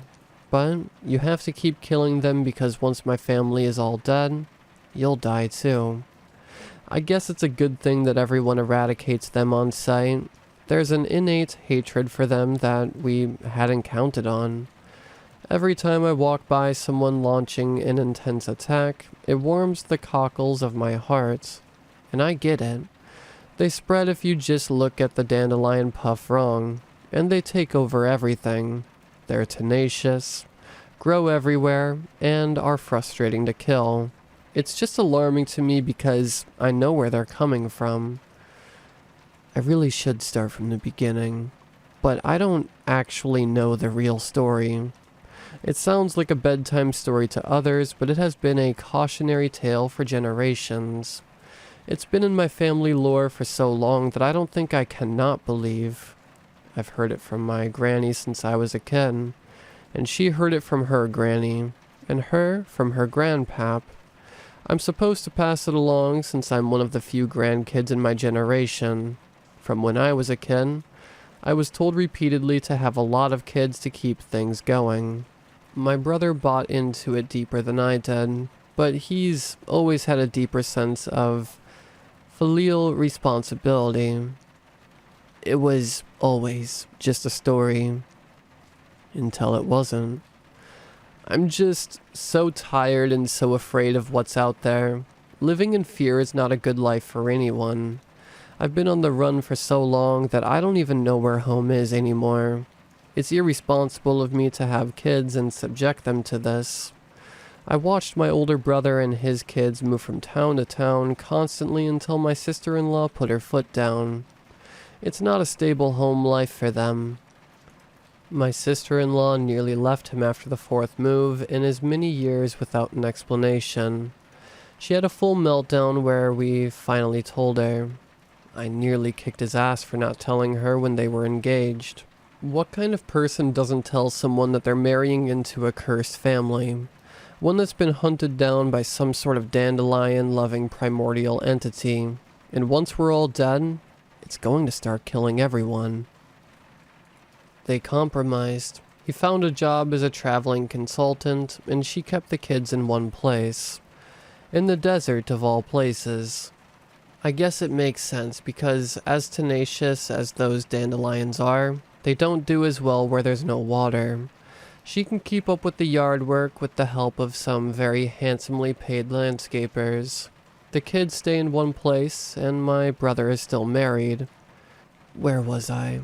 Sorry, I get sidetracked a lot. Blame some undiagnosed problem for it on top of my trauma. I never stuck around school long enough for someone to realize that I have problems. Except that there are problems in my family. I'm smart enough, definitely scrappy enough to survive. As far as problems go, getting a little sidetracked isn't the worst.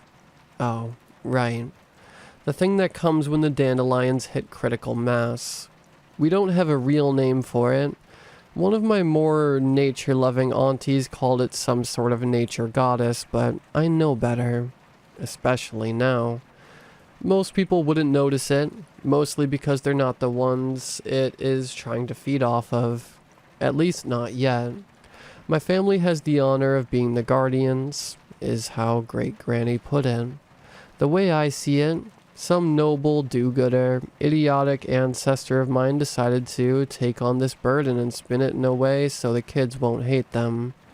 My generation, we keep cursing that ancestor every time we move towns.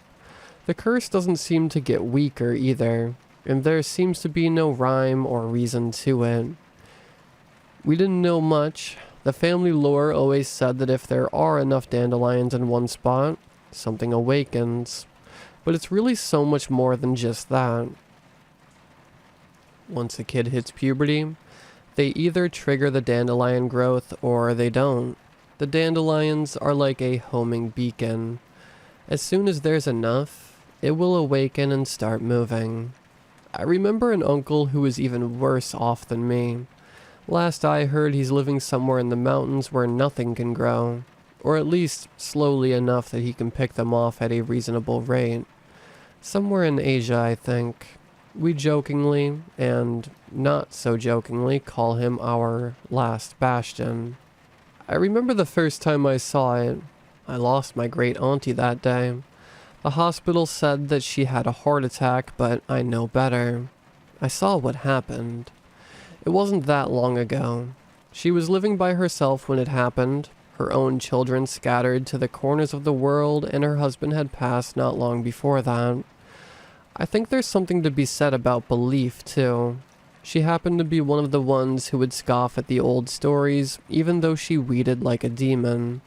She did it because her parents made her, and she got into a habit of it. And even if she didn't think it was true, she did it anyways. Ever lived next to a neighbor where their yard gets infested and it looks like there's no hope? Then they leave and everything goes back to being normal? Chances are you lived next to one of my relatives. Probably a first cousin or something if it's half of their yard. That was what my great auntie's house was like when she got older. I visited her when I could, between online classes for some stupid college degree. But that summer, I was with my great auntie. I helped her pour weed killer on those things when I was there long enough to make the growth go wild. I grew up with my mom believing and seeing the near misses when she was a kid. She taught me that there's no such thing as going overboard with the weed killer. I watched as the yellow flowers withered and went to seed and felt comfort at watching them die. But even then, it wasn't enough. I was young and arrogant. Maybe it was my hubris that made them grow rampant that summer, or maybe because of something else. I thought that the weed killer would be enough. Auntie was spry enough to get after it, but still removing that many roots was too much for an old woman. I should have helped more that summer.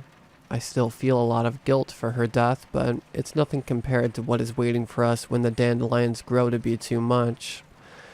I didn't know until that summer that when the dandelions stay in bloom, that's when it's too late.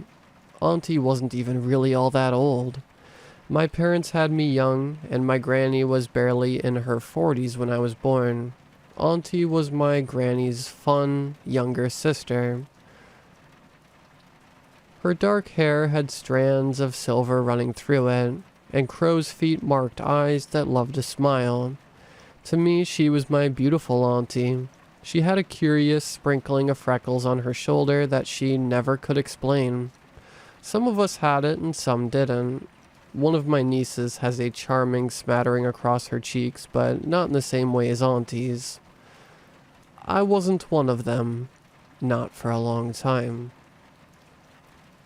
This next part, it's hard to write down. Even years later, it's hard for me to say what happened. I'm sorry if the next bit comes across as a bit analytical. I still get upset when I think about that day too much. It was a wet, muggy day. I was tired and feeling overheated from a day out in the yard, but Auntie had promised to make her famous apple pie for dessert. I thought I had done a good job and got through the worst of it that day, so I was feeling pretty pleased about things. The dandelions weren't going to seed, so it made it easier to go ham with the removal. As soon as I got close to the house, I knew something was wrong. The house smelled vaguely like burning pastry, and there was an alarming amount of smoke pouring out of the oven when I walked in. The smoke detectors were screaming. I opened the windows and turned on the vent hood before turning off the oven. This had scared me. Auntie was usually very diligent about her baking and never left the kitchen when she had something in the oven. I called for her. Her house wasn't very large, since it was only her now. There was enough room for the occasional guest, but it didn't take long to walk through. She wasn't in the house. Her house was small, but her property was larger. Much larger than any one of us would have liked. When Great Uncle was still alive, he had to use a sit-down mower to get everything. He died 2 years ago, though, which is why us grandkids rotated through to help her. At that point, I was still hoping for the best. Auntie had fruit trees in the other corner. I went there hoping to find her picking apples or pears so I could yell at her for being so careless and frightening me. Have you ever had the skin prickle so much that it shocked you? That's what it felt like when I got close to her tiny orchard. It was so sudden that my blood ran cold. I remember this distinctly because I had been so uncomfortable earlier in the day. There was the heavy promise of rain later in the evening, but the humidity was at critical mass for most of the day. The air near the orchard was bone dry, like something was sucking up all of the water. Auntie was standing in the middle of her trees. She was facing me, with her eyes glassy and face slack. I yelled her name. She was close enough that she should have heard me, even though I was still a few yards away. She didn't move. I stopped short when I saw the vines of dandelions snaked around her legs. They were monstrously huge, nearly the size of my hands. I know this because I had picked one up after I called the ambulance. They couldn't help her, obviously, but I'm getting ahead of myself again. I didn't want to touch her for obvious reasons, but I wanted to smack her out of the trance. No one had really ever been clear about what an attack looked like because no one had ever actually seen it. They had only ever seen the aftermath, but no one had ever mentioned the giant dandelions, or the trance. So I didn't have any idea of what I could do. So, of course, I did what any frightened, sensible person did. I picked up a fallen branch and started yelling obscenities while swinging it about. The air in front of me darkened swiftly, forming a shape that honestly wasn't much larger than me. I couldn't see a distinct shape, but its arm was clear enough when it wrapped around the other side of the stick, and a leg kicked me in the chest, hard enough that I stumbled backwards and fell. When I looked up, the shape had become solid enough that I saw a face I had only seen in photos. It was my twice-removed great-grandfather. He died in his 30s, right before his third kid was born. Except for the eyes. His eyes were hollow and empty of any intelligent thought. I looked like him, or at least a younger, feminine version of him, without the freckles sprinkled across his right cheek. That was something I was always told when I was growing up. It was one thing to always be told that you look like an old ancestor, but it's another to be compared to one who has the last documented victim. I never liked mirrors once I was old enough to understand the implications. My superstitious family never really warmed up to me because of that, so I guess there's some lingering resentment that was unique to me. I wasn't really musing on those thoughts in the moment because all I could think about was how to save Auntie and how much my chest hurt from that kick. It leaned forward, tilting its head in a curious manner that reminded me of a dog. The hair on my neck prickled as I scrambled backwards, until my back hit a tree. It followed me as I moved backwards, its features starting to blend and shift in a disturbing way, shifting to be more feminine and older.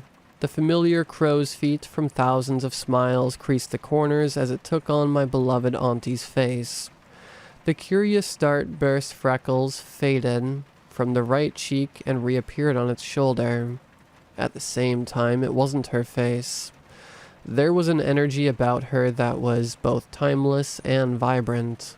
There was a hint of hungry malevolence as the blank eyes stared at me intensely. Auntie was still standing beyond it. Her face grew even more slack as her skin aged, and she physically shrank. It was taking her life energy. Its hand briefly stroked my cheek before straightening and turning. My skin burned where it touched me. I remember pleading with it to not take her. I was screaming and crying for it to take me. I didn't notice it at the time, but the dandelions had vined around me to keep me in place as I struggled to stand. But it didn't. It moved towards Auntie with this unearthly, inhuman grace and touched her shoulder. Her body collapsed in a heap, looking far, far older than her previously youthful 60 years. It only said one thing to me. I still remember it so clearly years later. It is not your turn yet. It disappeared after that. The muggy heat returned in a rush, and the vines that had bound me withered and crumpled. I knew it was too late for her, but I still called an ambulance. I was hurting too, so I went with them to the hospital. I was bruised and did my best to explain it away with some BS. That she was helping me with the apple gathering when she collapsed in the heat, and I fell trying to get to help her. I know the EMTs didn't believe me, but the lack of marks on her and the bruises on me sold the story. My extended family grieved separately once word got around. If I had been shunned before for looking like a victim, I was shunned even more for being there when Auntie died. Shunned for seeing it and living. I guess that brings us to where I am now. Still grieving, still traumatized, still running. I haven't been back to her house in years, and I haven't seen my family in so long. My nieces and nephews only know my voice. I can never stop running now. I know this, and I see it when the dandelions are allowed to grow around me. I'm marked with the same sunburst, freckle pattern. It's on my cheek from where it touched me. It was a burn, and it should have scarred, but it didn't. I see it when I catch glimpses of it in the mirror. If I don't stop running, I'm next. And whatever took my auntie's face will take mine too. That is my burden. And I'm sorry that you have to know now too.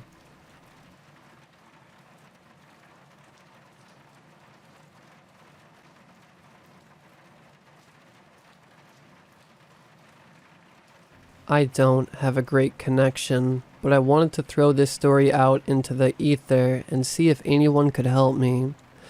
It all started simply enough. Myself, my best friend Greg, and our mutual friend Nico have been hobby ghost hunters for years now.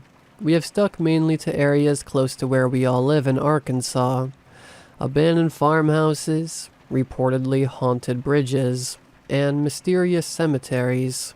Recently, our YouTube channel has begun to get a boost in viewers.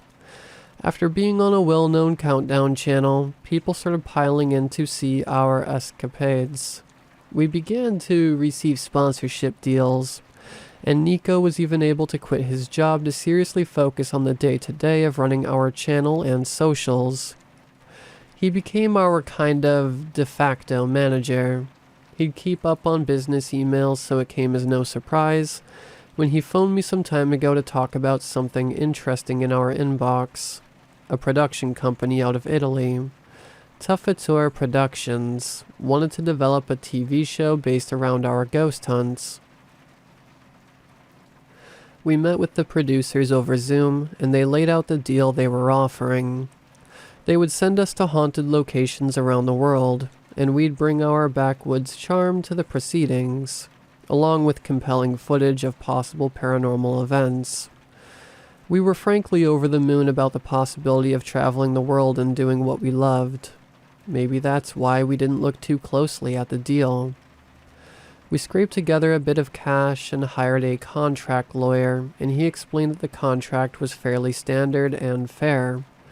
He mentioned a strange clause about death, dismemberment, and disappearance, but we assumed since we'd be in abandoned buildings that the production crew were just covering their butts.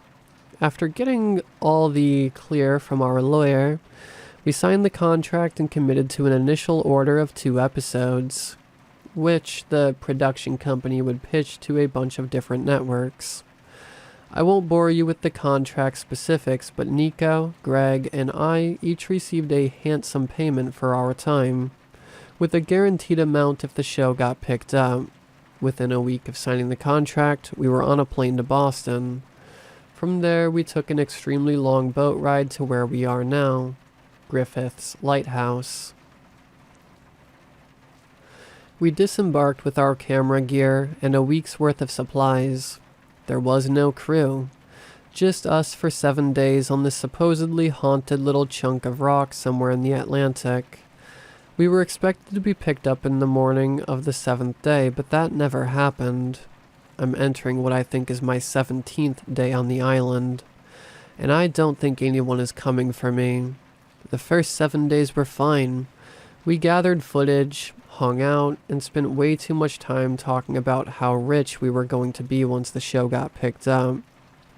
We got some okay EVP, and a wind gust slamming the door to the lighthouse will probably be used to promote the show for years to come. Greg said it was a moment that should be forever enshrined in the opening credits. On the morning of the 7th day, when our boat didn't come, we weren't too worried. It looked like a storm was coming in, and we assumed no one would try to travel in it. We dragged our stuff back inside, determined to wait it out. That night, while the storm raged outside, the door to the lighthouse slammed open again while we sat not 10 feet from it, playing cards. I hopped up to shut it, and in a flash of lightning, I swear I saw someone outside. They were just standing at the top of the steps that led down to the docks, and they were waving. I told Nico and Greg, and they blew it off as imagination. We'd been in this creepy place for a week, and it was getting easier to psych ourselves out.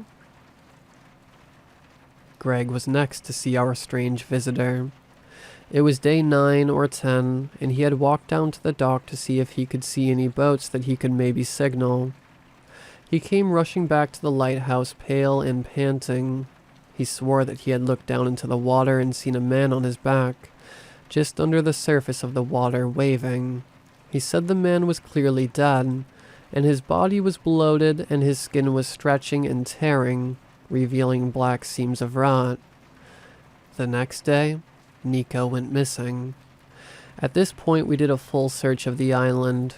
It wasn't difficult, as it's just a lighthouse on a rock outcrop. You could see the whole island from the top of the lighthouse. During our search, I found something that guarantees I'm never leaving this place. I almost didn't notice it at first. I was wandering the island, shouting for Nico, when my foot caught on something, sending me sprawling to the ground. When I finally got myself up, I saw that it was a chain. I grabbed at it, intending to pull it out of the ground. Instead, I lifted up a door buried in the wet earth. As the door lifted, my nose was assaulted by the god-awful stench of decay. There was a small set of metal steps leading down, and, having no concern for my own safety, I trudged down. At the bottom of the stairs there was a chamber, maybe about 50 feet long, 50 feet wide. Up against the back wall there were boxes. Boxes just like the ones we had brought our gear in. Surrounding the boxes were bodies. A great heap of bodies. I covered my nose and got closer. The bodies were a scattershot of different rates of decay. Some looked fairly fresh, while others were almost skeletons. I started noticing some of them were wearing t-shirts emblazoned with different ghost hunting teams. A body of a woman no more than 25 years old was wearing a Ghost Getters shirt. A man near her was wearing one with CIGS, Central Indiana Ghost Society patches. The more I looked, the more ghost hunting teams I found. I heard shuffling behind me and ran to the stairs to catch Greg before he came down. I looked up and instead of Greg, saw a waterlogged corpse staring at me, holding the corner of the trapdoor covering the hatch. He gave a little wave and slammed it shut. I rushed up, expecting to be locked in this place forever, like the bodies decomposing all around me. But the trapdoor freely gave way and I burst into the gray sunlight of the island. 2 days ago, while I was sitting on the dock trying to catch fish with a small bit of fishing line and a hook Nico had squirreled away in his suitcase, I heard what sounded like a scream starting before immediately being cut off. I ran to the top of the stairs and saw Greg standing at the railing around the lighthouse. He was half-heartedly waving, so I waved back and headed back to the dock to see if I could catch some food. When I returned a few hours later, I saw that Greg was still standing exactly where he had been before, still waving in that strange, half-hearted way. As I got closer, I realized why. Greg was dead. His throat was slashed from ear to ear, but there was no blood. He had been roughly lashed to the railing with old rope, with his right arm left free to dangle in the wind. I didn't even bother untying him. I just ran. I ran for the trapdoor, threw it open, and barreled down into this tomb. I've been here 2 days by my reckoning. I searched the gearboxes and found this phone. I also found camera gear dating back to what I think is the 60s. In the last 2 days, I've heard sounds up top. Wrenching, grinding sounds, laughing, banging, and a low gurgling that keeps happening right outside the door of the hatch. I've braced a tripod on either side of the door, and I'll leave it that way. Today I heard a new sound. It sounds like a boat engine, and it's getting closer and closer every hour. I'm at Griffith's lighthouse in the Atlantic Ocean, and although my friends are surely dead, I am not alone.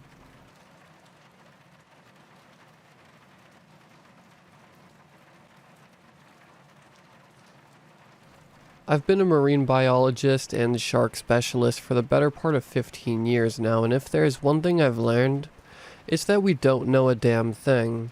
You could see a new species, hell, 3 new species every single day for your entire life, and not even scratch the surface of what's under the surface of the water. Water is where life began, and it's been there for millions of years.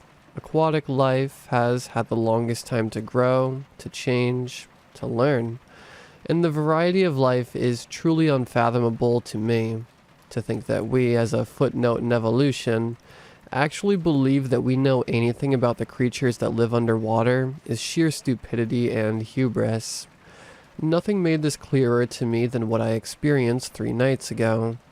My crew and I took a research vessel out into the Pacific just after sundown, looking for the elusive oceanic white-tip shark. These beautiful creatures tend to be loners of the deep, and due to this, we don't know a whole lot about them. What we do know is that they spend their days stalking the vast, open ocean, often riding the area where cold water meets warm. And since they tend to spend their days in open water, food is very scarce. So, whenever a meal is available, they tend to make a beeline for it with aggressive determination. The mission I had planned was a very special one. I had a theory that oceanic white tips weren't actually the loners everyone thought they were. My thinking was that they were actually highly sophisticated pack hunters, sending one main scout who would then signal to the group when a meal was found. This would conserve precious energy and also optimize every meal for the species as a whole. So my crew geared up and found the most empty spot we could to try testing this out.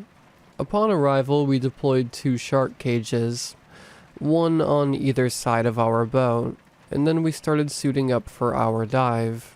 The moon was nowhere to be found that night, the only source of light being the bright spotlights surrounding our ship. My dive partner Mike and I were all nerves as we got ready. "How are you feeling, brother?" Mike asked, zipping up his wetsuit and prepping his breathing apparatus. Even with the thick, insulated rubber of the suit, I was shivering as the chill night air hit me, and the water would only be colder. "I'm excited, man. You know, a lot of butterflies, but I'm ready to see some sharks," I said with a grin. "Hey, I got your back down there, all right? Your theory's strong and we got all night. We're all behind you," Mike reassured me. I gave him a grateful nod. A few minutes later, the crew EMT, Dave, made his way over to us as we finished getting ready. "Alright, we're about all set here. Now, you guys know I've got to give you the spiel," he said. "Yes, Mom," I replied with a laugh. Dave rolled his eyes. "Down there, it's all going to be about communication, right? We're on radios at all times, so you keep us updated. You feel wrong, you feel any danger, you call me right away. I support you guys. This research you're doing is amazing. But we're also dealing with unpredictable apex predators. They have the advantage in the water, and it's dark. You keep your eyes peeled down there. We keep our eyes peeled up here, and we all stay safe. I say we pull the plug. We pull the plug, all right?" He explained. Mike and I nodded our understanding. "Yes, sir, Sailor Dave, sir," Mike saluted. Dave rolled his eyes again, but smirked. I looked at our chum people next. "How are we looking, Jimmy?" I asked.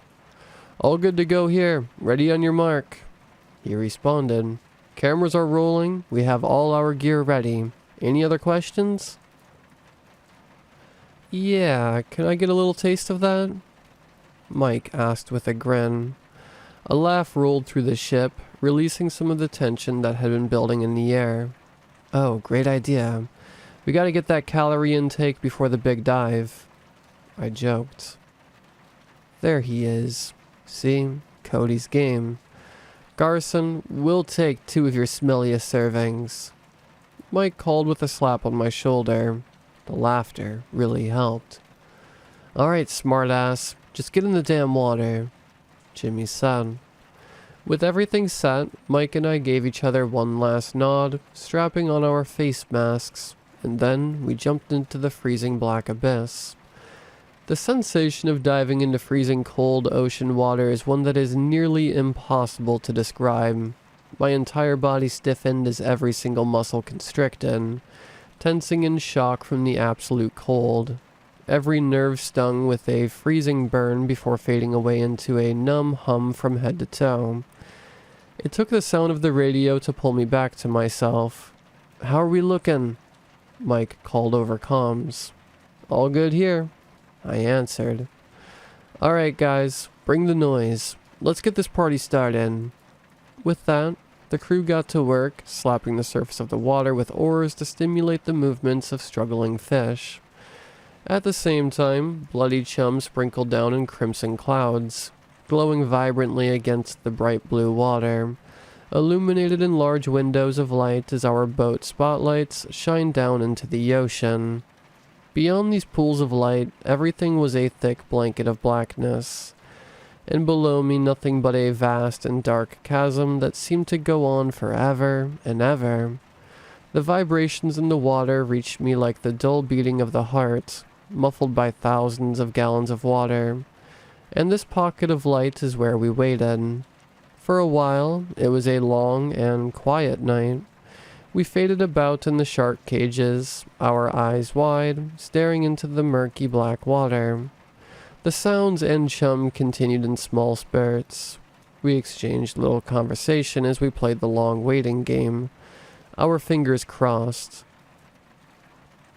I sat, hoping, my heart pounding in my chest. It must have been a few hours of freezing nothing before Mike came on the radio. "Hey brother, I'm seeing a big black spot out there. It's coming your way now. Keep a lookout." "Copy," I said. And then I saw it. A glimpse of gray, the wide, wing-like pectoral fins. A splotch of white on the large dorsal fin. Holy shit. We got one. Oceanic white tip. I nearly screamed. The enormous beauty glided through the water effortlessly. In the vast nothing, it looked like it was flying. Its white, slitted eyes stared out through the water at our boat. "Hell yes." Someone from the crew called on comms. "Fuck, it's gorgeous. Female. Probably a 10-footer easy. Maybe bigger." I called out to the crew. A round of cheers went up from the crew, the excitement vibrating through us. The shark loomed, making a couple curious circles around us. "Bro, Cody, that thing is huge," Mike said as the shark made her way to his side of the ship. We watched with held breath as she investigated. Swimming by us, its gaping jaws hanging open to give us a perfect view of her rows of razor-sharp teeth. Being so close to such a powerful creature brought with it this huge shot of adrenaline, and I found myself completely speechless. "How are we doing, boys?" Dave called. "All good here. Looks like she's curious for sure," Mike answered first. "Yeah, it looks like she's drifting away now. Hopefully that means she'll be back with a group," I said, watching as the oceanic white tip flew through the water, back into the inky black, vanishing before our eyes in an instant. The exhilaration lingered with us for a while after that. We did check-ins with the crew and Dave, making sure everything was still on the safe track before it was back to waiting. However, this time, we didn't have to wait that long. About an hour later, calls came from Dave and a couple other crewmates. "We've got a shark. On your left. On your left. Another one over here, off to the right. Heads up, we got another." Soon we had a whole group of 5 or 6 swarming us, watching, lurking, and hoping for a meal. And for my crew, we were on cloud 9. "Cody, I think you've just found your first piece of evidence," Mike said warmly. I grinned. This was everything I was hoping for. It wasn't 100% proof at all, but this was a huge step towards my theory. These creatures were more than loners. They had a form of pack mentality. My heart raced as I watched them bump the boat or come up to my cage before veering off. Joy welled up in my chest. And then, Mike came back on the line. "Hey dude, I think something's wrong," Mike said. Everyone's excitement stopped. My grin dropped into a frown. "What's going on?" I asked seriously. There was a series of voices over the radio as the crew leaned over Mike's side of the boat. "Are you alright?" Dave asked immediately. There was a long stint of static. Mike stuttered. "There's something out there, but I don't think it's a shark. He trailed off. "What the hell is that?" called Dave. "It's a shadow, or a figure. I can't make out any features," Jimmy said. My heart started to pick up pace. I was beginning to feel off. In the pit of my stomach, I knew this wasn't right. And then the sharks ran away. All of them. I watched as each shark jolted to life, swishing their tails rapidly, flying away into the dark as fast as they could. They made my heart nearly stop. That didn't happen. Not like this. Not all at once and with such speed. This wasn't just a few sharks being shocked by an unexpected noise or movement. This was an act of fear. One minute, there were 6 large, hungry apex predators. And then there was nothing. What the fuck? I said to myself. The terror that bubbled in my chest took my breath away. I tried to radio, but no speech would leave my mouth. What could do that? Never in the years I'd been diving with sharks had I ever seen a reaction like that. Never. I've never seen one shark run away from something with such fervor, let alone a group. This wasn't just wrong. This was very bad. Mike, what do you see? Dave asked. We can only see shadows up here. You have to communicate, man. We talked about this. Mike? I finally spoke. Nothing. Static came over the line as if he was pressing the button, but unable to utter a word. Mike, answer me right now or I'm pulling the plug, Dave said firmly. You guys are sure it's not another shark? I asked stupidly, knowing that couldn't be the case. No, this thing is big. Like, it's moving with the current of the water.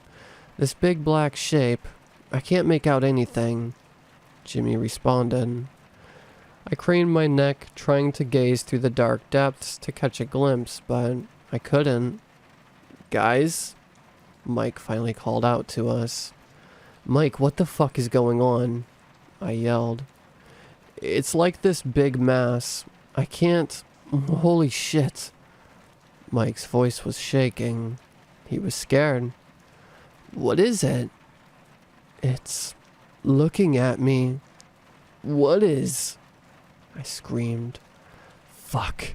I think it's smiling at me. Mike nearly whispered. I shifted in my shark cage. My heart felt like it was about to burst. The fact that I was alone in the infinite depths and I couldn't see anything only made the whole experience worse. I looked around wildly, as if I was instinctively searching for any sign of danger or help, but I only saw cold steel and black water. That's it. I'm pulling the plug. Reel in his cage. We're getting out of here, Dave stated. His voice was completely drowned out by the staticky sounds of Mike's screams over the radio. Although I was on the other side of the boat, I felt the movement of water, rapid and violent. My cage shook back and forth, throwing me sluggishly from side to side with the displaced ocean. I attempted to steady myself, but with little success. After one particularly aggressive jolt, my left arm crashed into the walls of the cage. I felt a snap, a stinging, aching pain, and then numbness. Screams went up from all of the comms and everything went up into chaos. Get him out! Get him out! Dave shouted, fear now touching his own voice. I saw blood, so much blood. It flew with the currents in deep red clouds passing over me. Mike's blood. My stomach roiled as everything continued to violently shake. Jesus Christ, shouted Jimmy. Get Cody, get him, Dave ordered. I felt the crew desperately trying to reel in my cage. I couldn't see anything. It was all a blur of sea, night, and blood. A corner abruptly jerked to the left and my head hit one of the metal bars at full force. Stars filled my vision. Hands dipped into the water, barely missing me multiple times with all of the movement. More screaming. No, stay away from the edge, I heard Dave again. A splash, more screaming, and then one firm grip locked onto my left arm and I was hoisted out of the water. I let out a shriek of agony at the pain in my arm as I spilled out into the boat, nearly getting trampled by the quickly moving crew. I ripped off my mask and vomited, adding to all the water, blood, and other viscera that painted the floor. Everything was slipping all over the place. My head spun. Cody's in, I heard Jimmy yell. Get out of here. Go, go, Dave screamed. The boat lurched forward and we took off. The world around me started to fade as I stared out at the bloody pool where Mike and other crew members' body pieces floated. I saw it. A shadow in the water, featureless, terrifying beyond all belief. I tried to speak, to think, to do anything, but my world shifted into darkness and I passed out. When I came to, I was in a hospital bed, and that's where I've stayed the last 3 days, staring at the ceiling while simultaneously feeling relieved and surprised to find that I was still alive. It turns out I broke my left arm in 2 places, and I have a pretty bad concussion. The memories of the whole thing have been coming back to me slowly in terrifying flashes. Mike Allen's body wasn't able to be recovered, nor were crewmates Heather Nolan and Paul Webb. I heard that Jimmy had a really bad cut on his leg and chest, and had been in and out of surgery since I've been here. The rest of the crew have stopped by to visit me a few times. Dave was kind enough to drop off my laptop so I can sit here, painstakingly typing this all out with my right hand so I don't go crazy. I have no idea what was out there, lurking in the blackness like a living shadow, and honestly, I don't think I want to. I've never seen sharks run for their lives like that before, but there's a creature out there that scares them. Whatever scares sharks is still down there waiting below the depths. I can't say if I'll ever be able to go back into the water, but I do know one thing. One image has very clearly returned to me from the entire experience. I couldn't make out many features of the shadow, but I saw, as we retreated that night, I looked directly at it, and it was smiling at me.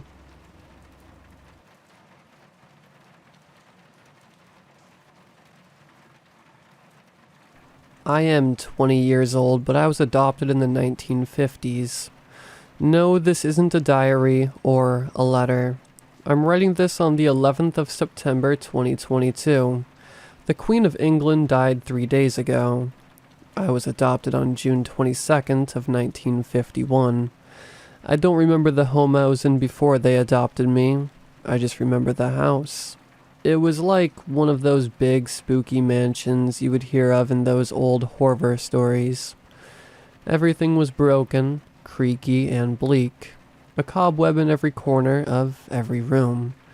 But it was a place to call home. My mother was a cold woman, like a witch, but with rules. Lots of rules, but they were strange. I never truly realized why there was so many, or why they were so strange until I ran away. She had cats. We never met them. Just heard them scuttering around at night and during the day, their soft meows echoing through the cracks in the walls. She told us all they were what she called scaredy cats, and would run away at the sight of humans. Rule 1. Never leave your bedroom door unlocked past 11 p.m. It's an invitation. I never knew what she meant by invitation. I never unlocked my door unless it was mealtime or TV time. Each night between 11:30 p.m. to 12 a.m., we would hear 3 knocks. Rule 2. When you hear the 3 knocks, don't answer. Just turn out the light. I'd turn out the lights, and each time with a little huff would come from outside the door, and the sound of what I thought were footsteps would move away. Although some nights there would be a single knock. Rule 3. If you only hear 1 knock, you have 10 seconds. Hide under the bed or in the closet. Keep your eyes closed. Once you hear the door lock, you're safe. A single knock. I swiftly sprung out of bed and made my way under the bed, closing my eyes and holding my breath, until it struck me. Why couldn't we look? What was it? Curiosity struck me and I slowly opened my right eye, and then my left. My hand smacked over my mouth to stop myself from screaming. Rule 4. Do not go outside. All the windows were boarded up, doors locked. There was no way we could look outside apart from whatever they put on the TV or the papers. Only person allowed outside was Mother. We would be locked inside the TV room. One time little brother Timmy wandered off and never came back. Rule 5. Do not wander off. Bedtime. It takes us all a long time to get to bed. We can't leave Mother's side. We all walk behind her as we crouch, tiptoe, and shuffle through the narrow hallways as quiet as mice. She told us it was so we wouldn't scare the cats. Cats attack when they are scared. They don't act like the cats we see during TV time. Rule 6. Don't unlock the doors during TV time. Felix the cat was on. It was our favorite as kids. It would drown out the constant scratching at the doors when we all sat down to watch. Rule 7. If you see one of the cats, run and hide. Don't tell the others what you saw. I quivered underneath my bed at the sight of the cat. It was unlike any cat I had seen before. It was large, 6 feet tall, and crawled on all fours. I couldn't see its face, but I could see the drool pool on the wooden floor beneath its long, bony legs. It began to walk, or should I say crawl, away towards the door. I closed my eyes and sighed in relief. That was until I opened my eyes again. Then all I felt was fear. Rule 8. No food in bedrooms. Food must be eaten and finished at the table. The smell will attract them. I came down early one day for breakfast. I saw Mother pouring milk into a glass bottle. I was confused. The milk she was pouring looked new. It was in a plastic sort of jug with a green lid with the expiry date 5th of November 2012. This new milk sure did last long. Maybe the glass bottles made them last longer. Rule 9. Put leftover food in the cat bowls. Whenever we couldn't finish food, we would always put them in the cat bowls as a little treat for the cats. They never ate it. They didn't like it. They didn't like anything we gave them. They were never happy. They wanted more. They wanted flesh. Rule 10. Run. Its yellow beady eyes stared back at me, a blue collar dangling from its neck. I froze in fear.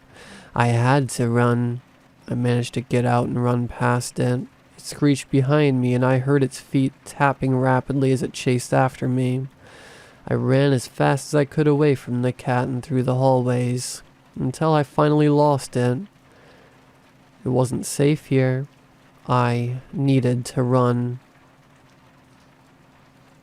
I began to look around for an exit.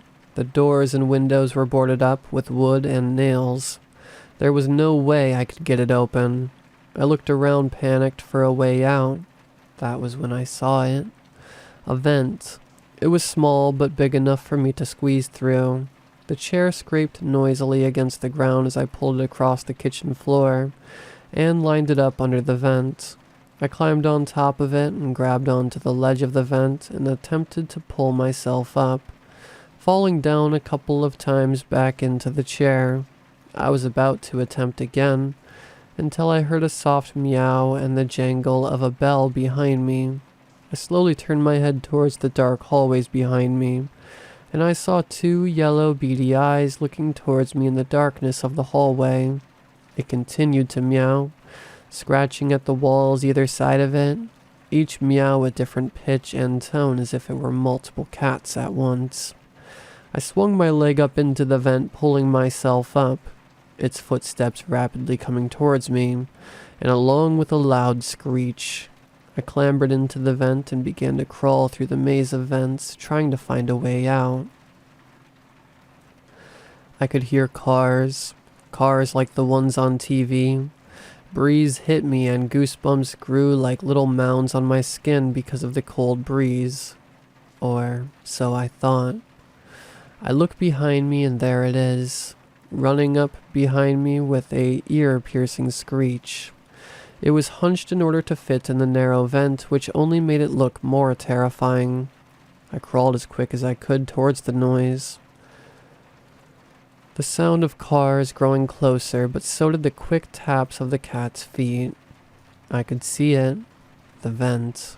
I crawled towards it, my knees red and torn apart from the friction between my skin and the vent floor. I began to kick at the vent, sweat dripping down my face. I looked backwards towards the creature who was closing in on me. With all my might, I gave it one final kick and it fell off its hinges, hitting on the concrete ground with a thump. I slid out and landed on the pavement with a crack. Excruciating pain shot through my right arm, but I didn't care. I scrambled to my feet and looked at the vent. It stared at me with its devious yellow eyes and backed away slowly with a soft growl, and a soft jingle from the bell that hung from its collar. I looked at the house from afar, and saw my siblings and mother looking out the large living room window. They all grinned at me as their eyes flashed yellow for a mere second, before they backed off into the darkness. I faced towards the street. Everything was colorful, vibrant. The cars were odd. They were fast. They didn't look anything like the black and white ones I saw on the television. There was pictures that moved along big signs and buildings, and people wore nice clothes. Short skirts and nothing like the rags I had to wear. Food smelt and looked good. It wasn't like the thick gray stuff I always had to eat just so I wouldn't starve. I ran around like a headless chicken, dirt-coated face and clothing ragged. I bumped into a strange woman with a friendly face, squinting as the sun beamed towards me from behind her as I asked, "Excuse me, miss, I'm lost." She let out a small laugh. "You certainly are. You look like something right out of the 50s. I looked confused at her. "But it's 1953. Her face fell and her brows furrowed. A concerned look plastered on her face. 1953? Darling, it hasn't been 1953 in 60 years. It's 2012. My eyes bulged and I looked around bewildered. I saw a stray newspaper on the ground and took it in my hands. Looking at the front page, my eyes landed on the date, November 5th, 2012. I pulled it away from my face and looked towards the house in which I escaped, but it wasn't there. It was a pile of wooden planks. I walked towards it, kneeling down on the rubble and running my hands through it. My hands hit a hard object. It made a sound similar to a worn-out bell. I pull on the object, and with a yank out it came. A blue collar.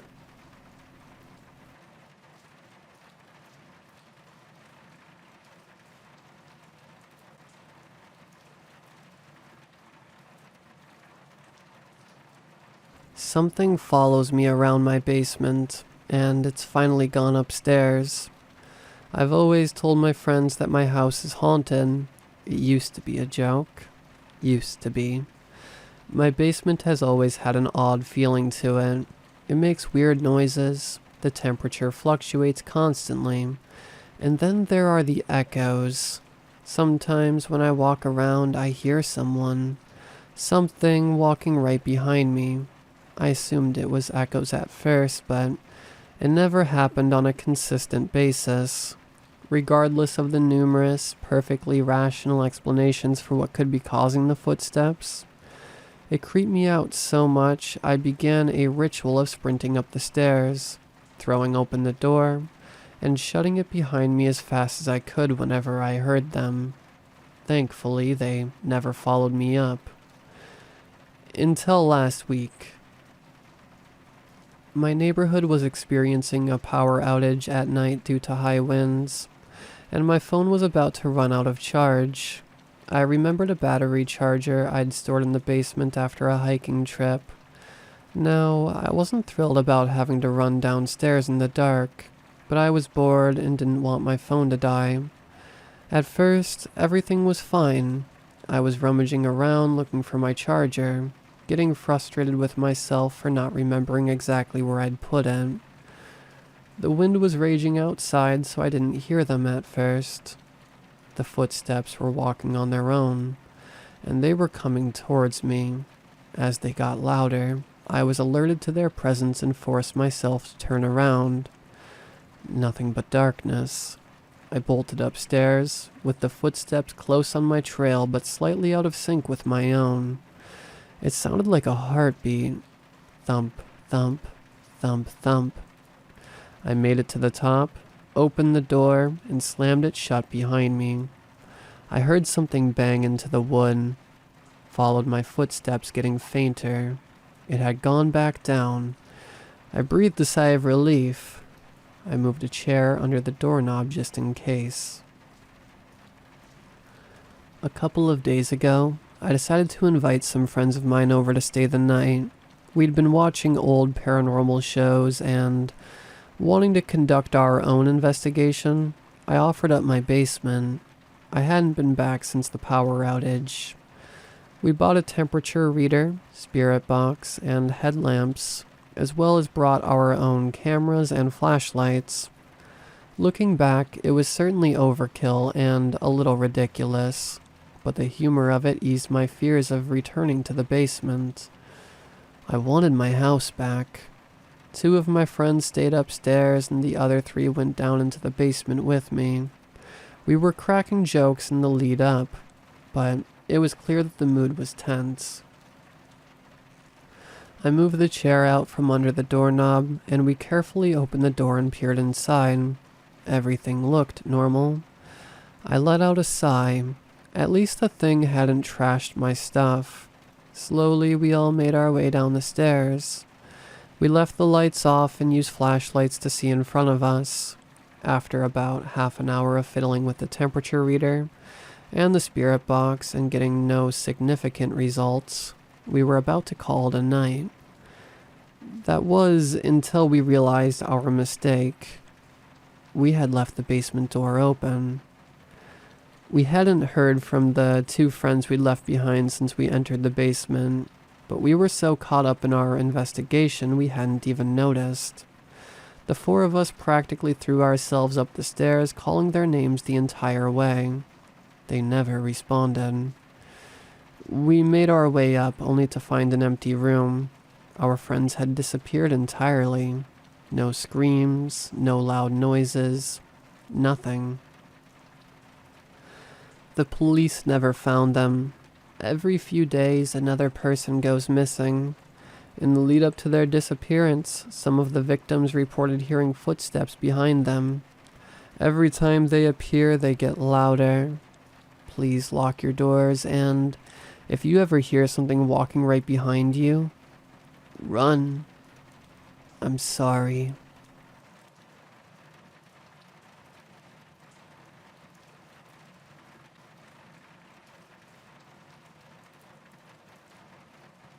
I didn't have a normal childhood. Despite such a unique claim, the abnormality that ended up defining my childhood only occupied a small portion of it. One night, to be specific. When I was 9, my life changed forever. I was living in the house that my parents still live in now. The night was like any other. That was until something drastic happened. I was just on the verge of sleep, that type of feeling where you're conscious yet dreaming, where your mind is filling your head with random thoughts, feelings, and images, yet you're not quite fully asleep. In this state, it's common to have that jumping sensation. This is because your body has fallen asleep too quickly, and your brain is sending a shock wave to your muscles to ensure you haven't died. At least, that's what I've heard. Before I knew it, I awoke to a thin ray of moonlight piercing my eyes, and a gentle scraping sound. My window and blinds had opened. I immediately looked up. The moonlight that now filled my small childhood bedroom illuminated enough for me to see what was happening. A man was entering my room through the window. As he was putting his leg over the windowsill, the rest of his body still outside and unaware of what was happening inside, I quickly slammed my head into my pillow and pretended to be asleep. I laid at such an angle so that I could still see most of my room, the floor being the exception. I opened my eyes the smallest amount I possibly could, and saw something that would change me forever. A man in a gray suit wearing a gray fedora had made his way into my room through my upstairs window. How he managed to go about doing this, I'm still not sure. I saw him duck his head, his legs already over the windowsill and resting on the foot of my bed, and push his way fully into my bedroom. I shut my eyes. I was so scared I quite literally forgot how to breathe. Subtly, anyway. The only sound I could hear was the incredibly loud thumping of my heart beating in my ears. By the time I'd opened my eyes again, my window was shut along with my blinds. I had to open my eyes wider this time, so that my pupils would dilate and I'd be able to see what was happening. The blinds being shut obscured my vision, as there was now no light in my bedroom. As my eyes adjusted to the darkness, I could now see a tall, slender silhouette of a man in the corner of my room where my door was. I had never felt so sick. You know that feeling you get when you go over a bump, or when the roller coaster goes over a hill? That was the feeling I had. I cautiously observed him as he stood in the corner of my room, his hands clasped behind his back, watching me. I could see his chest gently bouncing up and down as he breathed. I closed my eyes. At this point, I assumed it was a dream, so I shut my eyes, and with great difficulty I found myself asleep. By the time I woke up the next morning, the man was gone. I found my window to be open slightly, about an inch or so. This told me that what had happened hadn't really been a dream. A man in a gray suit wearing a fedora had found his way through my window and into my bedroom. I had many questions. Who was he? Why did he enter my room? Why did he come through my window and not the main entrance? At what point during the night did he leave? A million thoughts and possible answers flooded my brain. Over the course of the next month or so, these thoughts persisted as the man continued to visit me every night. By the second or third week, I was no longer scared. In fact, I felt an odd sense of comfort when I heard my window start to slide open, or when I saw moonlight flood my room as he opened my blinds. By the third and fourth week, I would wait and stay awake for him to arrive. I was no longer scared of letting him see that I was aware of his presence. In fact, one night, he arrived and stood in the corner of my room with his hands clasped behind his back like he always did. He gave me a slight nod as though saying, "Hey, it's me, your old friend Slender Suit Man." I'm not sure exactly how long he'd been visiting me before this fateful night. I assume it was just under a month. One night, I heard my window slide open. A hand curled under my blinds and he peeled them up, letting the usual array of moonlight flood my room. He slid in through my window, shut it behind him, and stood in the corner with his hands behind his back. Not a single thing about this routine had changed since the day I first saw him. There was one thing that kept nibbling away at me, however. I could never make out his face. The shadow of his fedora somehow shielded any light from touching his face, so, in reality, I had no idea what he looked like. Although that sense of comfort was still there, I believe that was mostly due to his consistency. If he hadn't done the exact same thing each time, I would have continued to be worried sick.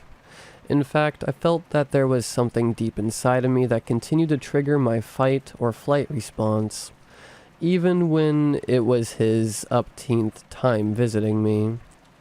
Then the air of the room changed. Everything became still. I laid there in silence, confused before I heard a loud bang from downstairs. Something breaking. I looked over at the man in the suit, whose hands were now by his side. It was almost scary to see him standing in any other position excluding the one where his hands were behind his back. He turned on a 180-degree axis, grabbed the door handle, twisted it, and pulled it open.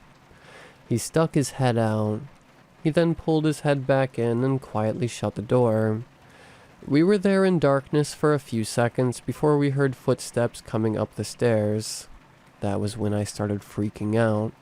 I began to scream, but before any sound could come out, the man in the suit held up one finger to his face as though advising me to be quiet. We heard footsteps approaching my door. The man in the suit swiftly walked over to my bed, helped me up, and swept me behind him. We quickly and quietly made our way towards his corner. He seemed perfectly calm. We saw the door handle twist, and the door slowly opened. A silhouette of a man appeared in our vision, and we saw a long cylindrical item in his hand. It looked as though it could have been a knife. The atmosphere tightened a second later when he spoke. "Sorry, kid. This isn't going to end well for you." He slowly raised the object in his hand. Within the span of half a second, the man in the suit drew a gun from the inside of his blazer, placed a hand over my ear, and shot the man in the doorway.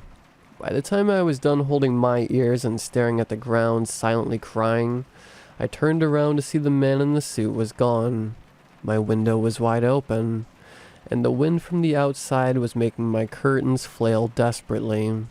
I looked back at my doorway and the intruder was lying on the ground with a bullet hole in his side.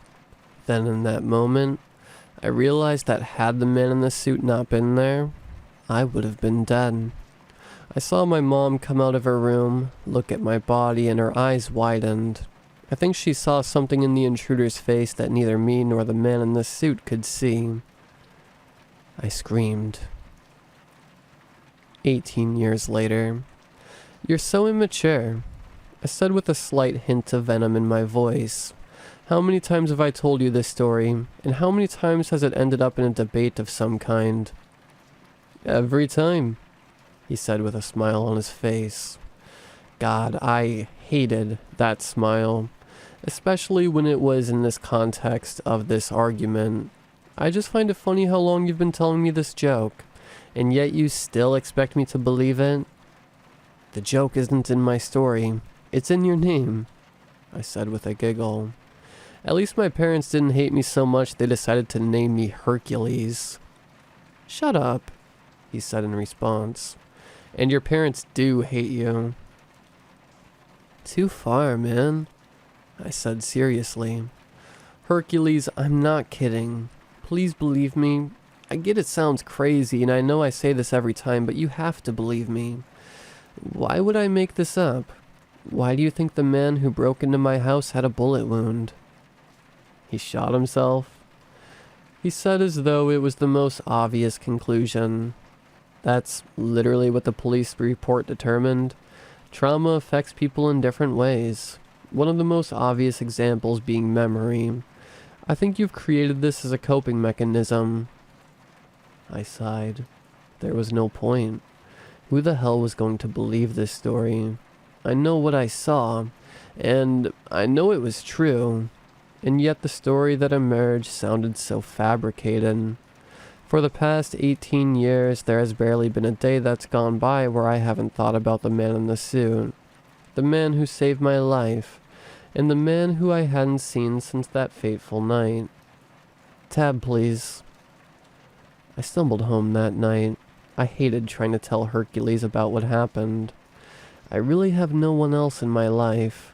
My parents and I have had a really rocky relationship ever since our house was broken into, and I don't blame them. So much legal stuff went down that I still have no idea about, and I'm sure that as many times as they want to deny it, they at least partly blame me for it. I just remember a barrage of police at my house, discussing the origins of the unknown intruder. They classified him as a John Doe, since he had no records or known family members. I opened my door and overarmed my keys and phone onto my bed. I threw myself down next to them. I laid there for a moment, thinking about the man in the suit and searching for ways in which I could possibly find him again. I fell asleep that night with the man in the suit still on my mind. I needed to see what he was up to, and why he was in my room for those several weeks. These questions flooded my brain the entire night. I woke up the next morning and conducted research throughout the entire day. For the next 2.5 weeks, I would wake up, browse the internet on information about sightings of him, news reports on the murder, and other topics of this nature. I never found anything solid. At this point, I was concerned about my mental health. I had barely left my apartment for those 2 weeks. Any calls I'd receive would ring out. Any texts I'd receive would endure an unintentionally nasty response from me. I was worried that I was becoming obsessed with the man in the suit. Hercules had ties into some lab that was downtown. A few years back, he'd had an apprenticeship there. He'd mentioned at some point that they used to specialize in hypnosis therapy. Except it was super secret and all of the information about it was under wraps. He would tell me about how people who would come in and be cured of all types of problems. It was rumored that they'd achieve things like curing pervasive mental problems, treating chronic health conditions, time travel, and memory removal. The last one was the one that I was focused on. I was so sick of thinking about the man in the suit. I just wanted the memory of him, and the memory of that entire night gone. Since he worked there a few years ago, maybe I could contact him and see what he knows. I texted him, even though it was 12:30 at night. The message read, "Hey man, hope you're well. Sorry I haven't called you back. Was just wondering if you still had any info on that lab you did that apprenticeship at a few years back. Would really appreciate it. Catch you soon, man." I turned my phone off and put it on my desk. I went to sleep that night as soon as my head hit the pillow. I woke up the next morning with a headache. I got up, had a glass of water, and returned to my room to check my phone. I checked my messages. I saw a message in response from Hercules, an address. Along with it was a message that said, "I don't know what you're doing, but good luck with it. You might not be as lucky this time to have a man in a suit come and save you." He had 2 skull emojis next to it, as though it was the funniest thing ever. I entered the address into Google Maps, got dressed, and headed into my car. After an hour or so of driving, I heard the magical "You have reached your destination" chime from my phone as I pulled up in front of a large, menacing building. I turned my car off. From the inside of my car, I could see 2 entrances. One was way past me to my left, which had a rotating door. There were 2 extremely tall and muscular men with earpieces on either side of it. One entrance was nearly directly in front of me, slightly to the right, that had "staff only" on it, written in bold writing. Due to the lack of guards and the absence of the chance of me getting my ass handed to me in a fight, I chose the door to the right. I walked over to it, turned the handle, and gave it a gentle push. Like clockwork, the door swung open and I was granted access. I assumed it was unlocked for fire exit safety reasons. I found myself to be in a stairwell, which reinforced my theory on the fire safety door. As I gazed around, I found that there was 1 flight of stairs to my left that went upwards, and 1 to my right that went downwards. This meant that the downstairs to the right would take you underground. I followed the stairs down for what seemed like hours. I was walking downstairs for so long I started to feel exhausted. Eventually, however, I reached a landing and a door that said, "Warning, confidential information inside. Do not enter without a level 4 pass." I didn't know what the hell a level 4 pass meant, so I tried to kick down the door. Unsurprisingly, it didn't work. I saw a scanner next to the door, which I'd assumed scanned the level 4 passes and unlocked the door. I ran back upstairs again, which took an excruciatingly long time. I did this to find a more populated area so that I could hopefully find and use a pass. Upon finding myself back in front of the door in which I entered, I went up the flight of stairs on the left and found myself in a hallway. I opened a random door in the hallway and emerged in a large, empty office area. I searched around for passes. There were hooks on each cubicle that most people had their passes hanging on. Most of them were either level 1 or level 2. I found one that was level 3, but that still didn't help me. I searched for another 10 minutes before I finally found one. A level 4 pass. In the pocket of a gray blazer hanging on the back of a chair. I quickly ran back down the stairs, nearly tumbling down every few minutes. I nearly threw up by the time I'd reached the bottom due to the amount of exercise I was getting. I scanned the level 4 pass, and with a satisfying click, the door unlocked. I grabbed the handle, twisted it, and pulled on it. I found myself to be in a massive expanse of machinery and wiring. The room would have had to have been the size of a mid-sized stadium. I stood in the doorway speechless at the dimensions of the room. I was surrounded by complex equipment, most of which I hadn't a clue of its purpose. From the doorway, I could see something in the center that looked almost like a portable toilet. This rectangular prism had hundreds, if not thousands, of wires coming out of it at every angle. Upon closer inspection, the object was a lot more fancy than a portable toilet. In fact, it looked polished and modern, and had an area to stand in the interior that wasn't obscured by a toilet. Barely enough room for one person.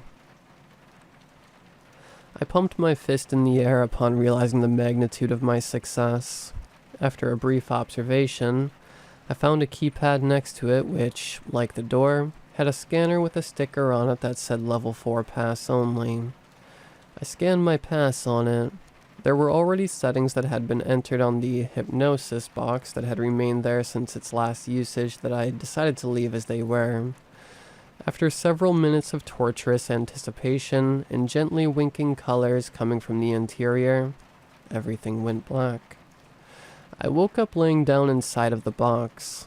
I got up shakily, using the walls of the box to help me up. I cautiously pushed open the door and looked around. Nothing was different. I was still in the same room, exiting the same box, feeling the same amount of uncertainty. I closed the door to the box behind me before processing what had just happened. I definitely still had the memory of that night, if anything. It had merely revitalized it. I skulked my way out of the room, sad and confused. How had it not worked? I made my way up the seemingly infinite staircase and out onto the landing. Next to the exit was a small newspaper stand. I grabbed today's paper, rolled it up, and made my way to my car. I sat in my car for a few minutes. The fact of the house and the night was most of what I'd thought about for the past 2 weeks. I felt an unexplainable urge to confront these memories and see if I can't get over them. I plunged my key into my car and heard my engine purr. I stepped on the gas pedal. By the time I arrived, it was nighttime. I hadn't been there in several years, since my parents and I barely talked. In fact, now that I was seeing it in person, it looked so similar to how it was back then. During my minutes reminiscing and observing my house from the exterior, I heard a sound slightly to my right, an extremely distant sound, one that I wouldn't have picked up on had it not been for the silence of the neighborhood. In an attempt to locate the source of the sound, my eyes landed on my bedroom window. What I saw next made my stomach drop through the floor. The leg of a man in gray pants had just disappeared into my old bedroom. I had instant butterflies. He was back. Just when I was visiting my old house, he was back. My parents never locked their doors. We didn't live in a quiet town by any means, just one that didn't have much crime. No one in the neighborhood locked their doors. I ran through the main entrance and into the house. As I was making my way to the stairs in my euphoria, I accidentally bumped into a flower pot. It made a loud crashing sound. I made my way up the stairs, incredibly nervous to be seeing the man in the suit again for the first time in 18 years. I stood there outside my bedroom door for a while, gathering strength and trying to fight off nerves. After several minutes, I walked up to my childhood bedroom door, twisted the handle and gently pushed the door open. In front of me was a tall, slender man in a suit with a child standing behind him. The smile dropped from my face. Instantly, it hit me. The presets on the hypnosis machine clearly didn't remove memories.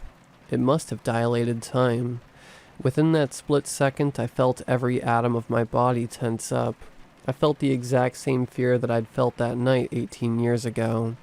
A million thoughts were racing through my brain, none of which I could process in time to somehow utilize in this situation.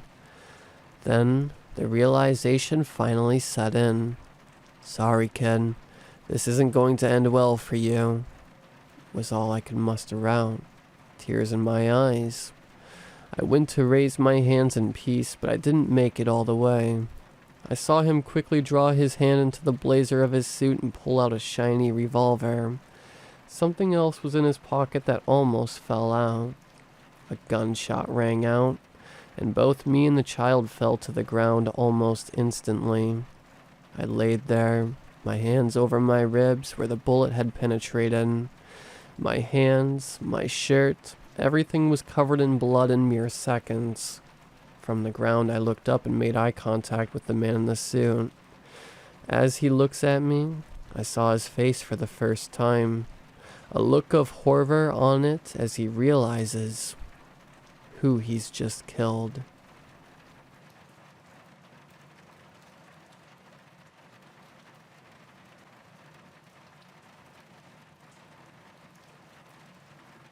It's in our bedroom. My wife shakes me so hard I wake up with a sharp grunt. She's sitting bolt upright in bed. I turn my head towards her, my eyes wrinkled from sleep, my eyebrows knitted together from confusion. Her eyes are unblinking, terrified, transfixed on something at the foot of our bed. I sit up, blinking, my eyes adjusting to the early morning light, the white curtains hiding the promise of a beautiful clear summer's day. Then I see the thing at the foot of our bed. My wife and I remain frozen. At first I'm paralyzed, then my fear turns to anger, and I motion to get out of bed. Suddenly, I'm petrified again from fright as I take a closer look at the thing. The figure is tall, lean, and lanky. It has the proportions of a large simian. Its long arms stretch all the way to the floor, and its hands are dragged. These hands ended in 5 deadly claws with wicked sharp points. The thing's is dark as pitch, and I can't tell if it has dark skin or if it's made from a totally otherworldly substance. Its mouth is large and stretched into a horrific grin. Its jagged teeth are unnaturally white, and it bears them with a menacing glee. Its ears taper off into subtle points like that of an elf. It has long, straggly black hair that has clumped and caked together by some brown material I did not wish to think about. My brain is confused by this sight. I go blank. I thought it's a joke, but I can smell the thing. It has a smell that could not be produced by anything living, anything natural. I'm so utterly confused still. Something like this cannot exist, and how could it be? How is it here on some random summer morning, standing here in plain daylight? These kinds of things only happen at night. There have been no other signs, no strange, unexplained moving of objects, strange sounds, eerie smells, and cold patches. We have not read from any weird books, played with Ouija boards, or been cursed. But there it stands, grinning at us, not moving a single limb. It's simply not possible. I begin to shake. I move my hand toward my wife slowly. I do not break my gaze on the thing. I stare at its eyes. They are large, white, and milky. Dead. My breath comes out hard and fast. As I grab my wife, she jumps slightly but does not turn her head away from the thing. Her face is twisted with terror and white as snow. She trembles as she squeezes my hand so tight it goes numb and my fingers turn white. All I think about is getting away from the thing. I start to whisper to my wife, then the thing raises a long, thin claw to its lips, its grin swiftly changing to pursed lips. Shh. Its voice sounds slippery, slimy, and squelchy. It sounds like something as it's swallowed by a peat bog. I freeze. My heart freezes. My blood freezes. My wife is clenching so tight my hand feels like it's being crushed. I tug at her chin and gesture for her to follow me. Slowly and silently, eyes glued on the thing, we step out of bed, still in our summer pajamas. Strangely, I suddenly am more worried about being found dead in my Spider-Man pajamas than anything else. I chuckle hysterically at this random and inappropriate thought as we run barefoot from our bedroom. It's in the corridor. It's in the corridor. It's in the corridor now. It didn't make a sound. It stands at the entrance of the bathroom, just to our right as we exit the bedroom. I turn back to our bedroom. It's gone. It has moved. Without walking or scuttling or running, it can travel from place to place without needing to move. Does that mean there is just one of them? My heart was beating so fast I felt dizzy. The grip I had on my wife is now more desperate. There is no avoiding it. We have to run right by this thing to get to the front door. My stomach drops and my vision swims from fright. We run past it. The smell gets so much worse. It reaches out its clawed hand and caresses my face softly as we bound down the hall. My wife and I fight back tears. My mind is in tatters. All I can see now is the front door. I rip it open and tear through the door, wife in hand, into the warm morning air. We don't close or lock the door. The air is humid and sticky. It is hard to breathe. My chest is burning as we sprint to our little green car and leap inside. It's in the driveway. It's in the driveway. How could this be possible? What the hell is this thing? Standing, grinning in the morning sun. I start the car as my wife and I buckle our seatbelts. The thing just stands as still as before, smiling that disturbing smile. My eyes pour out tears from pure stress and fear. I'm sobbing and my wife is near catatonia. I slam my foot on the accelerator and we take off straight for the thing. It jumps nimbly to one side, grinning like the Cheshire cat. As we reach the gate, I don't check for cars. I don't care. It's a small village and I take our chances. I swivel my head around to stare at the thing as it stands in the driveway staring at us, unblinking and smiling. I stare at it in turn as I drive the car around a corner and watch the thing disappear as we move down the road. I continue to stare out the back window, so sure I will see it bounding after us, using its arms to run like a gorilla, but I see nothing. I turn my head slowly to face the front window. My heartbeat begins to slow. My wife and I are now screaming from stress and fear, tears flooding from our eyes. It suddenly smells horrible in the car. Shh. My blood ignites with fear. It's the thing's voice, coming from the seat behind my wife. We freeze and fall immediately silent, fighting back our own whimpering. Slowly we turn. It's in the car. It's on the back seat. It's in the car now. Suddenly I hear a noise and turn back to the front to see that I've crossed lanes completely. A small BMW heading straight for me. I yell and make a sharp turn back towards my lane, my heart in my throat. As we return to the correct side of the road, I see the thing reach out a hand to my wife. It slashes her just once across her chest and neck, and it's so fast I could see a blur and then blood. Scarlet blood spurts from my wife in pressurized pulses. I watch her bleed and gurgle. She grabs my hand, but it's limp now. "I told you to shh," says the thing. That voice so beyond natural it sounds like a swamp trying to speak. I am dead and numb. I can't contain myself. I veer the car towards a cliff. We fly off of it and into a precipice. The thing just grins. The cops don't believe me. I have survived the crash. My wife is dead and they think it was me. I lie and tell them a wild animal got in the car, killed my wife, and forced me off the road. They shake their heads. Suddenly there's a bang. A car outside the hospital has backfired. Momentarily distracted by this, I steal one of the cops' guns. I am alone. It's nighttime now. I see it outside the hospital. It stands and grins up at me. I cock the gun. It's in my room. It's here.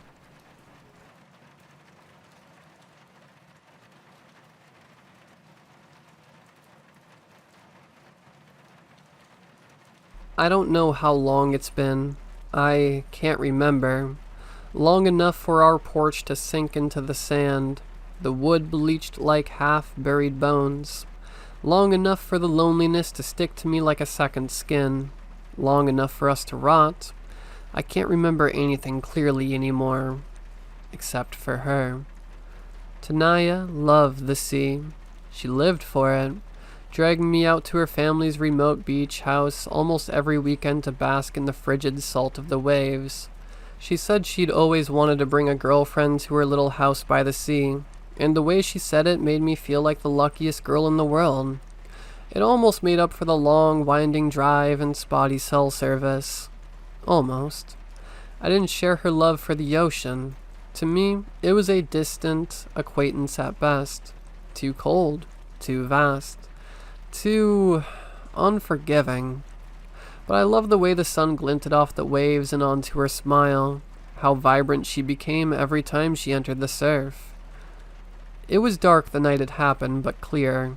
We were out on the porch, her with her arms outstretched, the wind making sails of her clothes, me off to the side huddled in layers of woolen blankets. The air was sharp and fresh, peppered with sprays of salt and sand that entered every corner of our beings. She turned toward me then, utterly alive with it all. "I'm going to go in." The parts of her voice not blown away by the wind were giddy. "Are you sure? It's late and the water is going to be freezing." "It always is. Just for a quick dip. And then we can watch that awful movie you've been dying to show me." My forehead creased as I looked out at the dark, shivering ink that made up the waves. "Be careful. I'll keep watch." She turned and leapt off the porch, sprinting towards the line of the water, not bothering to see if I was following. I jogged after her, still wrapped up in wool, and stopped about 10 feet from the waves. I watched as she ran into them, the warmth seeping out of me like a leak in a glass. Slowly, almost imperceptibly, until I was shivering there, the wet sand making prunes of my feet. Tanaya was a pale blur as she dove into the waves and surfaced again and again, gasping as she broke the surface. Water poured off of her, sticking her hair to her face, tangling it in her smile. I looked down and watched the waves play tag with the shore. They flowed in and out and left trails of shivering, effervescent foam in their wake. I could hear Tanaya laughing. Her delighted voice blew towards me in torn bursts with the wind. And then there was another noise, more like a gasp. I wrenched my gaze upward in time to see her being pulled away from shore. In a movement faster than thought, the blanket was on the sand and I too was in the waves. The cold shocked me into panic as I made my way towards her. My every movement felt too slow, like the water was fighting my progress. Ahead of me I could see her struggling. She was being pulled directly into the waiting arms of a rocky outcropping that stuck out from the shore. The rocks shone slick with salt and malice. In an instant I saw her collide with it, her torso slamming into the unforgiving stone with force. The waves pulled her back and forth, pummeling her into the rocks again and again like a cruel puppeteer. I reached her just as she went under. My hands were desperate and my eyes were open. I could see her blurry form through the salt in my eyes, sinking, almost out of reach. I grabbed onto the rock, ignoring the barnacles that cut into my hands like glass. I used them as leverage and launched myself downwards, managing to grab hold of her arm, pulling her cold body towards me. The waves pushed us down once more, and for a second everything was silent. I could feel the burn of salt water entering my lungs, invading my nostrils and forcing its way down my throat. The trek back was arduous.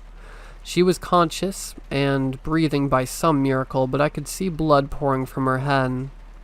It rendered her incapable of swimming correctly. Her movements were jerky and groans of pain escaped her lips. We reached the shore on our hands and knees. I tried to wrap her in blankets, but the wool was soaked through and too heavy to lift. Instead, we stumbled up to the house. Tanaya's movements were growing shorter, more labored. By the time she reached the porch, she was collapsing in on herself, falling as she tried to wipe the blood from her eyes. I half carried her into the house, into our room, onto our bed. I felt delirious. Water had crept into my lungs and it came out of me in sprays when I coughed. My phone, the only one that had been charged, lay inert and waterlogged in the pocket of my shorts. So I lay there with her, held her close and wiped salt water and blood out of her eyes with my hands. I could hear myself saying things I didn't believe. "It'll be okay. You'll be fine. Tomorrow we'll wake up together and everything will be good. We still have to watch the movie, remember?" Tanaya did nothing but gasp. She was so cold. Her eyes were bleary, and they moved in slow circles around the room. Her breathing began to slow, becoming shallower with each labored inhale. Her eyelids drooped. She died at a pace that felt like melting and looked like sleep. I don't know how long I lay there, holding her, feeling the last of her warmth seep into the bed and mix with the blood-soaked sheets. Sobs tore out of me in looping wails, becoming more choked as I held my breath. Felt the fluid build up around the damaged tissues in my lungs. Call it secondhand drowning or call it grief. The result is the same. They found our corpses a week later after we failed to come home, wafting flies and the smell of rotting seaweed. They carried them away, but I can still see us, still see my desiccated arms curled around her peaceful, damaged corpse. They put up telephone lines near our house recently, as new places have begun to spring up, to help prevent future accidents. If I focus, I can travel just far enough to reach the closest wire. I've been broadcasting this message for weeks now, hoping somehow something will pick it up. I want people to know what happened and how wonderful she was. Maybe if someone out there hears me, they can send help. You see, I don't know where she went when she died, but it isn't here. I can't find her, and I don't know how to leave.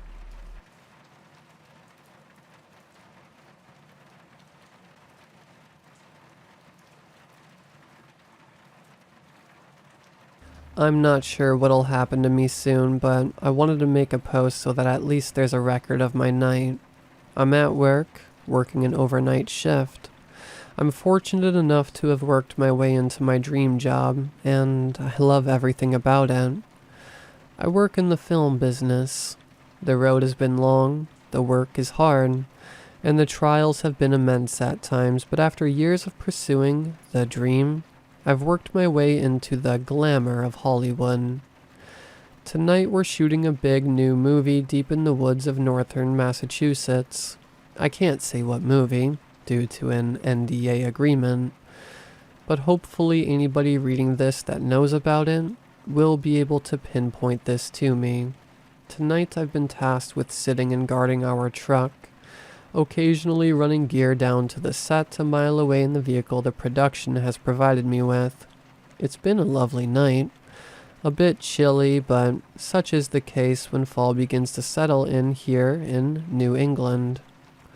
Every so often I've heard the occasional animal rustling, the call of a nocturnal bird, and the crickets chirp over the dull roar of the generator that keeps the lights on in our truck. Other than running gear down to my crew, my duties include keeping the generator running so that the lights remain on. This is important so that other production vehicles running up and down the pitch-black road can see me and our things, and safely drive around on their way to set for their respective duties as well. Our truck is the only one on this particular stretch of forest road, and something about the light bleeding into a seemingly endless stretch of darkness is beautiful, surreal, and comforting. I felt this way, of course, until the generator ran out of gas the first time.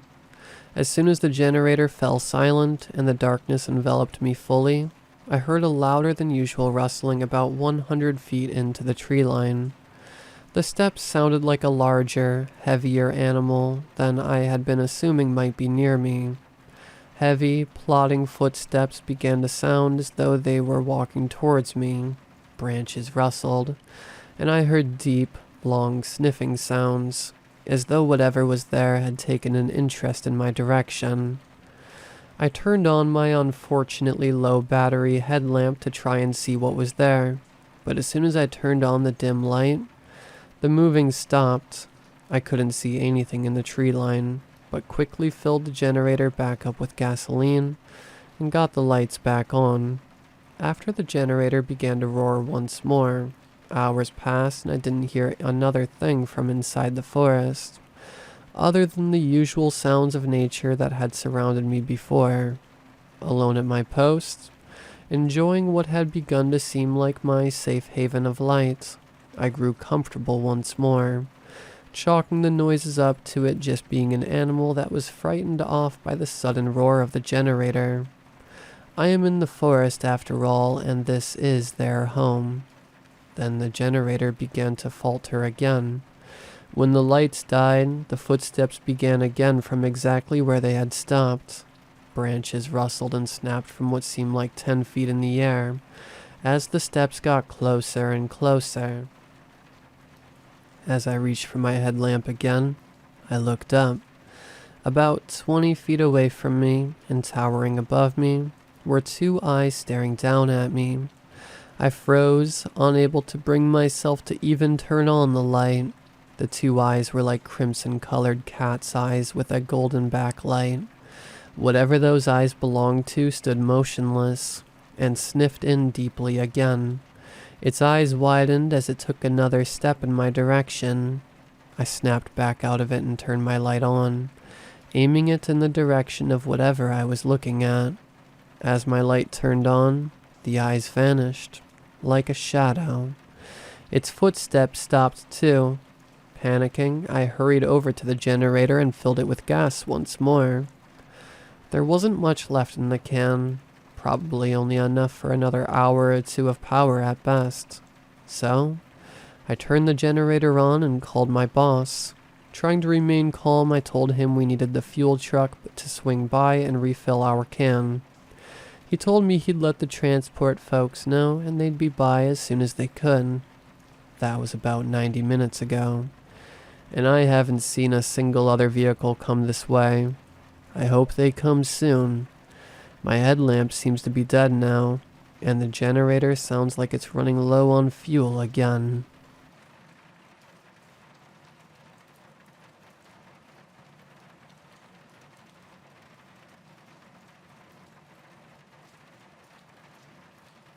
I think I was somewhere around 11 years old when my parents decided to drop me off at my aunt's house, since they didn't trust me to be home alone while they were out in town. I hadn't been to Aunt Lynn's house since I was a toddler, but the place didn't seem to have changed too much from how I remembered it. Just like back then, the walls and floors mostly consisted of earthy browns and greens, and there were a bunch of weird old items sitting on the shelf above her fireplace, like dolls and that kind of thing.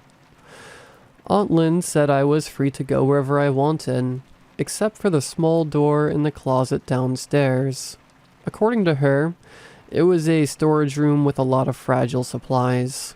Now, I was a bit of a rebellious troublemaker at that age, hence why my parents didn't want me home alone. So, as soon as my aunt told me about that door, I immediately figured out where my next destination would be. After my aunt went into the kitchen to cook dinner, I snuck downstairs to the TV room and quickly found the closet with the door she was talking about. I kneeled down to get a closer look at it. It was about half the height of your typical door, but other than that, there was nothing really special about it. As I grabbed the knob and prepared to turn it, my brain became filled with a million conflicting thoughts. What if my aunt was telling the truth, and it really was just a supply closet? But surely there had to be something more interesting than that. Otherwise, she wouldn't be so strict about it.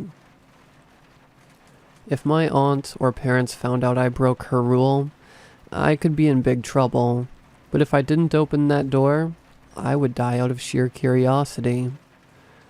I turned the knob and slowly creaked the door open. It was mostly just black inside. I slowly crawled in, wondering if I'd be able to find a light switch. However, after blinking a few times, I was surprised to discover that the dark was gone, being entirely replaced with bright, garish yellows, pinks, and blues. I stood up and looked around. I was in an enormous room, with walls so high I couldn't see the ceiling when I peered upward. The walls were mostly yellow and decorated with rosy floral wallpaper and shelves of old-fashioned toys such as dolls and teddy bears. I was so busy looking at the walls and shelves that I almost missed what was right in front of me. I lowered my head and noticed a little girl who looked no older than 8 sitting down in the center of the floor by a bunch of blocks and a fancy dollhouse. She wore an old-fashioned frilly pink dress with blue trimmings, like something you'd see in the 1950s, along with knee-length socks and Mary Jane shoes.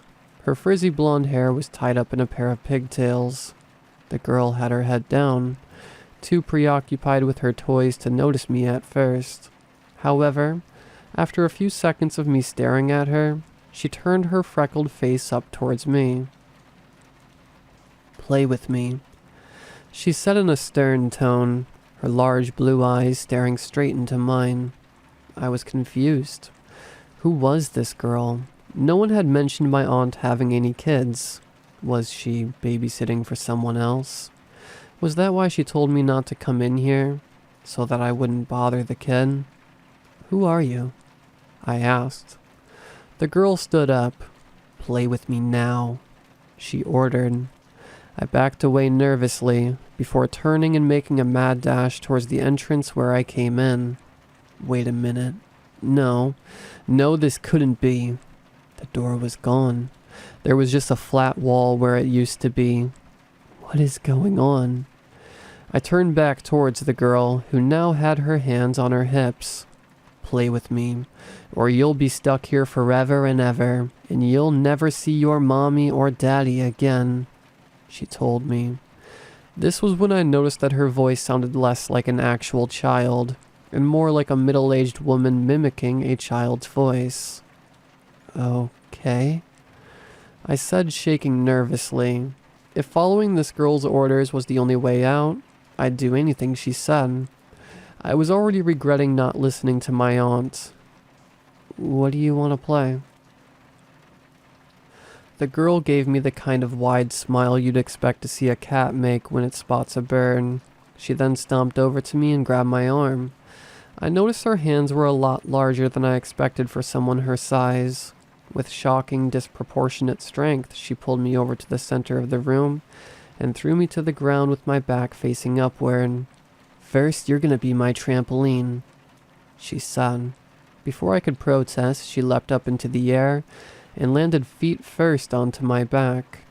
I struggled not to groan in agony. She was a lot heavier than I expected her to be. Using my back as a launching pad, she jumped up high again, before I felt her hard shoes hit my back with even more force. This went on for several minutes. My spine felt like it was going to snap in half any second. I was in so much pain I could hardly breathe. My eyes were welling up with tears. "Stop," I screamed. "Stop, that hurts." Soon the girl stopped jumping and stepped off my back. I grunted in pain as I struggled to stand. God, my back hurt so much. I turned to the girl and was just about to give her a piece of my mind when I noticed something odd. When I first came in, I could swear her head was no higher than my chest. Now she was the same height as me. I couldn't tell if my mind was playing tricks on me or if the girl had actually grown. "Look," I tried to say it in a polite tone. "Next time, do you think maybe you could be a little more gentle? That really hurt when you were jumping on me." "You don't tell me what to do." Her face turned reddish purple as she screamed with enough force to nearly knock me to the ground. I turned around and tried to run to the opposite end of the room, only to fall over as the girl grabbed my leg and began to drag me back. Once again, her chubby arms had a lot more strength than you'd imagine, and it was futile to resist. I yelped in shock as she began to twist my right leg clockwise, further than I thought was possible. It felt like it was going to pop out of its socket any second. I could hear snapping, popping, and cracking sounds coming from my leg. I screamed and moaned as agony shot from my leg through to the rest of my body. I began to sob hysterically, my arms banging against the floor, blood rushing to my face. Tears and snot dripped into the floor, forming a puddle right below my head. The girl eventually let go, but it was already too late for me to escape. My twisted leg still hurt like crazy, and all I could do was lay my head down, close my eyes, and hope the pain went away soon. I lay there for who knows how long, before opening my eyes to the sound of many small shouting voices coming from all around me. "Hurry, get up! The door is right there! Run! She's gonna get you, and you'll never escape! Hurry!" When I lifted my head and looked around, I realized that the toys from the shelves were now down on the floor surrounding me. They danced around, waving their little arms and shouting at me in various distinct voices. "Hurry," said a skinny wooden man with a top hat and pointed nose. "She's right there." "She'll turn you into one of us if you don't flee," said a dark brown teddy bear with a red ribbon around its neck and blue overalls. I tried to stand, but my leg had gone numb, so I just fell back down onto my stomach. I then flipped over on my back to see what the girl was doing now. What I saw made my heart sink into my gut. The girl's frilly pink and blue dress was lying on the floor torn, with her socks, shoes, and even her hair laying beside it. My eyes moved upwards, and what I saw standing at the far end of the room will continue to haunt my nightmares for the rest of my life. I still remember the creature's pale skin and massive, bloated body reminiscent of Jabba the Hutt. I remember its elephant-like pillar-shaped legs, and long, wavy, boneless tentacles where its arms should have been. I remember its doughy purple head with small beady eyes, and a short hooked beak that reminded me of an owl or a parrot. I noticed dark dots all over the creature's face, which looked exactly like the girl's freckles. As I sat there quivering with fear and unsure what to do, the creature's head extended on a long snake-like neck, which stretched down in my direction until it was face to face with me. And then it spoke. "I'm not finished playing yet, pretty boy." The creature's screechy, growling voice filled me with adrenaline and gave me the strength to leap up and turn, running to the now visible door, in spite of my leg. I saw a giraffe toy standing by the door, rearing up to turn the knob and open it for me just in time. As I dropped down to crawl through the dark entrance, I felt something rubbery wrap around my good leg and squeeze tightly, like a doctor's blood pressure cuff. I didn't have to turn around to know what the creature had me in its grasp and didn't want me to leave. All of a sudden, I heard the sound of all the toy voices shouting at once, and the creature let go of me. allowing me to crawl through the space as I heard it screaming at them in that horrible raspy voice of its. If I had to guess, I imagine the toys had somehow been able to distract it and cause it to let go, though I was too busy trying to get the hell out of there to check and see. Before I knew it, I was laying on the green rug of my aunt's TV room, right in front of the closet. As soon as I knew I was safe, I didn't hesitate to get back up and slam the door shut, just in case something got out of that room that was supposed to stay in. I sat there for a few minutes, inhaling and exhaling, struggling to get my breathing back to normal after what had just happened. Was it all just a dream? I tried to stand up, only to stumble and collapse into the nearby armchair. My leg was still numb. I lifted my arm up to my face and noticed a big red bruise on my wrist where the girl had grabbed me. That was not a dream. I then heard my aunt calling me from upstairs, telling me dinner was ready. I did my best to hide my injuries as I headed upstairs, knowing she would find out I had disobeyed her orders if she saw my current condition. I quietly ate my dinner as Aunt Lynn talked on the phone. She then told me that my parents were on their way to pick me up, and I needed to get ready to go when I was done eating. As I put my jacket and shoes on, I took a final glance at the knickknacks on the shelf above the fireplace.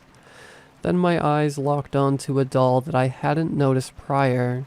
It was a porcelain doll of a little girl, no older than 8, wearing a frilly pink dress with blue highlights, knee-length socks, and Mary Jane shoes. Her frizzy blonde hair was tied up in pigtails, and her face had both freckles and big blue eyes. The doll looked exactly like the girl I had seen in that door downstairs.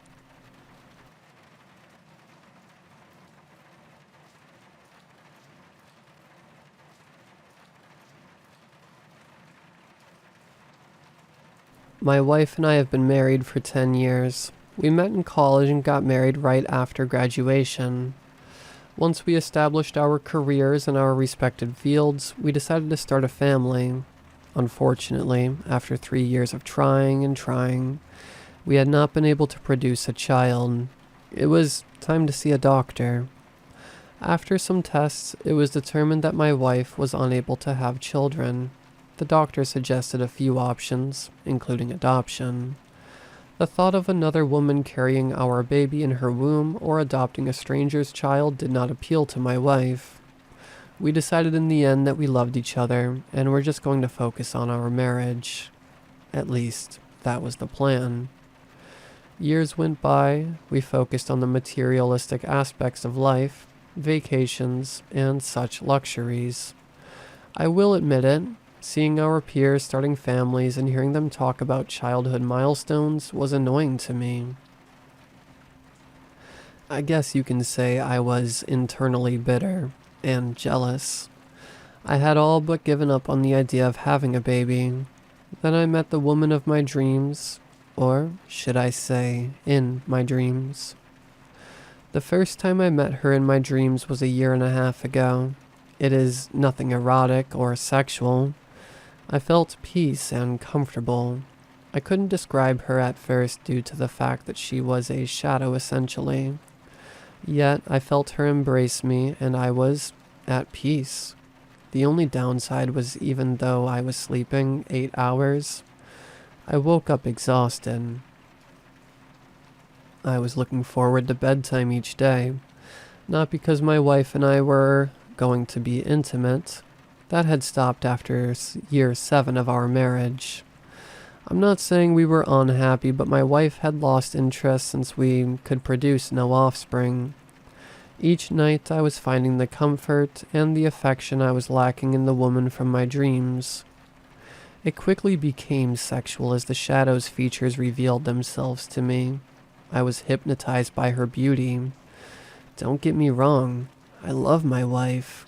The woman in my dreams was similar to her, but her eyes were full of the desire that had long ago faded in my marriage. The dreams became more intense and I even started napping at work, just so I could see her again. I was super exhausted. even though I was sleeping and napping all the time. My wife, on the other hand, seemed to be looking refreshed and prettier. She was dressing in more revealing clothes. It was as if she was evolving into the woman from my dreams. I was enjoying this new version of my wife. Maybe I was starting to imagine stuff from my fantasy dreams. Regardless, I felt guilty. I had the final dream a month ago. As usual, I was eager to fall asleep and didn't even wait until bedtime. The dream started strange. I was with the woman. She was pregnant, and I mean pregnant. 8 or 9 months by my estimate. I was confused because most times it was straight to sex, but this was different. This felt real. I could tell she was uncomfortable. I wanted to have my usual dream, but felt uneasy. I wanted to wake up. This wasn't fun anymore. The scene changed to a hospital delivery room. The woman in my dream was in labor. I sat by her side as the doctor and the nursing staff were moving around her. She was told to start pushing, and as she did, she let out a demonic sound. I had never heard her make this noise. Not even when we did the deed before. I was scared for the first time. I looked upon her face and saw the most disgusting demonic face. I looked down to see what she was giving birth to, and it was a sleeping version of my wife. I woke up in a cold sweat. I was in my own bed next to my wife. I reached over to hold my wife for comfort. She was concerned, and I reassured her that it was all a bad dream. I could feel her warmth and something else I hadn't felt in a while. She moved into me, and for the first time in a long time we made love. I drifted off to sleep, and for the first time in months, I had dreamless sleep. We made a doctor's appointment for my wife a few weeks later. She had not been feeling well. She was feeling nauseous and dizzy at times. After the doctor ran some tests, including a pregnancy test, that I thought was unnecessary since my wife couldn't get pregnant, the doctor came into the room smiling. He congratulated us. My wife was pregnant according to the test results. He gave us information and again congratulated us. I was on cloud 9. My wife and I were going to become parents against all odds. I was trying so hard not to cry from happiness. As we made our way to receptionist area to make the next appointment, I stopped at the large mirror hanging on the wall. I adjusted my glasses, and in the reflection behind me was my now pregnant wife talking to the receptionist. She turned to ask me about the appointment. In the mirror's reflection was the woman from the dream. Her face was demonic. She smiled at me and said, "We've never been happier."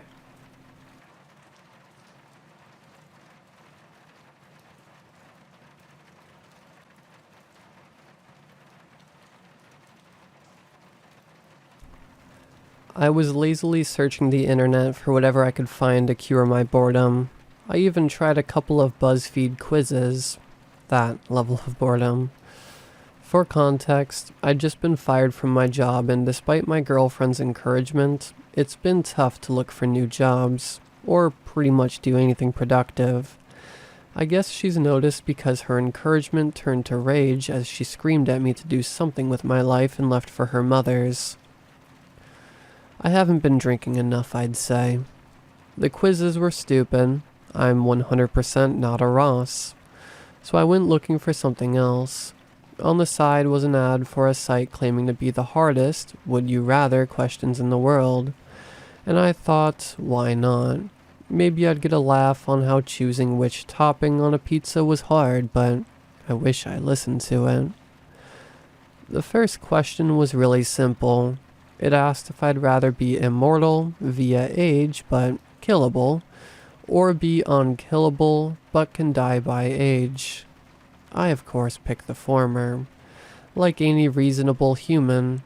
The second was, would you rather be able to fly or be able to turn invisible? I chose flying. It went on like this for some time, showing the percentages of what previous people chose. It was about the 7th question. That's when they asked, would you rather die via gunshot or a knife? I gotta be honest. This question seemed stupid to me, so I went to click out of the tab, and that's when a pop-up came up. An image of me, right then, picking immortal, captioned, please finish your questions, with a smiley face. And despite the fact I pressed the X already, the tab was still there, now with a timer counting down. I chose gunshot, very freaked out and ready to call the police. The next was, would you rather never be found or have people think you took yourself out? Sweat trickled down my forehead as I clicked the latter. Good choice. It goes well with gunshot. A chat bubble came up. Would you rather tell your mother that you want to take yourself out, or tell your father you'll never live up to anything? I clicked the latter. It was a bunch of these questions getting more personal or more grotesque. When I tried to call the cops, the pop-up stated that was a non-advisable avenue. Freaking out, I reasoned that this was just some dumb prank. My girlfriend probably took that picture and paid for ad space on it, or messed with my computer, all just to make my lazy butt get up, right? I stood up, done with this game, throwing my chair on the floor and wondering what the actual hell was going on, when my computer's sound suddenly turned itself fully up and said, would you rather kill your parents or keep playing? I froze, unable to force myself to walk forward. It felt like hours, but it could have only been minutes. 15 seconds to make a choice, Stefan. I gulped and selected continue playing. It knew my name, my location, and I wasn't risking my parents on a guess about a prank, not after everything they did for me. Good, only a few questions left. The chat bubble taunted me. Would you rather your house catch on fire or your neighbors? I clicked my neighbors and looked out the window and saw nothing. I sighed and then started laughing like a maniac. I mean, why would I believe they'd actually do anything I said, right? What an idiot I was. I saw the light before I heard the screams, frozen in shock. I looked back to the screen, the chat bubble chastising me for being a selfish. I wanted to smash the screen at the irony. Would you rather get stabbed in the shoulder, or make sure your neighbors don't get help? I'd like to tell you guys I hesitated in this one, but I didn't. I hate the idea of being stabbed. It's why I chose the gunshot. Besides, they were probably already dead, I think. I'd bet. I mean, they must have been, right? Congratulations. 2 more questions. I sighed in relief until I saw it on the screen. Would you rather 10 random people die, or you die? I already sacrificed my neighbor twice, and so many people die every day. I mean, who's to say they'd really do it? I have to admit I was grasping at straws here. My self-preservation was kicking in, but my heart was pounding, anxiously looking around. I gulped once more, moving on to the final question, hoping to whatever god that would listen that it'd be an easy one. I felt the cold barrel of the gun on the back of my head before the last question came up, and a "don't look back" muffled through an altered voice from behind me once more. Deciding to listen to it, I looked at my last question, one I'm sure will answer your question of why I'm admitting to this at all. Would you rather admit to your aid in the murder of 11 people, or have a bullet travel from the back of your head, through your skull, into the computer screen? Shaking, I moved the mouse over to the former. I hoped maybe they'd accept I was forced against my will, Maybe manslaughter, as I could convince them I didn't know something. The rules were in an abundum. I had to do it in a way anyone could gain the means to access it. I couldn't delete it, and I had to hand myself into the police afterwards. I really didn't want to, but I couldn't just let myself die after everything, right? I had to survive, to do something with my life. They haven't left yet. They said I could choose the form, so I chose this one. I hope you guys won't judge me. I hope you'll give me advice. I really need it. I don't know why they're doing this to me. What did I do?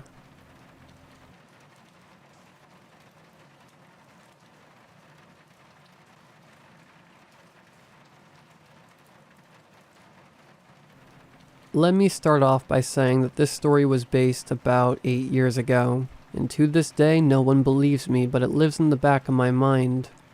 To understand this story, I have to explain the layout of this house. It was a small house with 3 bedrooms and a massive den, which we believed used to be the garage. All of the bedrooms and bathrooms were placed on the left side of the house, while everything else was on the right. To get to the bedrooms, you had to go through a door and a long but thin hallway. My room was the smallest of the 3, but it faced the backyard, so it stayed dark up until 8 in the morning. Don't get me wrong. It was great not having to worry about the sun in my face, but the backyard was terrifying at night. It was massive, easily the size of a football field, and was almost completely surrounded by tall oak trees. The only light in the backyard was this singular street lamp, which was clearly outdated. My mother thought that since my room didn't get much sun, we should just put up a more decorative curtain. And by decorative, I mean it was just some see-through tulle curtains that were always pinned up, and a bunch of tiny ribbons with gems glued to them dangling from the curtain rod. It was extremely girly, and at the time, I thought it was adorable. The window itself was huge, and just outside of it was the air conditioner for the whole house. Now, I think for safety reasons they had positioned the fence around it where you could still access my window from outside. You could see even a small path that led up to my window, where people clearly walked it a lot. That in itself should have tipped off my parents that something was wrong, but I digress. Another thing you should know about my window was that it was missing a screen on one side of the window, the side where the path was. I never really was too afraid of the window, because there were stray cats that lived in the woods around the house. I would put food outside for them, and they eventually would end up bringing their babies to me. We could never keep them, however. My mother was allergic. Eventually they figured out which room was mine and would visit me at night. It was great, but I think I let myself get too comfortable with this routine. Since I was still a child, I was still very much afraid of the dark, meaning I had a lamp on for most of the night. Until I was so ready to pass out, I wasn't afraid anymore. But when you have the lamp on, you can't really see much outside. I got less afraid of the dark when there was a cat outside my window, and I would often turn my lamp off so I could see them better when they came over. I don't know how I could tell there was a cat outside, but I could just tell. One night, I had spent up late watching YouTube on my laptop. I think something had happened that scared me, and I just couldn't fall asleep that night. So I guess I was already paranoid that night. It was about 3 in the morning when I could feel something outside my window. Thinking it was a kitty, I quickly shut my laptop and reached out to turn off my lamp. What I saw turned my skin to ice. It was a humanoid creature, no taller than an average teenage boy. It was pale to the point where it was practically white. It was wearing a white hoodie and had its hands stuffed in the pockets. It had long black hair that covered its face, but even though you couldn't see its face, you could tell that it didn't really have one to cover. Its face was missing. I was absolutely frozen in fear. My eyes were locked onto this creature.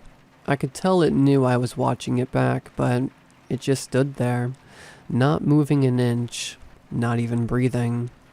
I must have been staring at this thing for 10 minutes, not moving an inch. After another 5 minutes of horrible silence, something in my brain finally spoke up and told me to run for it. I tried to look towards my door without letting the creature know I was ready to run, but something in my head screamed louder to run. I realized that the moment I tried to escape, that thing is going to try to get into my room. Something I failed to mention earlier was that my window was always locked. My parents would often lose their keys and would need to crawl through a window to get in. That window was mine. I bolted from my door, throwing my laptop to the ground in the process. The quickest thing I could think of was to wake up my brother. I remember just banging on his door. I was banging so hard my hands hurt. When my brother opened the door, I just remember sobbing. I ran past him and hid behind his bed and just cried. I was so terrified I couldn't even properly explain what happened. Somehow, through my tears, I had explained to my brother what I had just seen. My brother grabbed one of his metal baseball bats and turned to go back into my room. I didn't want to be left alone at this point, so I followed him. When I turned the corner, I could see that the thing was gone. It was just gone. My brother did a full check of my room and there was nothing. No sign of what I saw anywhere. At this point, my brother was beginning to brush it off as a nightmare and told me to go back to sleep. I know what I saw. I know it was real. I wasn't asleep. My brother left me in my room staring at my window, and I can just remember questioning, how long has that thing been watching me? Let's just say I didn't sleep in my own room that night, and I refused to keep my window open from that day forward. I stopped turning off my lamp at night as well. I figured that it was best if I just couldn't see it.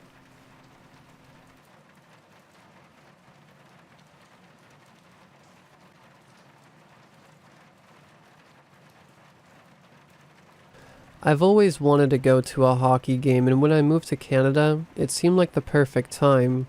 I didn't and still don't know much about hockey. I did some basic research to make sure I knew the basics, but further than that, I had no clue. The first game I went to was with friends, and it was nothing like I was expecting. In fact, I questioned many things I had read. Now, even though I didn't know much, I did know some team names. However, that didn't help me. The game was between stick magnets and the penalty box brawlers. I joked they sounded punny, but my friends didn't laugh. The rink we entered was dark, with barely any lighting anywhere. There were lights on the ice, but even they were an odd color that reminded me of old school sepia photos with a more red hue. I followed my group of friends to our seats and noticed a plastic wrapping on nearly everything. I questioned it but got told I wouldn't know because I'd never been to a game before. Looking around, I saw people near the front taking out single-use raincoats and pulling them on before getting themselves seated. I took more notice of the ice and frowned at the thick slab in the middle of the ice. As I continued to look at it, I could see a seam around the top edge, leading me to wonder if this was a box of some sort. As the seats filled to capacity, the referee made his way onto the ice, followed by the two teams.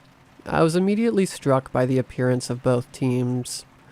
I imagined they'd be hulking men with muscles hidden under their jerseys and armor.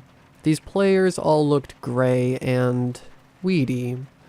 They looked sick. The referee motioned to someone off to the side, and the slab did in fact turn out to be a box, and as it opened, both teams lurched forward to view its contents. The referee stayed back for a moment, seemingly steeling himself to get closer before gliding over and taking out a large dagger. "It's ceremonial," one of my friends called into my ear over the roaring crowd. "What is?" I tilted my head to him but couldn't take my eyes off the ice, and then the large screen caught my attention. It showed the inside of the box. A man, no older than myself and my friends, was laying naked and shivering in the box. The dagger for the sacrifice. Oh, wait, what? No sooner had I asked this question for clarification and the referee had brought down the dagger into the abdomen of the still living man. He screamed, and as the knife was dragged up in a straight line to open his skin, he coughed up blood. The referee used the hilt of the dagger to smash open the rib cage and pull out various organs. Onto the ice came 2 assistants who moved the box off the ice to the area directly in front of us. The lighting may have been terrible, but I could tell the corpse was smiling. "Here it comes," called another friend. I looked back up to the ice just in time to see a kidney being plopped onto the ice, and 2 players facing up to each other for control. Were they using a kidney as a puck? It was at this point I took notice of the hockey sticks. Usually wooden from what my research told me, but these looked scarily like bones. Leg bones, to be specific. Entire leg bones fixed into place with sinew to keep their length. The femoral head was the part being used to hit the puck around the rink. I was in so much shock that I had completely missed the start of the game and had to refocus my eyes to keep track of what was happening. What was going on? I stared with my mouth agape as blood continued to smear and freeze onto the ice, only looking up to my right as my friend jostled me happily and cheered. I wanted to leave. I wanted to stand up and make my way out of that place and never look back, but as I started looking for an escape, I noticed all the entrance and exit doors were shut and had large security in front of them. I was just wondering what the worst could be if I tried to leave. What would they do to me? Someone had the same thought as me and tried to do just that, only to find themselves thrown on the ice into the middle of a blood-frenzied game. The crowd roared with excitement as the would-be escapee was set upon by the goalkeeper, who wasted no time in cutting open his throat and watched him bleed out onto the ice. The body was left where it fell and the game continued. The kidney became too hardened to be used properly, losing all color and consistency as it slid around the ice and into goal nets, but the halftime buzzer broke me out of my next thought, wondering what they would use next. The teams cleared from the ice, and a clown skated on. His appearance was that of a love child between Pennywise and Twisty on crack. He motioned for something from the assistants and was thrown 2 freshly removed eyeballs from the earlier sacrifice. He played juggling with the 2, but made sad faces when he couldn't do his tricks. Next, he made a motion of remembering something and skated to the dead body of the guy who tried to escape.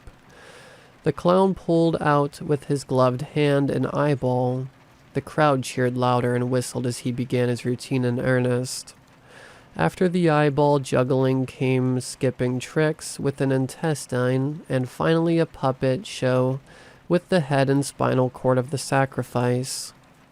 I was just about to bring up my earlier food when body parts began getting thrown into the crowd from one of those t-shirt launchers. I was stunned into silence and compliance. The second half of the game was much the same as the first, but instead they used a liver as the puck. More people tried to escape, and soon the ice was red with frozen blood from the dead bodies. When they got in the way, a player would rip off a limb from a body and throw it in the crowd, piece by piece until it was all gone. A man behind me caught a head and acted like he's caught a stray baseball. Apparently getting the head is good luck. The game came to a close and I have no idea of the score. It seemed a team got extra points for killing someone on the ice, and depending on if they were male or female depended on the amount of points. Also, if one team killed someone who was on the opposition side, that gave extra points. I know the stick magnets won, and they were extremely happy at this. I found out why a few moments later when the losing team were led onto the ice in nothing but their underwear and socks.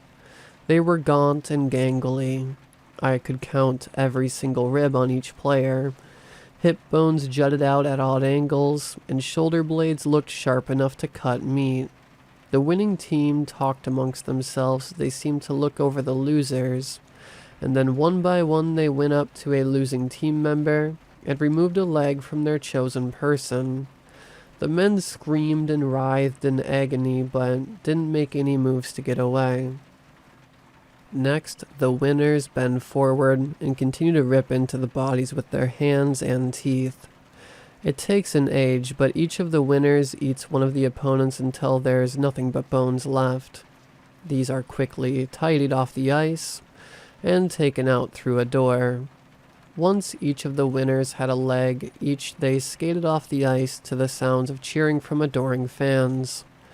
The men raised their chosen legs in the air in victory.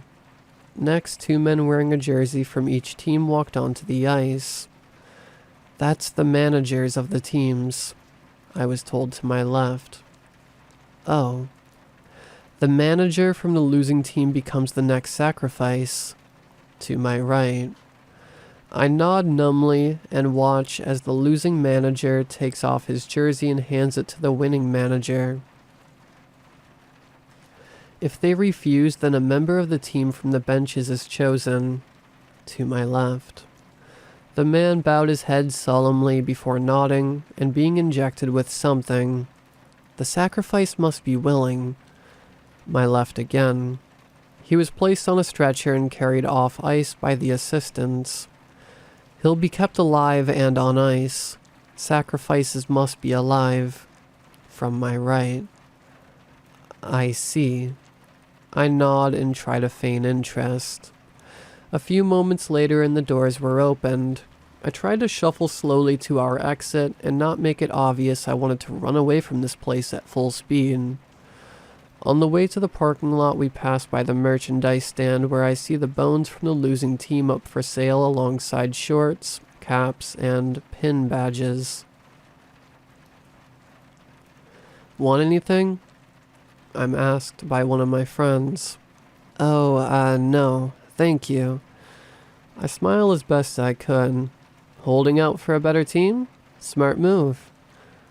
I say goodbye to my friends as we split up and head to our respective cars in the lot. I sit in my car gripping the steering wheel and keeping my eyes on the road ahead, waiting for my turn to leave as the busy car park empties slowly.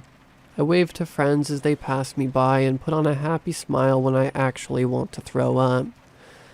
While waiting in the queue for the exit, a message pops up on my phone and my reader quotes it back to me with a happy tone I could never copy. There's another game next weekend. We've got your ticket already. You're gonna fit right in.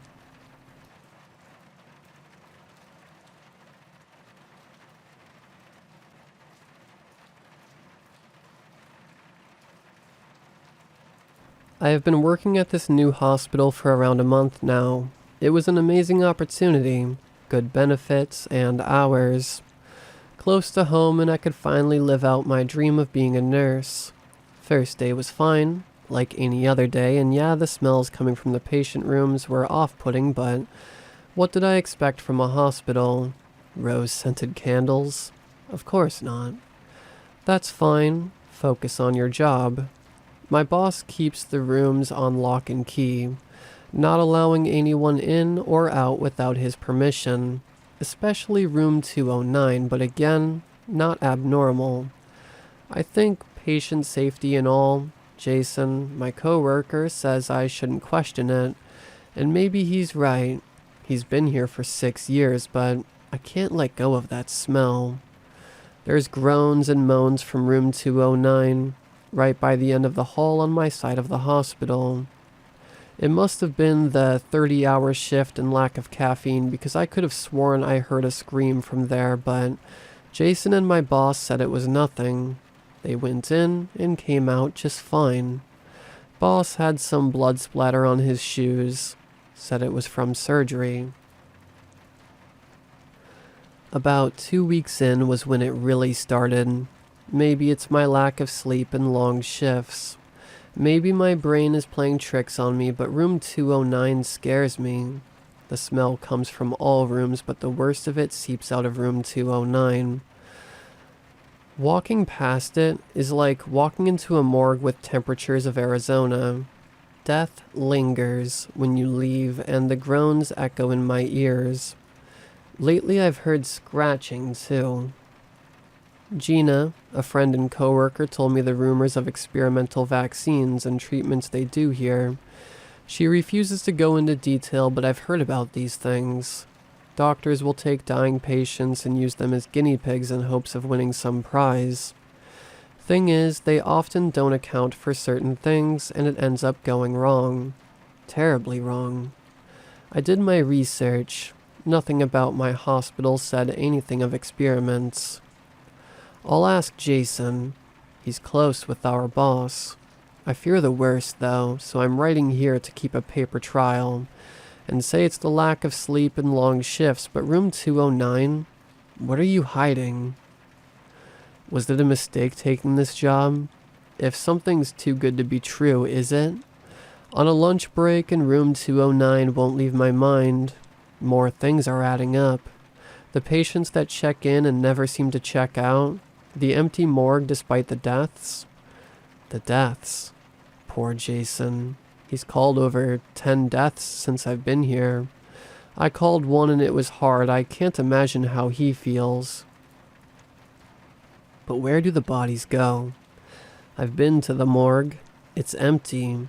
There's no smell there. You'd think from a morgue there would be, but there isn't. Death doesn't linger in the morgue. It lingers in and by room 209, and I'm dying to know what's behind that door.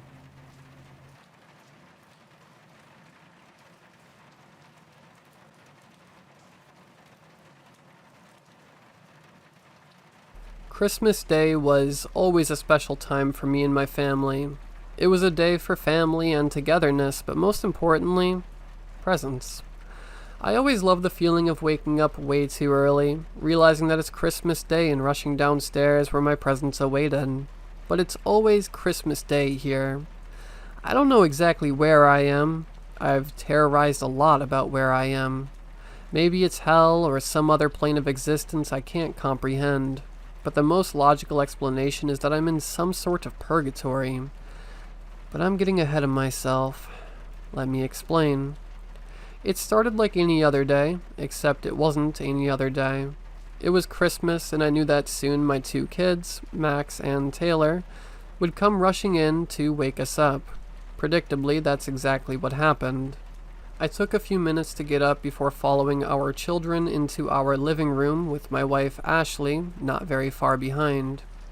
I peered into the room to see the giant pile of presents we took a while wrapping just a few hours earlier. The reddish, greenish glow from the lights reflecting onto the drab walls could almost be described as eerie. To be blunt, they made me feel uneasy. The moment both of us came into our living room, our children started shredding into the presents. And before we knew it, the room looked like a tornado had picked up all the presents and ripped them up, leaving a flurry of wrapping paper in its wake. This would suck to clean up. Ashley gave me the look, plainly communicating to me to get some trash bags. I did exactly that, but when I got back I found out that I wouldn't need them. The room was entirely clean. No wrapping paper in sight. But it wasn't empty. I looked over to the couch to see Ashley, Max, and Taylor sitting on the couch, not saying a word. Ashley then beckoned to the seat next to her, slowly opened her mouth and said, "Come sit with us." I'll admit I wouldn't have thought of myself as the first person to go off the deep end, but it wasn't the biggest shocker. If I ever experienced something weird like this, that deep down I knew wasn't right, I would usually just shrug it off, but this, not so much. I started to slowly walk over, but I suddenly snapped out of my trance-like state by my children's laughter. I looked to the ground to see my kids playing with their new toys. I then looked over to Ashley to see her sipping a cup of coffee and watching some bad Hallmark movie. Maybe that didn't happen. No, it definitely happened. Where was the wrapping paper? It was simply gone. I couldn't just shrug this off. Ashley knew something was wrong. When she asked me about it, I just said I hated how all Hallmark movies were so formulaic. She frowned at me, knowing I was lying. I'd never been good at lying. Either that or Ashley was an amazing guesser, but I decided to go with the more likely former. I smiled at her. Just a bad dream. That was technically a half-truth, considering I had no idea what had just happened. That seemed to put her at ease. The rest of the day was spent with my family, talking, laughing. This is exactly why I loved Christmas. Before I knew it, the day was over, and it was time for a new day. I walked back to my bed and fell right asleep. I woke up groggy and disoriented, like most mornings. Our 2 kids came rushing in. It took me a second to realize why that wasn't right. Hey, why are you guys up so early? We usually need to power tools to get the covers off of you. They simply looked at me and shouted, "It's Christmas." My heart skipped a beat. That wasn't right. It was the 26th, right? Had I somehow dreamt everything and that happened? It would explain a few things, but I decided it would bring up more questions than answers. Ashley sat up beside me. We better get into the living room before they make a complete mess of it. I simply got up and emitted a vague sound that I didn't even know the meaning of. It was all the same. They said the exact same things. Even if I said something different than yesterday, it didn't matter. Same response, even if it didn't make sense. And it's not like my family had any reaction to this odd behavior. They didn't do anything. It was like watching a video with slightly more interactivity. The only thing missing from this was the odd experience with Ashley trying to call me over to the couch. It ended the exact same way it did last night. I went to bed, but I didn't sleep right away. In fact, I stayed up till 5, but after that I blacked out. The loop started over again. And it kept going. Loop after loop, the exact same thing. Exact same reactions. It didn't matter what I did, nothing would change. I could scream, I could leave the house entirely and go as far away as possible, but it wouldn't change. I would always wake up in my bed. I don't even seem to age. Even as years go by in this hell that was once my home. I thought that I was trapped for eternity, which if you ask me is worse than death, but something happened. I got my wife to say something different for once. It was completely impromptu. She just started talking normally. Well, not normally.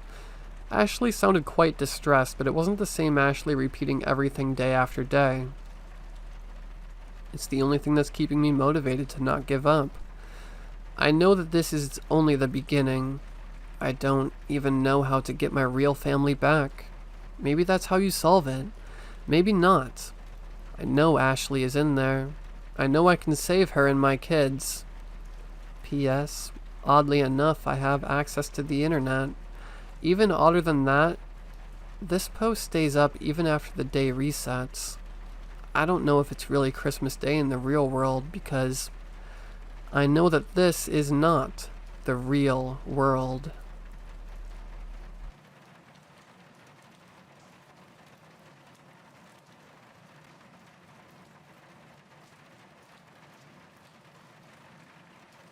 I can't look at my mirror, imagine in the same way since it happened. After coming home from work, I took off my hat and put it on a hanger. I heard a sound coming from my kitchen. It was the sound of a biscuit being cracked. After I heard it, I felt strange for a period of time. Robbers wouldn't come into the apartment to eat chips. That was certain, but I knew I'd heard something, and I lived alone. I still found the whole thing very strange, so I thought maybe I had made the sound up, or mistaken it for something else. I'd done it before when I was sleep deprived, hallucinations and all that, but that was after not sleeping for a whole day. I didn't call out or say anything. I felt that would be too crazy. Instead, I walked over slowly towards the kitchen, intent on figuring out what was there. I saw myself. Yeah, I saw myself standing there with my headphones and my chips, dancing around in the room, hands jerked up and downwards as elbows moved like waves. Me, slowly moved around until my eyes met my eyes. Well, it wasn't really my eyes. That was the one part of me that wasn't really like me.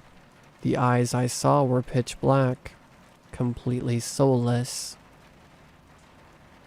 As I saw myself, I froze and slowly took off the headphones. Then I bolted out of the room, catching myself completely off guard.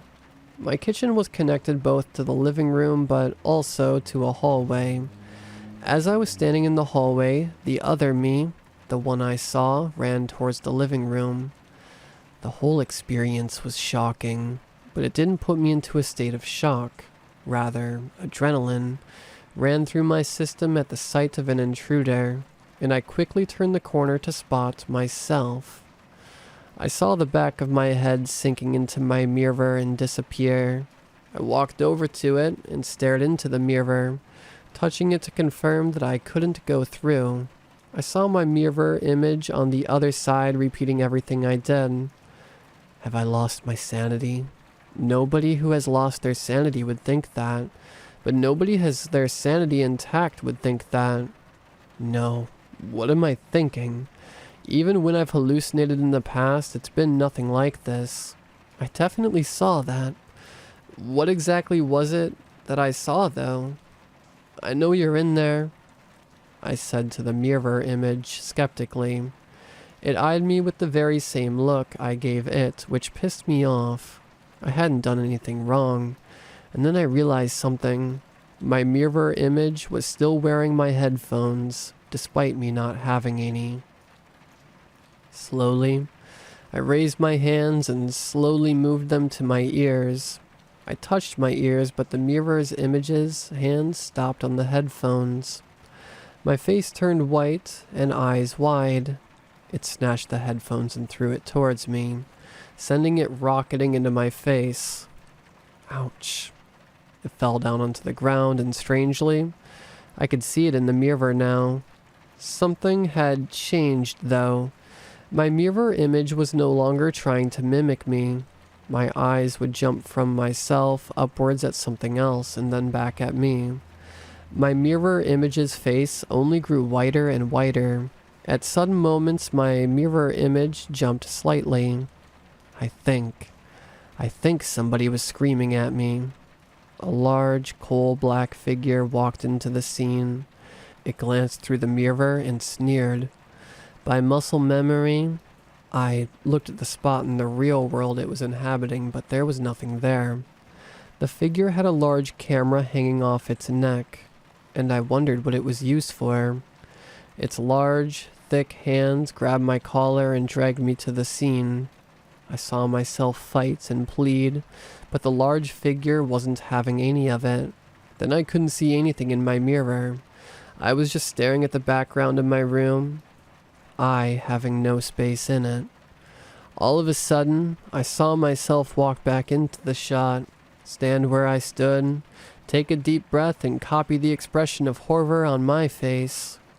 And then my mirror image acted like nothing had ever happened.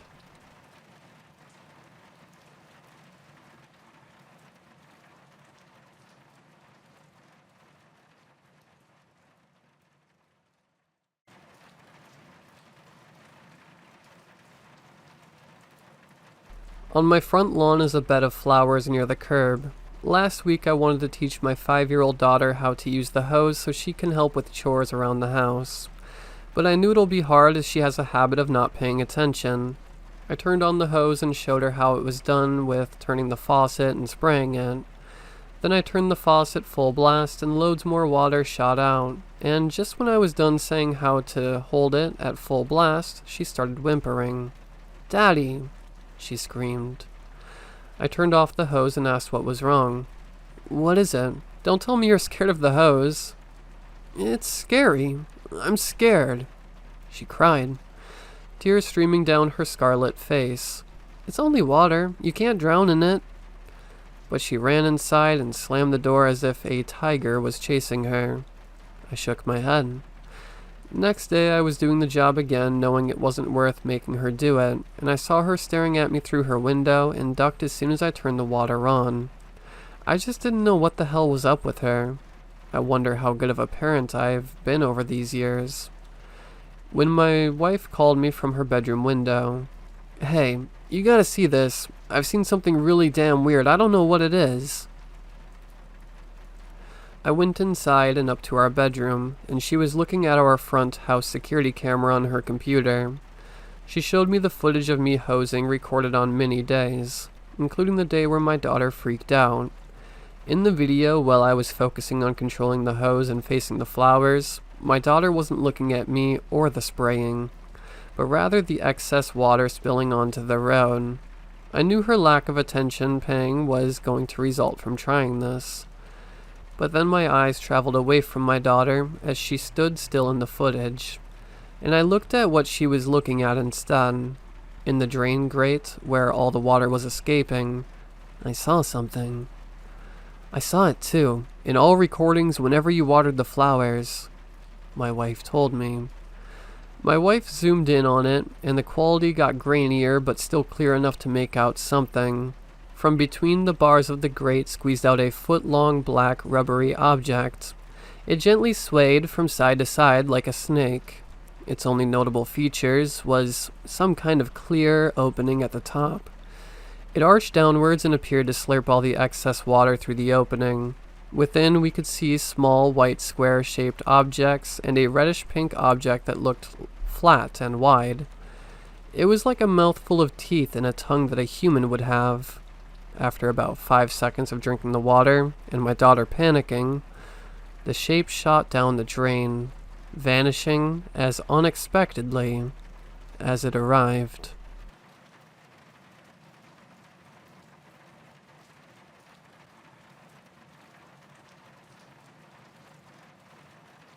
I'm kind of at my wit's end.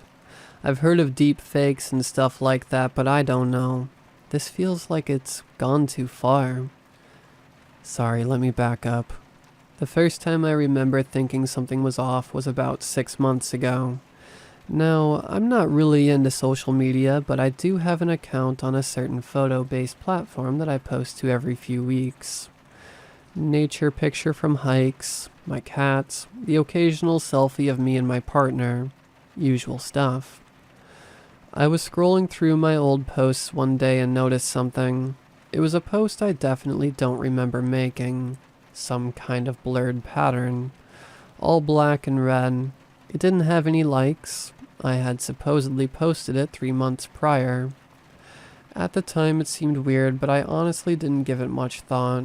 I've had accounts hacked in the past, so I went through the usual steps. Delete the post, change passwords, etc.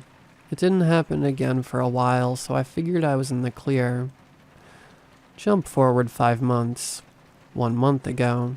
That's when things started getting scary. I was checking my account, something I did semi-regularly now, and saw 2 more posts. One from 3 weeks ago, the other from 10 days ago. I know for sure that these posts could not have been up there for as long as they said. I probably looked just 3 days before and saw nothing. That was unsettling, but I'm not an expert on these things, so maybe there was a reasonable explanation. But the context of the photos was what really sent a shiver down my spine. The first one, the one that said it was posted 3 weeks ago, was all black and red again. Super saturated and vivid. This one wasn't blurry. But the saturation made it hard to make out. It looked vaguely like a figure from the chest up. The second one, the one from 10 days ago, looked like some variation of the same picture. But this one was clearer, a little grainy but not hard to make out. No black and red this time, Just a picture of a person from the chest up. Me. It was a picture of me, but it wasn't. The icy eyes were lighter than mine. The pasted-on smile was an expression I've never seen my face make. Not to mention the deep red top with a flared-out collar I was wearing was something I didn't even recognize, much less own. Nevertheless, I searched through the photos on my phone to see if it was somewhere in there. It wasn't, of course. This is where I started thinking about deep fakes. I didn't want to work myself into a panic. This was obviously someone messing with me. It had to be, and I'd be giving them exactly what they wanted if I started freaking out. I don't know why someone would mess with me like this, but it was the only rational explanation. I was about to delete the 2 photos and repeat the password change process when something gave me pause. Just like the last one, neither of these posts had any likes. For the first 2, I could justify it. It seemed unlikely that out of 300-something followers, not one would click the heart mistaking it for abstract art or something. Unlikely, but possible. But that third one was basically a selfie. There's no way it was up for 10 days and nobody liked it. Not even my partner. Which gave me another thought. My partner, I'll just call her Charlie here, was in the other room at the time. I went and asked her to pull up my profile on her phone, and my suspicion was confirmed. She didn't see the photos at all. I showed her from my phone and she agreed that it was creepy, but that I shouldn't get worked up. I figured I'd change my info, but leave those 2 pictures up as evidence or something. I had the feeling now that it wasn't going to stop. And sure enough, 2 weeks later, another picture of me was posted. Different, unfamiliar outfit. This time outside. It looked like the fence in my backyard behind me, but I couldn't tell for certain. Same icy eyes and frozen smile. Every 4 days or so after that, there was another one. They looked crystal clear at this point, unlike the grainy texture in the first few. I contacted the site support and was told that they couldn't see what I was talking about from their end. It was starting to get to me. I was checking for new posts every 5 minutes. I felt paranoid. And that brings us to today. I got home from work and saw a new post was up. The location was pretty clear this time, right across the street from my job, and my face was a little different in this one. Compared to the others, I looked kind of excited in this picture. I had enough. I took one last look at the pictures and deleted my account. As soon as I hit the confirm button, I received a video call from my number. Against my better judgment, I answered it, and there she was, me, creepy smile and all. She was wearing unfamiliar clothes as always, and her movements didn't mirror my own. She wasn't moving much, but I could see the little shifts of the camera and adjustments of the face that showed this wasn't just a still frame. After a moment spent, frozen in fear, I noticed what was behind her. The same headboard I was resting against, but on the other side of the bed. My head turned to look automatically, but she wasn't there. I looked back to the phone. She was excited. Not just excited, actually. She was thrilled. I must have really been frozen because at that moment Charlie walked in and apparently didn't notice I was in a state. She walked over to her bedside table to grab her chapstick or something, and out of the corner of the screen I saw her. It was Charlie, in this fake me's camera grabbing her chapstick. The imposter's mouth began to move like she was about to say something, but I hit the end call button before she did. I burst into tears, alerting Charlie to my condition. She consoled me, moving us away from the bed and into the living room as I informed her of what happened between sobs. It's now about an hour later. My phone won't stop ringing. I am typing this through tears. I don't know what to do. If someone really is messing with me, congratulations. I'm absolutely terrified. Sorry if this isn't formatted well or doesn't make sense. I'm shaking and I just need to get this out. I guess I am just hoping someone out there has had something like this happen. Or someone with more of an understanding on deepfakes and cybersecurity can provide some sort of reasonable explanation. Please, somebody has to know how to make it stop.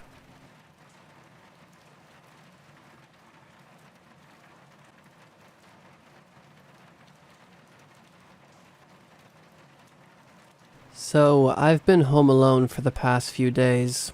Grandparents are out of town, dog with a sitter because of my long hours. This is usually fine, but lately something has been different. Yesterday when I got home from work, the back door was unlocked. I could have sworn I locked it when I left, but it's a sliding glass door, so I brushed it off as me not flipping the latch far enough. I forgot about it and went on with my night. Smoked a bowl or two, made some dinner. At this point it was dark, probably close to 2 a.m. The only lights were the ones I had turned on, which aren't many, as I was in the process of shutting down everything for the night. I was brushing my teeth for the night when I saw it. Out of the corner of my eye, a shadow. It moved across the periphery so fast I almost didn't see it. I brushed it off as my hair moving in the breeze of the AC or something. I have anxiety, so it's not unusual for me to get freaked out over nothing like that. Assuming it was just that, I kept getting ready for bed. But then I saw it again. I ran down the hallway in front of my door, gliding like a black shadow rather than a person. A trick of the eyes, it must be. But the door to my grandma's office creaked open. My heart froze, anxiety going full force, adrenaline coursing through me. I mustered all my courage and went to check out the office. I slowly pushed open the door, shining my phone's flashlight around until I was comfortably sure the room was empty. I don't know why I didn't just turn on the light and go in, but it was as if something was telling me not to. So I simply closed the door and left, trying to tell myself it was all just my imagination, that I had left that door open a tad earlier. I would go to the bathroom one last time, go to bed, and everything would be normal in the morning. At night before bed, I like to pee in the dark. It's a weird habit I've developed over the years to try to help make sleep come easier. My bedroom is right next door with a lamp on. It's bright enough to see by from the bathroom. As I was washing my hands, the light flickered. Instinctively, I turned to look. I wish I hadn't. There was nothing in the hallway, but when I turned back, something was different.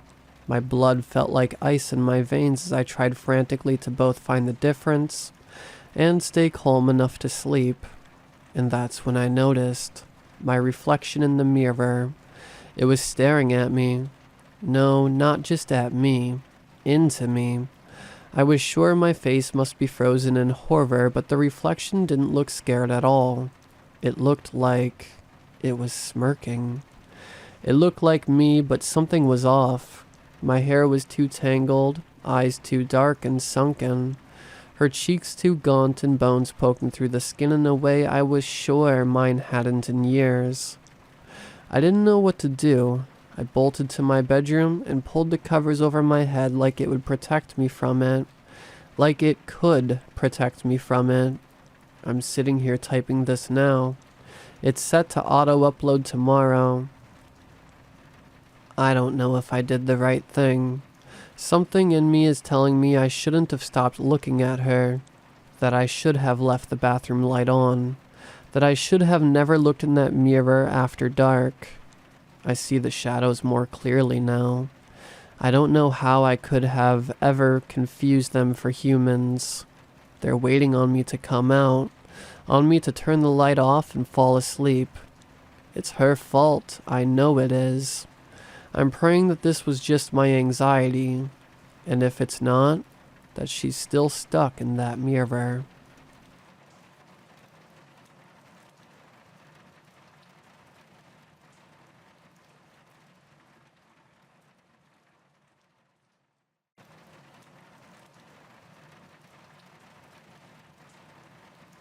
I grew up in a rich suburb of Massachusetts in the late 50s.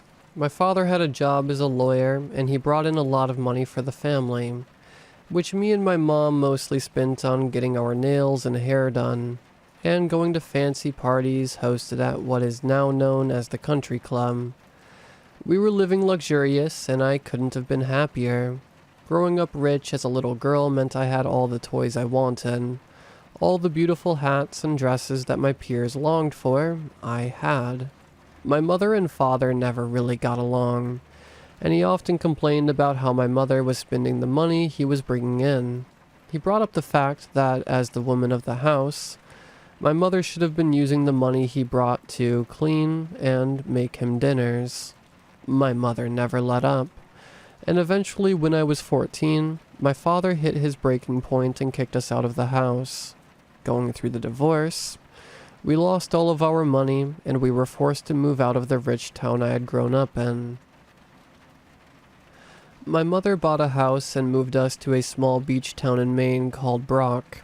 The moment we stepped into the town, the entire atmosphere changed, and my body was overcome by melancholy. The town was painted shades of gray, and rain poured from the sky.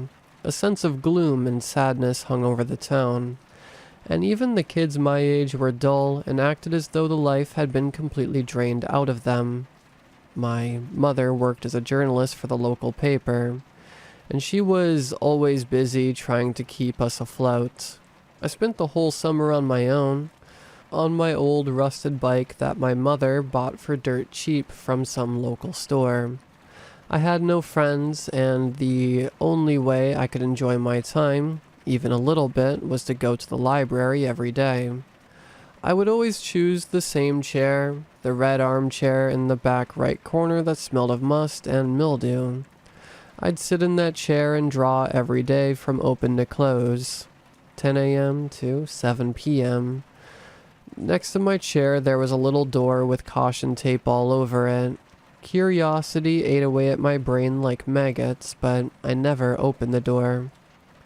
I never opened the door until August 4th, 1962. My mother and I had had a horrible fight the night before, which ended in me saying that I hated her and I hoped she'd die so I could live with my dad again. I never knew I'd regret saying that my entire life. The next morning I biked to the library as usual, and this time I decided I was going to open that door. The library was never busy, so it was almost too easy. When I pried the door open, I was greeted by a staircase and a low light glimmering at the end. I should have turned back there. I should have gone home and apologized to my mother, but I was a kid. Curiosity overcame me. I walked down the staircase and into the light. I was met with a room made entirely of cobblestone. It reeked of death, and the sadness I felt in that room was the strangest feeling of my life, and it still is to this day. It was like I couldn't even breathe. In the middle of the room was a huge golden chest, one that looked like it had been used by pirates sometime in history. Surrounding the chest were 4 statues, one of a crocodile, a wolf, and a bear. They were made of gold, pure gold. The 4th statue was bigger than all the rest, and as soon as I looked at it, I felt strangely pulled towards it, like I couldn't escape the hold it had on me. It was of a symbol I knew all too well, the Grim Reaper.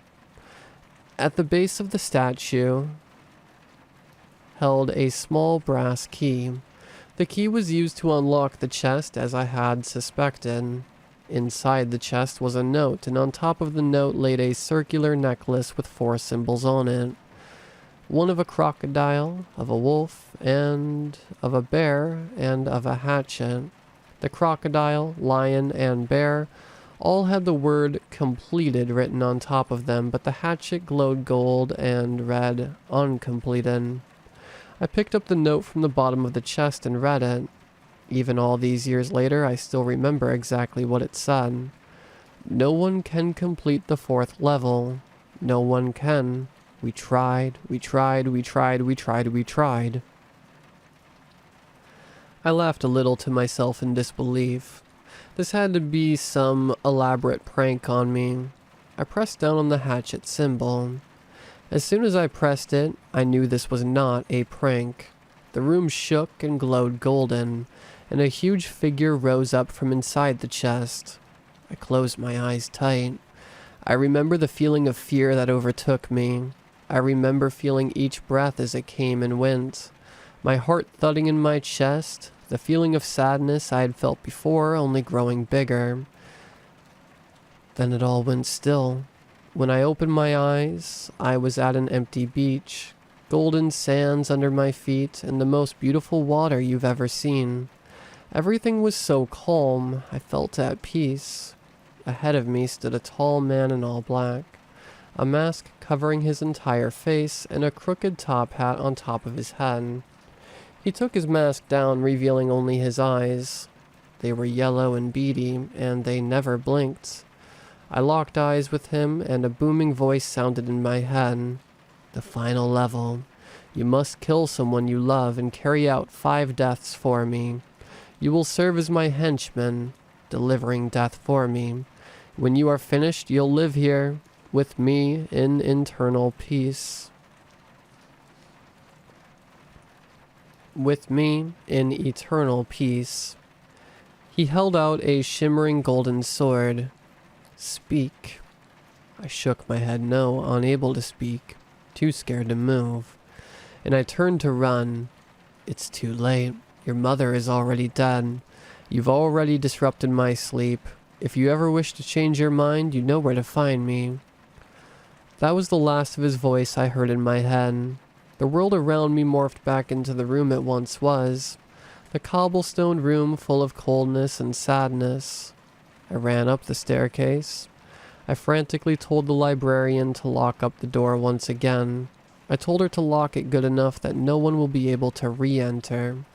She had a puzzled expression on her face. She looked at me like I was crazy. What door? She asked me. I turned to look one more time and the door was gone, but I could still feel it. I could still feel him. I started back for the exit. Come again soon. The librarian said in a distorted voice, deep and scratchy. I ran like I've never ran before all the way home. When I got inside, my mother was nowhere to be found. She was gone. There was no signs she ever even lived there at all. 60 years later, I'm writing this because I have finally made my decision.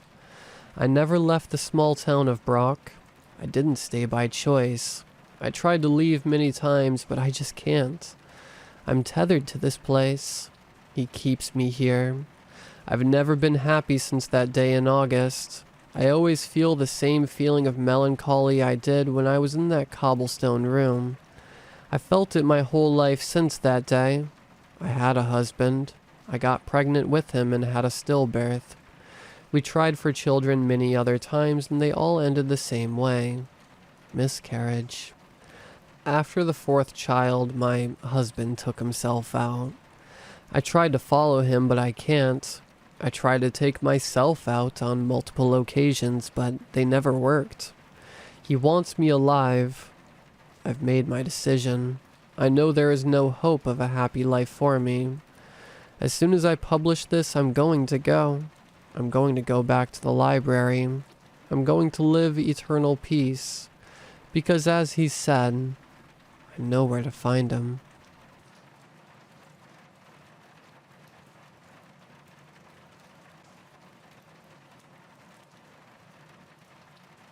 Hi, my name is Sasha, and I just moved here with my boyfriend Jason.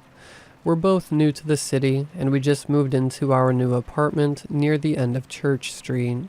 We were excited to start our new life here, and love the area. The eating is great, and everyone seems to be friendly, though after about 2 weeks now, we've been having problems with our water. The first thing that happened was our water started to turn black, and I swear, thicker. I don't know if it's because the water heater is old or the pipes are rusted and slimy, but it started to really bother me. I researched common issues why this would happen, and turns out magnesium is found in water and when mixed with oxygen turns black. Jason says I'm overthinking it, but I just can't help myself. He only drinks from a store-bought gallon jug of water. He won't even touch the filtered tap. He says the water is fine and doesn't see anything wrong with it. I have to visit my coworker's place down the hall to shower. I feel icky using the water here, and I'm too embarrassed to tell Jason. He'd make fun of me for sure if he knew how much this was affecting me. I've been having nightmares about it. I'm sure it's because of all the stress about moving, plus all of what is happening.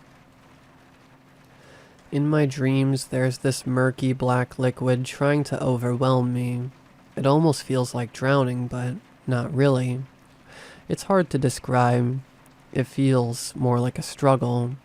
It wants to dominate me. As it fills my lungs, it lets me breathe. But once I catch my breath, it takes it away until I willingly let go. It won't stop until it is my choice to give in. I fight it and wake up in a pool of sweat.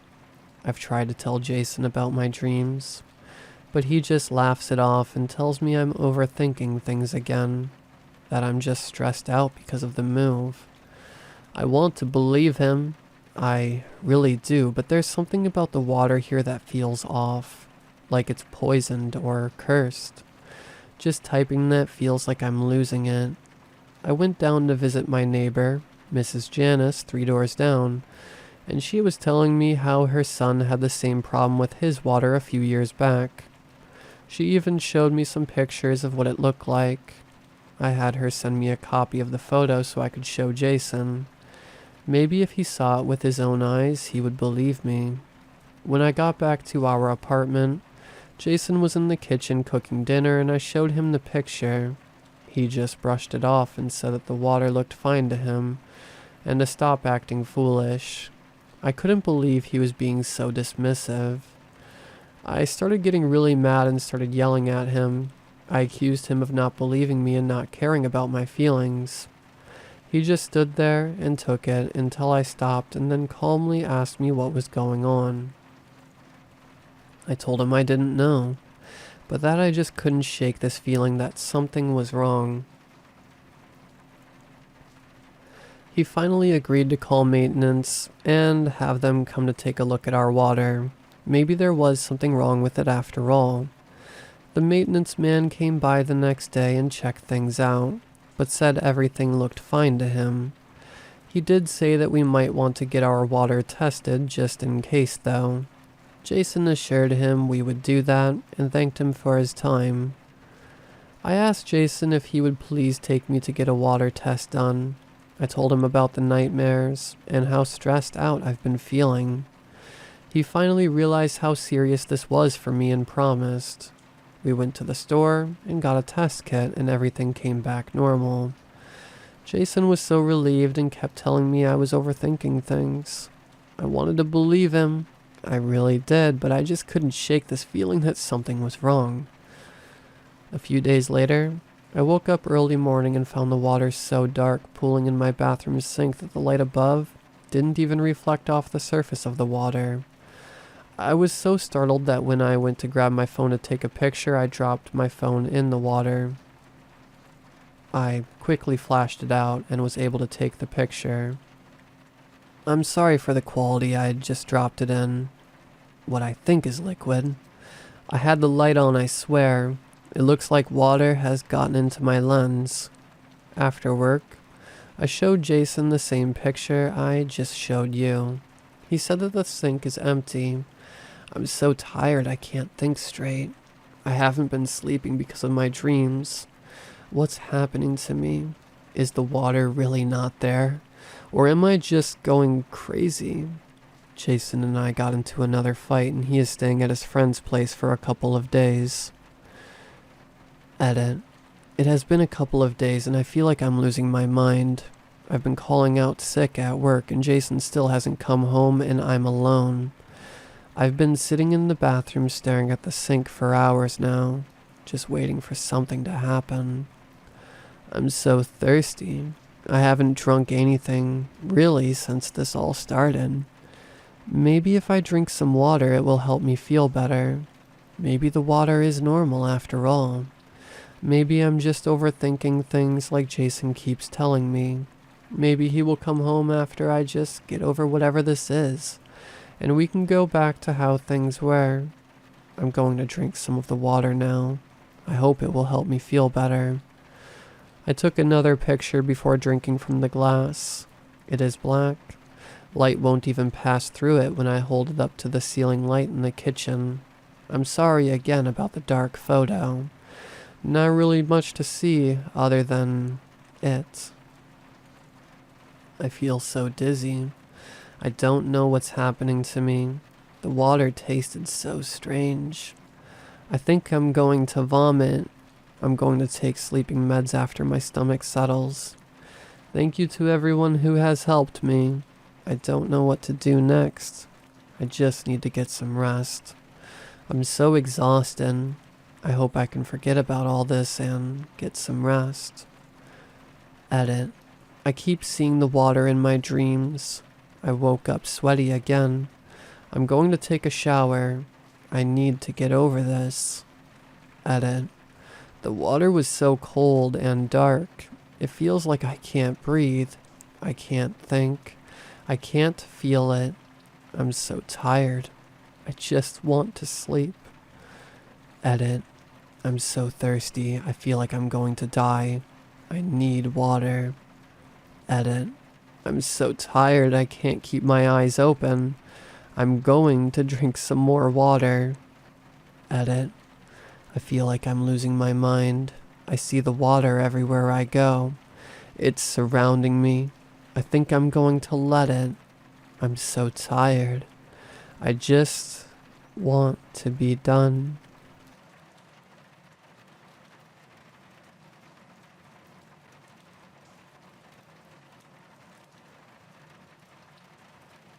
It was when I was a lot younger. When I was 5 to 7 years old, I was staying on my grandpa's property that was roughly 80 acres in Queensland, Australia. It was early in the morning in winter, I'm guessing, around 5 to 6 a.m. I got up to go to the bathroom, which you had to walk out onto the patio and into a separate room not accessible from the house to use. I went and did my business and washed my hands, and I walked out to return to bed.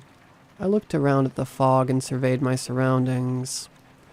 As I looked around, I looked towards a red couch we had on the patio.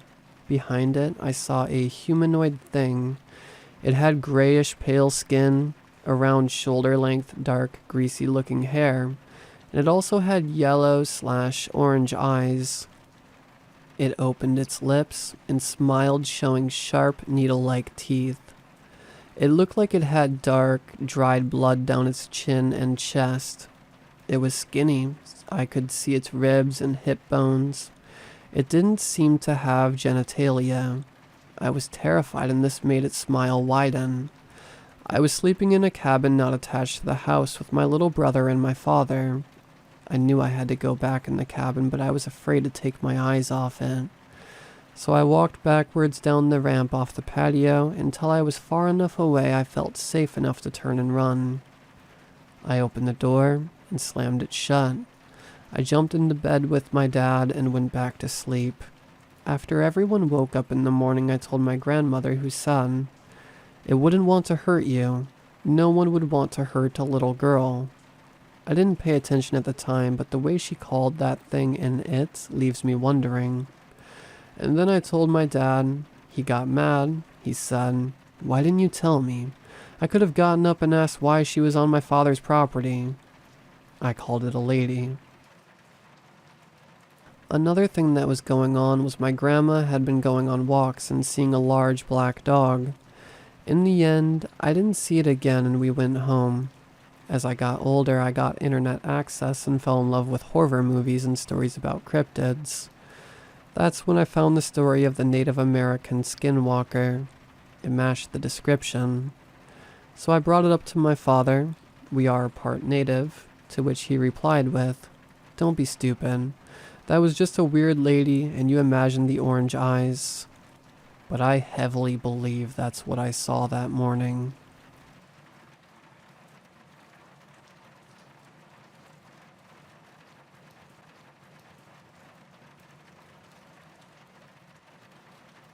It followed me out of the woods. I keep it trapped in my crawl space. It looked like Bill. It talked like Bill. It's not Bill. The sinking feeling of being watched came over me on a routine hike, but I ignored it. It happens sometimes. It's best to keep a steady pace.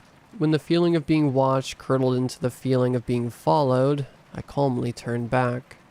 A feeling is just a feeling until it cries out loud. "Hey!" A wail emanated from the surrounding trees. My heart jumped, but I ignored the urge to sprint. When I cleared the tree line, the wail turned into a painful moan. I turned around. Beyond the ash branches, I could just make out a figure shambling down the trail. "Are you okay?" I yelled out. "Yeah." It patted its chest. "Bill." It limped into the clearing and fell on all fours. It let out another painful moan as its body contorted into a disjointed crawl. I squared off reflexively and shuffled backward. When it broke into a gallop, I bolted for my truck. The sound of hooves closed in behind me. I felt its breath on my neck just before it knocked me off my feet. I groped at the ground as its fingers closed around my throat. My fingers closed around a rock and I swung for my life. The full weight of its body slumped down on me. I heaved it to the side. By all marks, Bill looked human. It wore a flannel shirt and jeans. It brandished a full beard. Worse yet, it was a Bill I recognized. Its eyes snapped open and it lunged again, but I brought the rock down harder this time. I heard his skull crack like wet celery. It looked like Bill. It talked like Bill. It bled like Bill. I grabbed some rope from the bed of the pickup. It didn't like being hog-tied. It bit and scratched the whole time. It all happened so fast, I don't even remember how I got in the trunk. When I drug it into the house, I knew it wasn't a good idea, but nothing seemed like a good idea. I stuffed it down the crawl space hatch and tied it to a floor post until I could figure out what to do with it. That was over a year ago. It wailed and moaned for days, then the screams turned to sobs and finally silence. After about a week, it started talking. Its voice sounded grainy, like an old tube television tuned to static, or an answering machine. Right before it started talking, you could hear an audible click and another click when it finished. Click. Friends looking for Bill. Click. Bill vanished summer 2017. The TV spots still run, but everyone's given up the ghost. Click. Janice still waits for Bill. Click. Its tactics, its patterns of speech improved with every new attempt. Click. Please, we're so stiff. Just one limb. Click. Its voice came across as an elderly man, off-putting but hideously persuasive. I climbed down through the trap and actually started loosening the rope around its feet. If I hadn't noticed the drool running down its chin, it would have had me for sure. It looked like Bill. It sounded like Bill. It's not Bill. My brain feels hijacked. I wish I could have ignored it, but its voice drew me in. I sealed the crawl space hatch just to keep myself in check. Click. I want you. Click. I'd grown accustomed to its clicking. Click. I need you. Click. It's been weeks since the last I heard it. Click. I love you. Click. Last night I bolted upright from a dead sleep. A click followed by another click a moment later. Then a click came every few seconds. They sounded muffled. I traced it to a corner of the living room. I grabbed a torch and a broom and unfastened the hatch. The clicks came faster and faster. I climbed down and pointed the torch at the post where I kept Bill tied. The rope sagged around his empty clothes and shoes. I shined the flashlight toward the source of the clicking. In the corner was a man-sized web sack. The webbing covered almost its whole body. It covered everything except for its shoes. Click, click, click, click. My shoes. The shoes I wore when I came down the step ladder. It was wearing a pair of my identical shoes. Click, click, click, click. As it started to sink in, the clicking stopped. Click. The web sack stirred. Something undulated from within the cocoon. I stood frozen in place. I heard a tearing sound as a hand burst through the shell. It was wearing my nail polish. I scrambled through the hatch in a dead heat and dropped the door hard behind me. It pounded and begged as I secured the screws. I sighed with bittersweet relief as the screaming turned to sobs. Please, you don't have to do this. Please don't do to me what you did to Bill. It's soul-wrenching. No one should hear the sound of their own voice begging for mercy.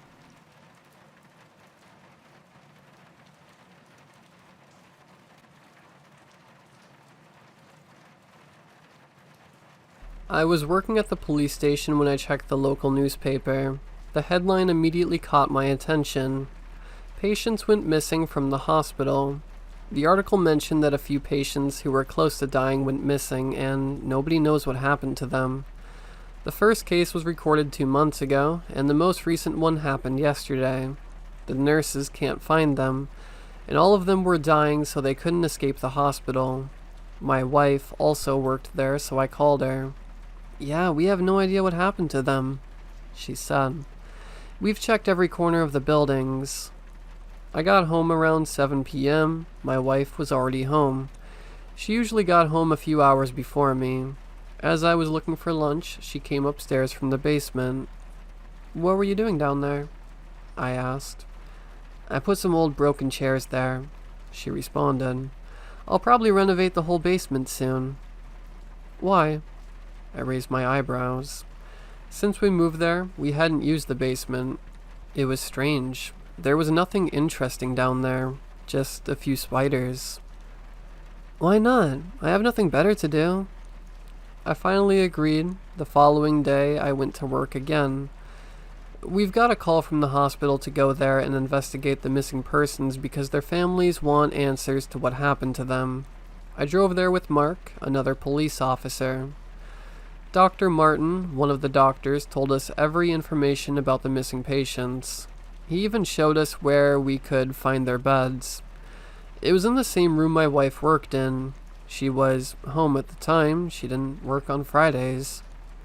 It seems like all of the patients were really close to the hospital's back door. Mark said to Dr. Martin and me, "What if they escaped there?" Impossible. Dr. Martin shook his head. All of them were on their final days. They couldn't walk, and we hadn't found any strange footprints leading out the back door.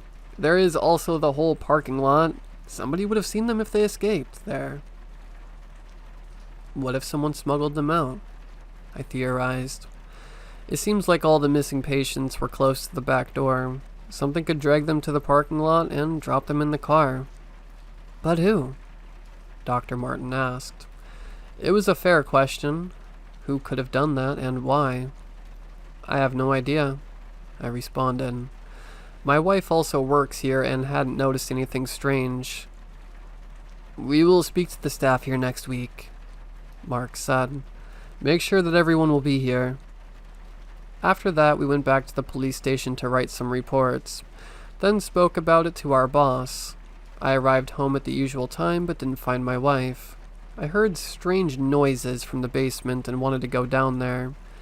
But then she came upstairs. Hi, she greeted me. So, are you working on that basement? I asked. She looked strange. I thought I saw a small amount of blood on her face. Do you need any help? No, I can do it alone. Are you sure? I can help. I'll be home the whole weekend anyway. Thanks, but I'll handle it. What are you doing down there? We don't need that basement that much. Stop asking me so many questions. She shouted at me, frustrated. I was surprised. Sorry, I'm tired. Look, just don't go down there, please. She said in a calmer tone, then went to sleep. The following day quickly went by. She was in the basement almost all the time, and I was reading some books. She then told me she was going to the market to buy some food. After she left the house, I came out of my room and went to the basement door. It was strange as I still heard some noises coming from below. I was curious. I opened the door and looked down the stairs. I only saw darkness, so I used my phone to illuminate the narrow halls. I slowly walked down the stairs. The noises were getting louder. After about 20 steps, I arrived there. I immediately regretted it. There were some steel cages inside, and in every cage, there was something I can't even name. Old, rotten bodies. Some of them looked like the missing persons from the hospital. I froze as I couldn't know what to do. And the worst wasn't the fact that the bodies were there. They were moving. Their eyes were white. One of them grabbed the cell's door with his rotten hand. I finally ran back to the stairs, trying to get out of there as soon as possible. At the top of the stairs, there was my wife standing with angry eyes. I told you not to go there, she said slowly. What the hell are you doing down there? I shouted at her. What are those things? These are the patients that went missing. I'm going to be the greatest scientist ever known, she responded. Her voice was confident. I felt like I didn't know her. I stopped death itself. I saved those patients from death. I had no idea what to do, so I just tried to run out of there, pushing her aside, but as I was trying to push her, she bit my finger. I screamed because of the pain, but tried to run out anyway. I looked down at my hand, and one of my fingers was missing. I ran up to the bathroom, then locked the door behind me. Don't hide from me, she shouted from outside. You should be proud of me. I'll save humanity. As she was shouting, I found some bandages to stop the bleeding from my finger. She kicked the door multiple times, then stabbed it with a kitchen knife. My only chance was to escape out the window. I opened it, then crawled outside. The only problem was that the bathroom was on the floor. I had to jump. The pain in my legs was horrible as I fell to the ground. I immediately called Mark to get to my house in his car. He then took me to the hospital to patch me up. The following day, I told them and the police what happened. Yeah, we figured there was something wrong, Mark said. Your house burned down last night, just after I brought you to the hospital. The firefighters found the bodies you were talking about, but your wife is missing. We have no idea where she is.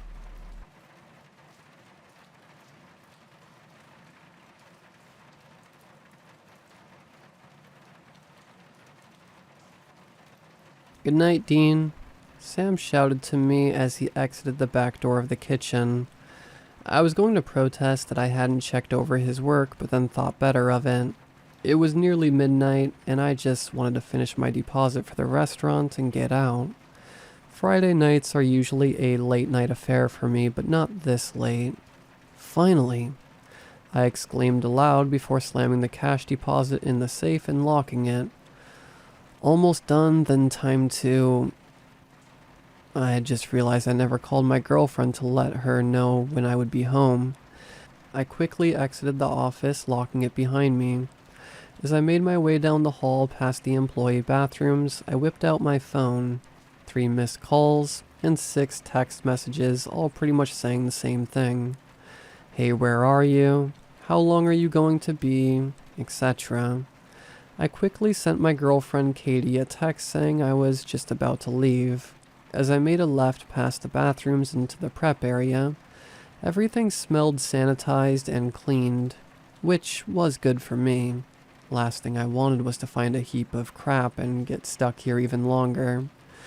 Just past the prep area was the kitchen. which I would have checked if it weren't for the sound of loud knocking coming from the front. Come on, don't be another problem. I'm almost out of here, I thought to myself as I beelined it past the kitchen, through the swinging doors that led out to the dining room. It was peacefully quiet in the restaurant now with everyone gone, but with all the lights off, it was a little creepy. I was nearing the front doors, which were just your typical glass doors you would see at any restaurant when I froze. At first, I didn't know what I was looking at, thinking maybe the darkness was playing tricks on my eyes, but no. Right outside the door was a man in a business suit, clean-shaven, handsome even, if it weren't for his bloodshot wide eyes and massive toothy grin. He was suddenly illuminated by the outside light right above his head, which didn't help ease his unnerving presence. I don't know why, but I could not move. I stood there like a tool just staring this guy down, beads of sweat forming on my forehead when he slowly started raising his arm. To my horror, my arm opposite of his began to raise slowly too. The eerie man did a slow wave, and I did the same, unable to stop myself. All the while, his unblinking, bloodshot gaze transfixed on me. He mimed walking backwards, and I found myself walking towards the door. My body now had a mind of its own, and I couldn't even scream or even move my eyes off him. I was right in front of this terrifying man, only the glass doors between us. He tilted his head slightly to the left and mine tilted to the right. Simon says, "Open the door." Simon spoke, his voice so soothing, so calm, and to my disbelief I found myself opening the door for him. I pushed the door bar, hearing the click of the lock being disengaged. I was now frozen, holding open this door as he strode past me, then grabbing my shoulders, spinning me around to face him. I wanted to run, scream, hide, anything. It was as if I was a puppet on a string. Simon the puppeteer, my nose was almost touching his. I felt a chilling presence exuding off him as my phone began to vibrate. For the first time, Simon's gaze shifted from my eyes onto my pant pocket where my phone was. His horrible, unblinking green eyes snapped back to mine, reaching into my pocket, pulling out the phone, holding it facing towards me between us. He swiped and answered the call. "Hey honey, is everything alright?" It was my girlfriend on the phone. "You said you would be home soon. Did something happen?" Simon again tilted his head back and forth, with mine mimicking again, still opposite. Simon says, "Stop breathing." I flared with anger as I could hear Katie on the line choking her phone, falling to the floor. I tried with everything I had to fight off whatever possession had hold of me, but could only manage to get out a single tear. Simon turned his smile into a frown as my blank expression turned into the sickly smile he just wore. Simon says, "Breathe," he said in a mockingly sad tone, and I could hear Katie finally gasping, breathing in air. Simon says, "Laugh as hard as you can." His facial expression was again a wide, painful smile, mine now a permanent frown, and Katie laughed like I never heard her laugh before. Simon dropped the phone as he began to grow taller, or was I growing shorter? To my surprise, both were true. As Simon grew, I shrunk. He was now leaning over to see me. Simon says, "Run free." I could feel myself having control of my body once more. I tried to run, but realized I was the size of a rodent. Simon quickly pinched my shirt and lifted me higher and higher. All the while, Katie's laughter continued. I was lifted right above his head as his jaw began to open. I could peer all the way down into his stomach and saw too many people to count, all attempting to climb out, clinging to his insides, trying to find footing and freedom. I cried and screamed as I felt no longer suspended by Simon's hand and fell into his mouth, blacking out. I snapped awake, screaming in the office chair. "Dean, are you okay?" It was Sam. He had just walked into the office, probably to make sure I was alright. "Can't really blame you for taking a nap. It was an exhausting day." I tried to compose myself, but felt my hands still shaking. Must have been one heck of a kitchen nightmare, I bet. Anyways, I'm all done if you can check over my stuff. See you tomorrow. Sam walked out of the office, whistling a tune and exiting through the back door. I tried to tell myself it was all a dream, quickly getting up and locking the office door behind me. I checked my phone walking down the hall. 3 missed calls and 6 text messages, all from Katie. I put my phone back away and looked to my left towards the kitchen. I figured everything was fine, and was still too freaked out to even go near the front of the restaurant. I turned to my right, opening the back exit door, when I heard it. A knocking on the front door.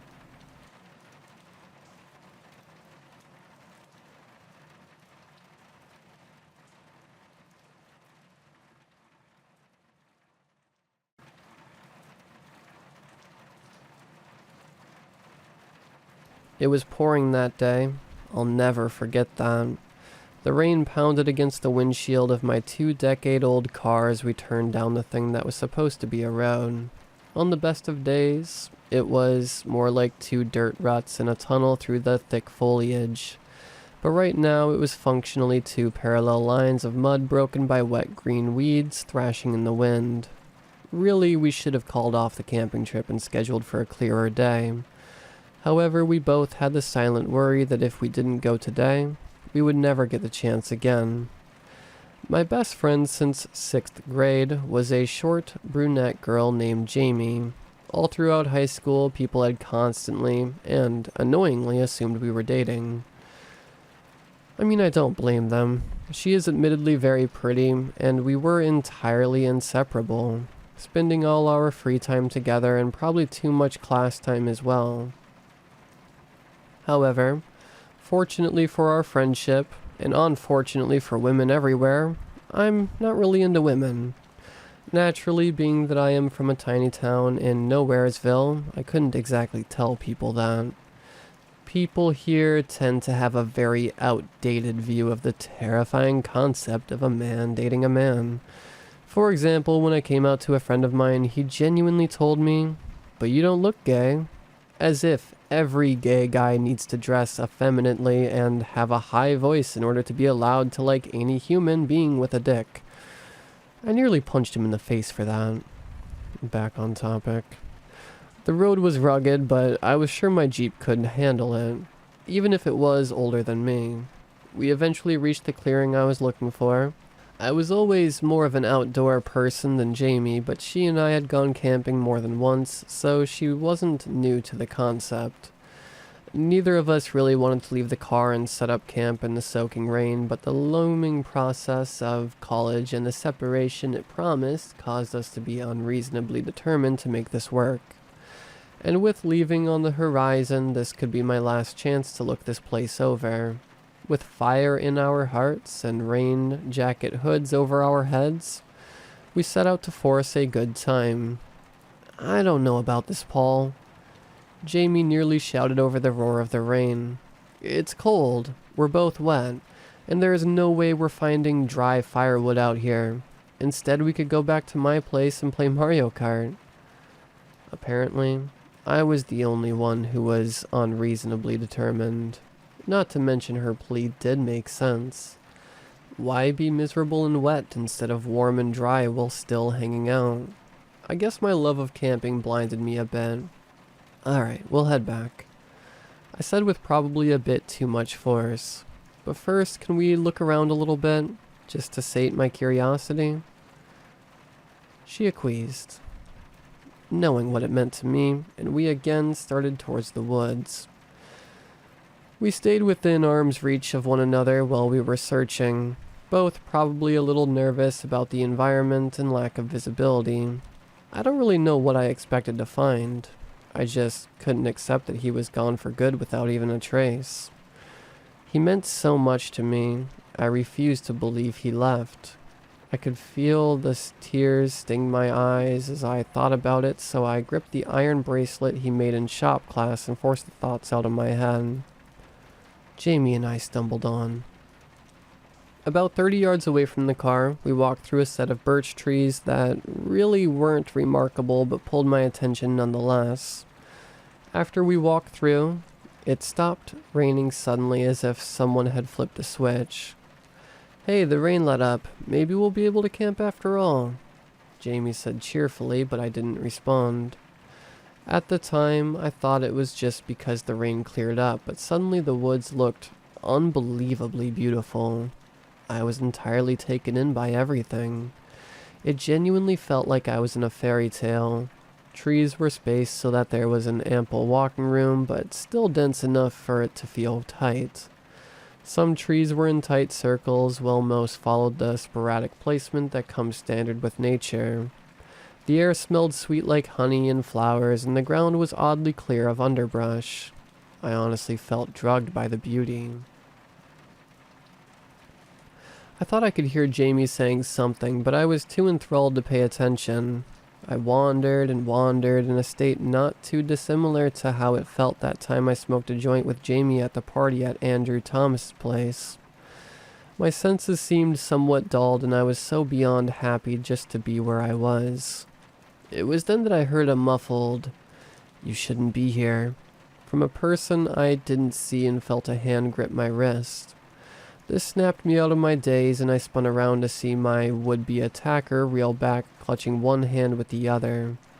I couldn't manage to see their face, almost like it was blurred, and the person quickly ran off. I suddenly realized to my horror that I had no idea where I was.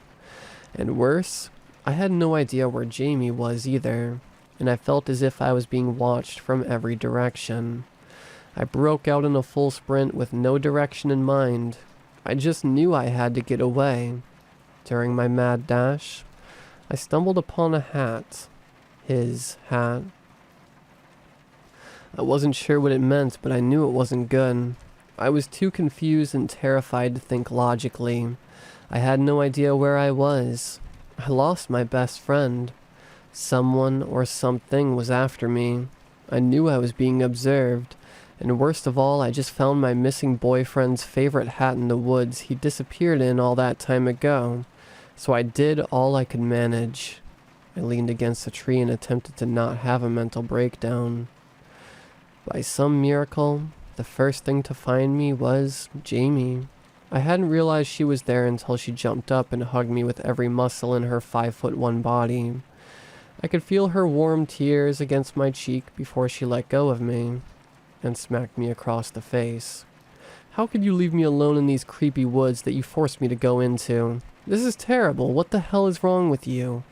I always feel like I'm being watched, and you just wandered off without even saying anything while ignoring everything I said to you," she cried, near hysteria. "Now get up. We need to leave. This place isn't right, and I'm not sure how we leave." I was still too dazed to give a proper apology or explanation, but I mumbled out a quick, "Sorry," as she grabbed my hand and pulled me up into a walk. We walked for a good while, thoroughly lost, constantly looking over our shoulders, often seeing things out of the corner of our eyes, but nothing that lasted until we turned around. Eventually something pulled my attention. The twin birch trees. They had the same odd attraction as before, and instinctively I knew this was the way out. I pulled on the small hand that hadn't let go of mine. She looked at the trees and then at me. We wordlessly knew what we had to do. Before we could make good on our escape plan, we heard a snap behind us. Standing there was the largest buck I have ever seen, with a rider whose face I couldn't make out. We bolted, and it after us, clearly much faster. We weaved between trees side by side while we heard the thundering hooves rapidly closing on us. Right before it reached us, we dove through the white bark trees and immediately felt rain on our heads. I turned to figure out what happened to our pursuer and why we weren't impaled on a set of giant antlers, but nothing was there. All that stood was the two great sentinels that took more attention than they deserved by appearance alone against the night sky. I remember wondering how it was night already. It only felt like a couple of hours, but somehow more than a couple hours. But when I checked the time, somehow more than 12 hours passed while we were in there. We quickly got into the car and drove to Jamie's house. On the ride, I apologized profusely for abandoning Jamie, and explaining both the drugged out feeling I got, as well as the hat with its implications. She was very understanding about the whole thing, and when we got to her house, we immediately fell asleep. Her on her bed and me on the floor. I just got home and I'm typing this out just as a warning, I guess. If you're walking in the woods and the rain stops, turn around and go home.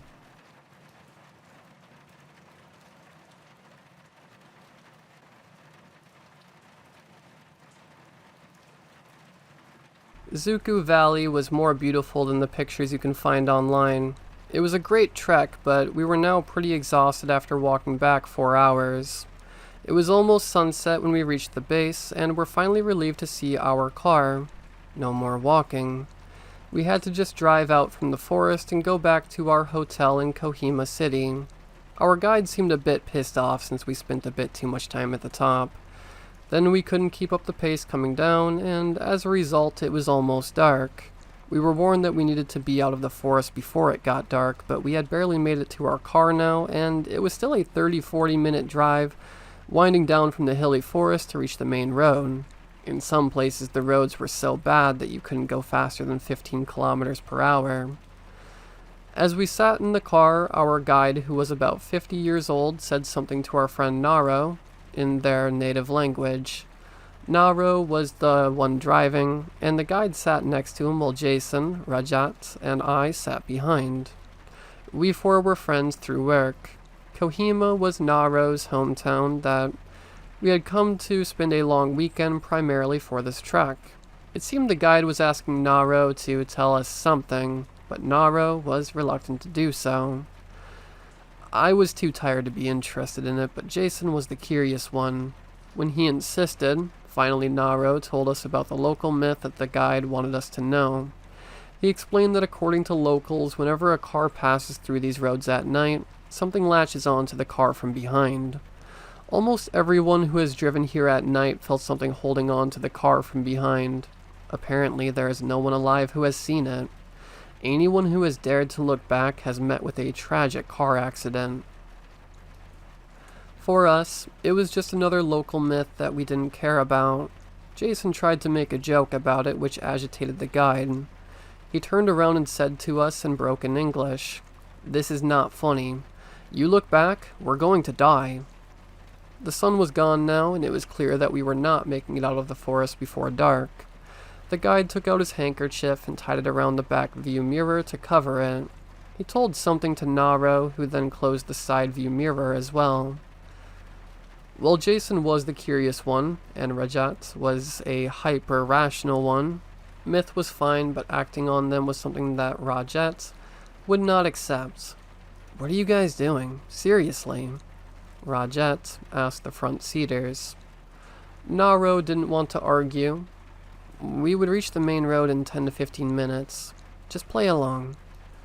We knew Rajat wouldn't play along. Guys, we are educated folks. We cannot follow these false beliefs blindly like idiots. It is true. Every villager has felt. Many have died in accidents. The guide scoffed. Rajat continued to mock Naro. "So Naro, blocking your rear view and side view mirrors reduces chances of an accident or increases it." Jason, too, interrupted, asking Rajat to just chill and let it go, but Rajat continued his debate with the guide and Naro, explaining how if everyone died, who told them that they turned around and saw that thing? I wondered how could these guys even bother to debate about this being so tired after the trek. I soon phased out from the debate. That's when I felt it. I don't know if it was the change in moonlight that entered the car or whether I saw a shadow from the corner of my eye, but I knew there was something behind. Guys, don't look behind. but I think there is someone hanging on to our car from back there. Everyone freaked out. Jason felt it too. Shit. Let's get out of this place. How far is the main road? Raewritesfiction still wanted to play rational. It must just be some villager, taking a free ride to the main road. We were so slow, anyone could have hopped and grabbed onto. We were driving a Jeep, the one which has a separate tire behind. It had bars on the back that anyone actually could grab onto. Meanwhile, the guide just kept saying, "Don't look at it." I realized this freaked out Naro. He did look at the rearview mirror with all the commotion happening behind. Fortunately, or unfortunately, they were covered. Just 5 minutes and we'll be out of here. Naro tried to calm us down. Raewritesfiction was quiet for a while. I sensed that he wanted to challenge the myth. All he had to do was look behind and he could be proven right about what he had been debating us since the last 10 minutes. He was 99% sure that nothing would happen. It would either be a local villager, or maybe a monkey, or simply nothing but our fears manifested. But he too had the 1% fear of the unknown. Me and Jason sat with our heads down, making sure we didn't even catch a glimpse of it by mistake. Raewritesfiction tried to be a bit brave and sat up straight, staring towards the guide, who had his eyes closed, muttering something in native language. Probably praying. Naro tried to focus on driving us out of here as quickly as possible. I realized how the fear has made Naro drive faster and recklessly. Could this be the reason for the accidents? Naro asked us to be calm. We're almost there. Just 2 to 3 more minutes and we will reach the main road. I hope whatever it is will leave us alone when we reach there. We could almost see the lights on the main road. There was also the last chance for Raewritesfiction to prove the myth as false. I saw him tap his leg nervously, thinking over it. I knew it was tempting for him, but I didn't expect Raewritesfiction to actually turn around. Suddenly we heard multiple knocks on the back mirror, and I saw Raewritesfiction had turned to look back. I still don't know if it was a reflex to the knock or Raewritesfiction trying to prove his point. In fact, I don't know what happened first, the knock or Raewritesfiction turning around. The knock made everyone almost jump on their seats. Our heart hammered in our chest. I could only scream, "Raewritesfiction, no!"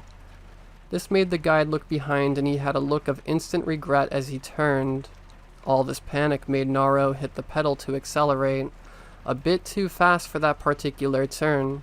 We soon felt that our car was tilting towards the right, sliding down. The next second we were upside down, banging our heads against the car roof and each other. Bodies flying and a lot of screaming was the last thing I remembered. I woke up later in the hospital to learn that I was the only survivor from the crash. I wondered whom to blame. Naro for panicking, the guide for scaring us, Raewritesfiction for looking back, or that thing that was holding on to our car. The only ones who probably saw that thing were Raewritesfiction and the guide. Then why did Jason and Naro die? Did they see it too when the car somersaulted? On our crash site, they also found an unidentified body.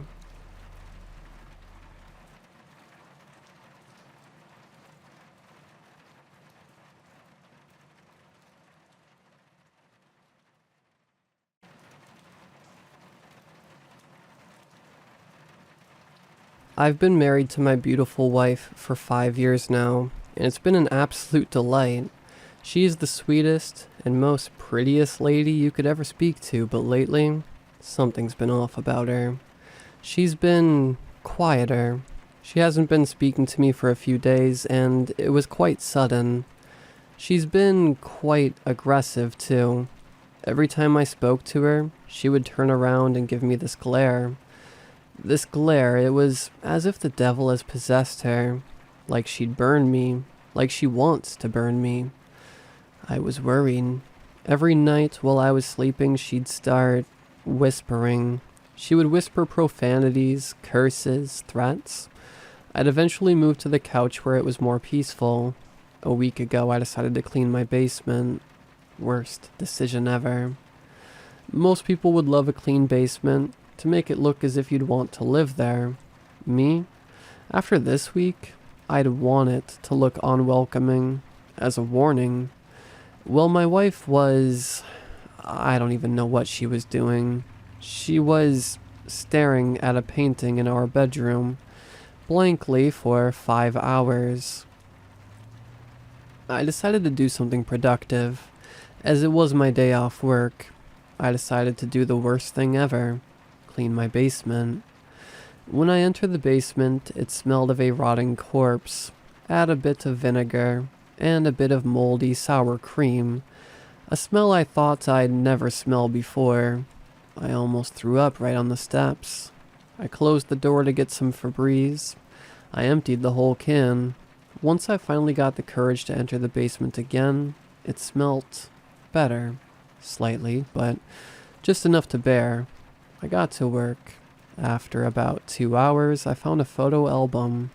My wife's. The latest photo in there was from about a year ago. Our vacation to South Africa. The oldest was from the day she was born. 19th of September, 1985. As I scrolled through the album, I noticed something off about her face. I'd know since I've been with her for 15 years, including the dating and engagement period. Her jawline was sleek and smooth. On the 5th page in the album, her jaw was slanted to the left, a bit crooked, and her chin was longer. She had braces, which she'd never had before, and her ears were smaller. On the next page, she looked exactly the same as she did when I met her. I was confused. Was it just a glow-up? But the next photo was taken 3 days after the one before. I went upstairs to ask her about the album. When she looked at me and saw the album, she charged at me. I ran back downstairs, into the basement where I locked myself. She was slamming the door for a few minutes, before she phased out again and began mumbling again. I decided to brush it off, as this has been happening for the past few days. I continue to scroll through the album. Her face in some pages are just weirder. I gather the courage to come back outside. I bring 2 pictures of her with me. I hold one up to her face, the normal one. She looks different. I thought maybe it was just the time gap. I go back down and grab a newer one. I compare it to her face. It's still different. I hold the abnormal one up to her face. It resembles her. I was confused. Did I forget which one was which? Was I just seeing things? I brush it off and go back to cleaning the basement. After about 2 hours, I was basically done. I just had to empty out a small shelf with scraps on it. The shelf was emitting a sour smell. It seemed to be the source of it, for that matter. I moved the shelf away from the wall and felt something brush me. I looked up and saw a deceased hand trooping from the side of the shelf. I screamed loudly. I was mortified. I reluctantly pulled the shelf away, revealing the rest of the body. When I look up, I see my own wife. I shriek. I quickly move the shelf back to its original position. I stand there shocked. After 5 minutes, or what felt like 5 hours, I hear someone creeping down the stairs. So, you found it. I look up. There she stands. My wife. Would you like to join her? She said coldly. She charges at me at an inhumane amount of speed. I manage to dodge, and I sprint out of the room to the front yard. I lock the door behind me. I could hear her slamming on the door. I luckily had my phone in my pocket and dialed the police. She ran out the backyard and escaped. Just a day after that, they found her eating the body of an innocent civilian. She got arrested and got charged with first-degree murder, cannibalism, and grand theft auto. She escaped in somebody else's car. I still don't know how she killed my wife, when she did, or why she did. I've technically been living under my wife's body for 2 weeks. before she died. I remember her telling me she had a twin. Maybe her twin killed her. Or maybe it's something more sinister. I just do hope that she rots in prison.